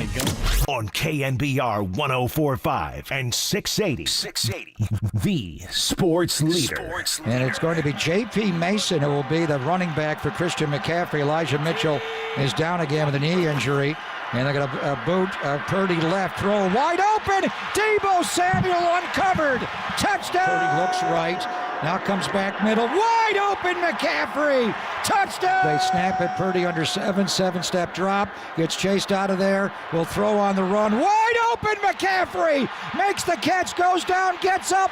Touchdown. 2nd and 10. Purdy throws for the end zone. It is caught by Deebo Samuel. Touchdown. San Francisco. Yes, thanks for joining us. Friday edition of the show. It's Papa and Lund. A ton to get to, including Papa's Playbook today, which has a ton of good stuff from the 49ers. That will happen at 11:50. Matt Mayoko at 10:50. And ladies and gentlemen, boys and girls of all ages, if you have never heard Will Gavin with us, today is your opportunity at 12:30. Spend your lunchtime with us. 12:30 for Will Gavin. You will not be disappointed. The UK's biggest 49ers fan, probably. Is that accurate? Without Will Gavin? Without I a think doubt. so. And he is on the call of Sunday's game in London between the Sam Darnolds and the Aaron Rodgers. He's doing the game. Is he really? I did talk to him and see him. So we both interviewed Nick Bosa yesterday. Obviously, Will Gavin is higher on the pecking order than I. I had to wait for that interview to be done. It was great, though, because it put Nick in a really good mood, and he sat on the couch with me, and he thought, who's that guy? Will Gavin. What a bloke he is. But Will's changed, John. He has become a father, and he's real serious. I couldn't get him to break any jokes at all or I don't know. I think it was the middle of the night when we did it yesterday. It was like 4 in the afternoon our time, so probably midnight in London or 1 in the morning, whatever it was. Maybe the child was sleeping, but we got to get his edge back. But we are going to get Will Gavin on the air today at 11:30, as he's got a big weekend. NFL football is back to the UK, and he is the voice of it on radio in London. Well, I was just looking. Okay, so it's 6 o'clock, 6 p.m. In London 8 right now. hours So he'll be, I don't know, maybe around 8 o'clock. So he'll be fine. Is he? When I saw him yesterday, though, at 4 in the afternoon, it was like 12 o'clock. So is it?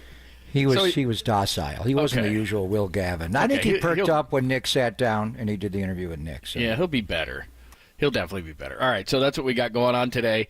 A lot of things we could lead, and obviously it's a 49ers Friday, but can we just, for 1 second, not that I want Pete Alonzo, but the baseball playoffs are the best, are they not? I mean, that was incredible. That was great. The airbender. And there was talk about the Devin Williams tipping that changeup. Yeah, and you just don't see that changeup. But I checked in with Brian Anderson, who's the TV voice of the Brewers, and he said, no.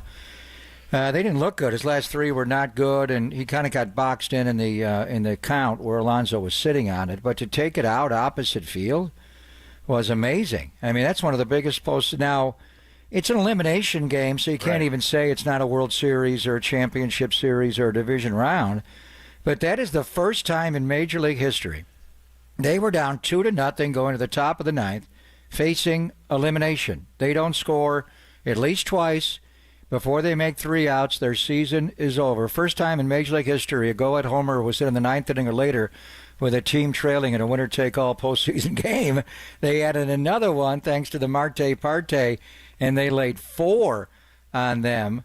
And then the double play that they turned at the end of the game, their shortstop is just... That guy is a tremendous player, the New York Mets shortstop. He really is an all-around player. And Alonzo's in a contract year. Their owner, Steve Cohen, came on the field, right after the double play was turned to win the game. But there's no way Pete Alonzo's leaving. We'll see what they do in the next round, John. But that was one of the biggest moments in postseason history. And it happened to the New York Mets facing elimination. I hope people were watching at least that one moment in time, because I was flipping back and forth because we had a hell of a football game. Was it ever? Where Kirk Cousins threw for over 500 yards on one leg, and the game somehow got to overtime, and they did it with a walk-off. So, and we don't have ratings on Amazon the way we used to, but I wonder what most American eyeballs were on last night. Were they going back and forth between an NFL Week 5 game or the New York Mets staving off elimination with the polar bear going opposite field? Yeah, I was doing the same thing, but I thought it's the 9th inning. It's Devin Williams. He's going to shut him down. But then Nimmo got on. They got first and third with just 1 out. And I thought, well, here comes Pete Alonzo. I'll just watch this at bat. And then he does what he does. And we have all calls. We have I thought Shambi had a great call. I felt bad for Bob Uecker. They had to actually take the champagne out of the Brewers locker room, which I've seen that happen before. And it's like, oh. And, it's Milwaukee versus New York, and the whole stadium you could hear a few Mets fans, but people were just like, oh, my God, are you kidding me? It's the 9th inning. You're excited. You think, oh, you got Devin Williams on the mound. That's why baseball's great. There's no time limit, anything like that, and it just happens. And I got a lot of respect for the announcers in that, because you go from, thinking this thing's over to you got to make this great call. And all 3 calls, Howie Rose for the Mets, Shambi and Bob Uecker, all just, tremendous calls on that. But that's what the baseball playoffs are the greatest, man. Even if you hate the Mets, it's just great drama. And I don't want to go back to 86 in Game 6, but it's not. And that was the World Series and one of the biggest moments, obviously. Mookie's little roller to first base and Bill Buckner. But they, the Red Sox clubhouse, they had champagne on ice. They had the lockers wrapped in the clubhouse. They were going to celebrate a World Series, and they hadn't had one since 1904. And then they had a win in Game 7. Howie Rose's call was terrific. First of all, it's an opposite field home run, and I know that ballpark, you get a lot of fly balls that go out. But even a guy like the Polar Bear who wins home run derbies is big and strong. You don't expect the ball always to go out when someone hits it opposite field, so he gave it the proper respect, and he didn't know. I'm sure he had to wait on it. But then right away, I don't know if I heard the edited version or not, but he had the context of the significance of the home run. And Pete Alonzo, I think he's the all-time home run king in the history of the New York Mets now, isn't he? I think he became the #1 home run hitter in that franchise's history. And he's in a walk year. I think they'll bring him back now. And I always thought they would, and they never did trade him. But right away, to go with the context of historically the biggest home run the Polar Bears ever hit, to sum it up, right, he was rounding the bases unless they edited it. Howie Rose is strong. New York's got a lot of great announcers, obviously, on both sides in the Bronx and in Flushing, and their TV team is as good as there is with Gary Cohn. But Howie Rose, who I actually listened to more when I was young as a hockey announcer, is a really solid baseball announcer, and that was a great call. Yeah, it was, and that was a lot of fun, and like you said, flipping back and forth. We'll get to this when we go through all the games of this weekend as we finally hit October. But I don't know what to make of the NFC South. Between what Cousins did last night, like you said, went over 500 yards. It looked like at points the Bucs were going to dominate that game, and the Bucs have looked really, really good. Went into Detroit and won, but then they lost at home to Denver. They lose last night in a wild game, and then Atlanta got off to a slow start. We saw Kirk Cousins. He wasn't moving around real well, but then he just went for over 500, and they beat them. So they're both 3-2. I thought the Saints were going to be pretty good, but they haven't looked good lately. And I don't know what to make of that division, if there's somebody that's threatening or not in the NFC out of that division based on last night.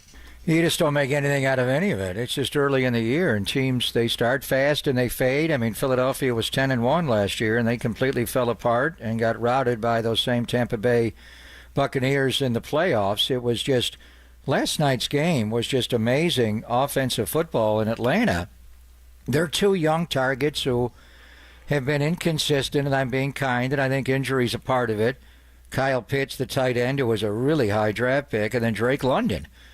That 1 year, John, where there were so many, and it seems like every year there's a lot of great wide receivers that are taken in the draft, and we're going to see Marvin Harrison Jr. on Sunday. He was the 4th overall pick, but Drake London, that 1 year, when Garrett Wilson went, I think Olave was in that draft, he went in front of all of them. And I know, what? Those other guys are great route runners. This guy, he's a big guy. Is he that good? And he started slowly. But last night, Drake London had a monstrous game. Kyle Pitts had a great game. They couldn't get Bijan Robinson going. And then Baker Mayfield just unflappably comes back, and Mike Evans is going off. I'm not sure, Al Michaels, he's a first ballot Hall of Famer, but he is a Hall of Famer. Probably there's a big distinction between, but he's got more years to play. But in any event, just the offensive football going back and forth, and Young Wei Koo was wrong Wei Koo most of the game, had one block, missed one. Amazing. He just had a rough game, and that guy's terrific. He was able to force overtime with a long one, and then the walk-off in overtime. But Kirk Cousins, how the hell do you throw for 500 yards in an NFL game, more yards than anybody in the history of that franchise, and Matty Ice was there to get honored at halftime, and do it on one leg? Kirk Cousins is hydroplaning. He is not stepping on his back leg at all. The right leg is off the ground, doesn't transfer weight. He's just such a great quarterback with accuracy. He's off. But he threw for 500 yards, John, and he was the one-legged man last night. How do you do that? That was Looked like a amazing. dog up against a fire hydrant. All right, that was the sports night last night. It was a lot of fun. Baseball playoffs are coming. Of course, we'll get a little bit more into it because you got to be rooting. I'm not saying for the Padres, but against the Dodgers, Padres and Dodgers, and many more. But a great first impression for the playoffs, and of course the Falcons and the Bucs kick off Week 5. So it was a good night last night in sports. All right, let's get to it. The 49ers taking on the Cardinals this weekend, and Kyler Murray at Levi's Stadium. In the last less than 24 hours, Kyle Shanahan has spoken to the afternoon show, and John Lynch has spoken to the morning show. What did they say that applies to this weekend? We'll tell you next, only here on the Sports Leader.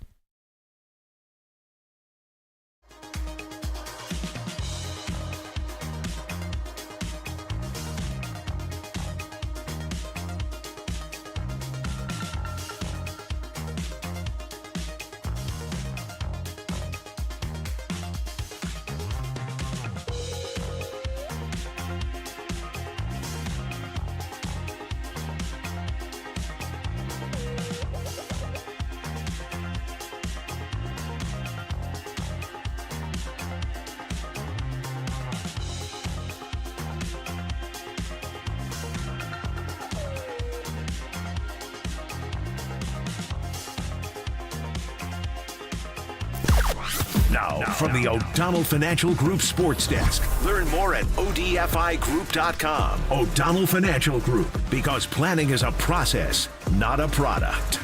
49ers GM John Lynch. He joined Murph and Marcus this morning to give some injury updates and preview the 49ers matchup against the Cards. Check out that podcast and more on the KNBR app, YouTube, and the KNBR socials.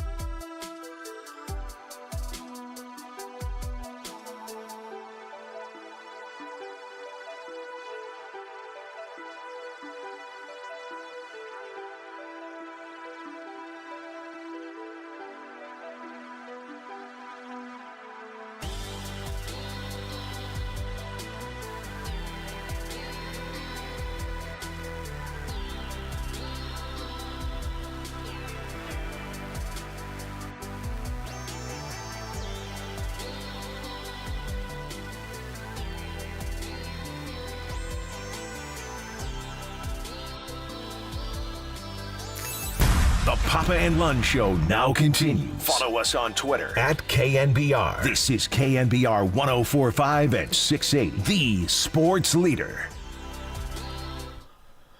What's happening? Thanks for joining us. Happy Friday. Papa and Lund on your Friday. A couple of things to remind you of. You can always hit up the show, 415-808-KNBR, 415-808-5627.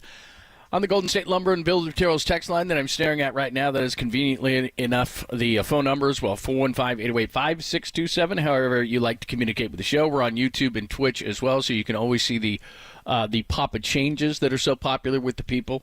And you can have fun in the chat room, so make sure you check it out, YouTube and Twitch, to interact with the show as well. Since we've been off the air, by the way, you obviously survived practice. Everything okay? Everything was good? It was cooler yesterday. The practice on Wednesday was suffocatingly hot. It was 97 degrees and the air was just still, and it just felt warm. And Kyle cut the practice shorter. Yesterday it was a little bit shorter. The periods weren't as long, but it wasn't as hot. It's amazing how 93 degrees feels differently than 97, and I even saw some reports that it was 100, but my phone showed 97 on Thursday. But there was a slight breeze yesterday. It wasn't as insufferable as it was on Wednesday. Now, it is going to warm up a little bit this weekend. We're still getting a weather report. And, there was a game. Remember the game that Trey Lance got hurt in? Mm-hmm. That was against Seattle, and that was a weird weather day because it actually rained that morning. But it was 88 degrees at kickoff that game. And then we mentioned the 287s, and I got a long conversation with Kyle. And you'll see it tonight on Game Plan on NBC Sports Bay Area, and then we'll play it on our pregame show, and we're back on KNBR on Sunday. And he remembers how hot that game was against Carolina. The first game he ever coached was 87. But what the Niners are going to do for this game, and you see a lot of teams early in the year at home games. The Miami Dolphins always do it early in the year that's why they get off to a good start a lot of times in South Florida in September, October in particular. They wear all white early in the year. Arizona wore all white in Buffalo to start the year, and I think they're going to wear all white in this game. The Niners and Kyle reached out to the league this week about allowing the Niners to wear all white for the home game, but you can't do it this late in the year.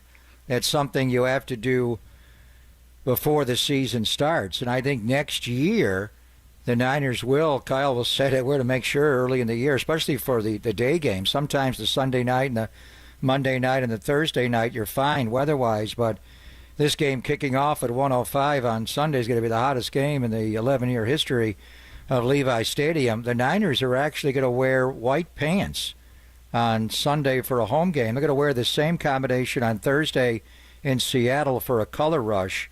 So they're going to wear red jerseys for this game, white pants, and white socks, Kyle said. Most of the guys do wear red, and see one player wearing white.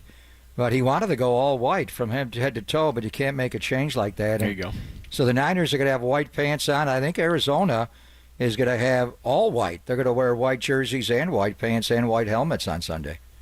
So, I was just looking at it. They said up to 96 now, they're saying, on Sunday, and the hottest part of the day is going to be between 3 and 4 o'clock. So you're looking at, with a 1:05 start, you're looking at, second half? You're going to be pretty warm in that Third and fourth quarters. Yeah, third and fourth quarters. We'll give you a little bit of Kyle and John Lynch. Like I said, Kyle Shannon was on in the afternoon show yesterday, and John Lynch, of course, on this morning. With Murph and Marcus, and then Matt Miyoko is going to join us at 10:50. A couple of things that stood out yesterday. Kyle talking about Fred and George. He says still not sure yet. They haven't been good enough to go, which is never fun. If they don't practice, though, they can definitely play on Sunday. So hopefully they're a go. So I don't know how we feel about that. Neither practiced yesterday. When the media was out there, the report came later that they didn't practice. So as we talked about a little bit yesterday, with the injuries already in the linebacker core, to not have Fred Warner, that might be Tatum Bethune, a rookie out of 7th rounder out of Florida State. Yeah, they didn't practice at all yesterday, and they didn't practice Wednesday. We'll see if they do anything today. But Fred's playing all along, and he said the other day, my plan is to play. So it's not the kind of injury, and Fred's is not a high ankle sprain. It's a low ankle sprain that he cannot make it worse by playing on it. And likewise for George with the ribs. So it is strictly a pain tolerance issue. And if those players are willing to take the pain away on Sunday morning or right before kickoff, they can play. Now, the issue is you got to play on Thursday in Seattle right after that. And do you want to? You're going to have more pain, after it comes off on Sunday, and then have to go do it 96 hours later when you play in Seattle on Thursday night. Do you want to do that twice in a 100-hour span? And then you got 10 days after that. You got a mini bye after that. So Fred hasn't done anything all week. I don't know if he'll do anything today. But Fred's the kind of guy, like Kyle said, he's been around enough. He's making all the meetings. He can go play on Sunday if he can deal with the pain. And there's ways to deal with that. And George did play the second half on Sunday with the rib injury, so he's gone through this. So they're veteran players. They know the importance of this game. I mean, a week from right now, when we come back on Friday after the Seattle game, the plan is to be in first place in the NFC West, to win this game on Sunday, go to Seattle no matter what they do in their game. They could go into the game at 4-1 and the Niners at 3-2, and the Niners win that game, and you're both 4-2 after you would have beaten them head-to-head. So the Niners could be in first place a week from today in the NFC West if they can win these two games. But how do you maximize the snaps for Fred Warner and George Kittle to play in one or both of these games? But on top of that, Demetrius Flanagan-Fowles didn't do much yesterday at all. He's got a calf injury. You're young. D. Winters is hobbling around, but he's moving much better. They got Jalen Graham back. They got Tatum Bethune. This is why the injury to Curtis Robinson is just so troubling. It was a week ago, eight days ago, that he tore his ACL early in practice. Otherwise, he'd be starting in this game. He would have made his first NFL start, and they had to cart him off the field, so it's a heartbreaker. So you don't have him to back up. If you had Curtis Robinson, maybe Fred takes the game off, but Fred's plan all along, John, is to play, and it's not the kind of injury where he can make it worse. It's just how does he handle the pain, and there is a way to deal with pain in the NFL. So we'll see what they do before kickoff. This is what John Lynch had to say about Bethune, the linebacker out of Florida State. He said it's hard to play a rookie at Mike linebacker because you're effectively the signal caller, but in training camp we saw Tatum have the makeup of being a signal caller. So we'll see, but we talked about this yesterday because we talked about it with Brandon Aiyuk and Trent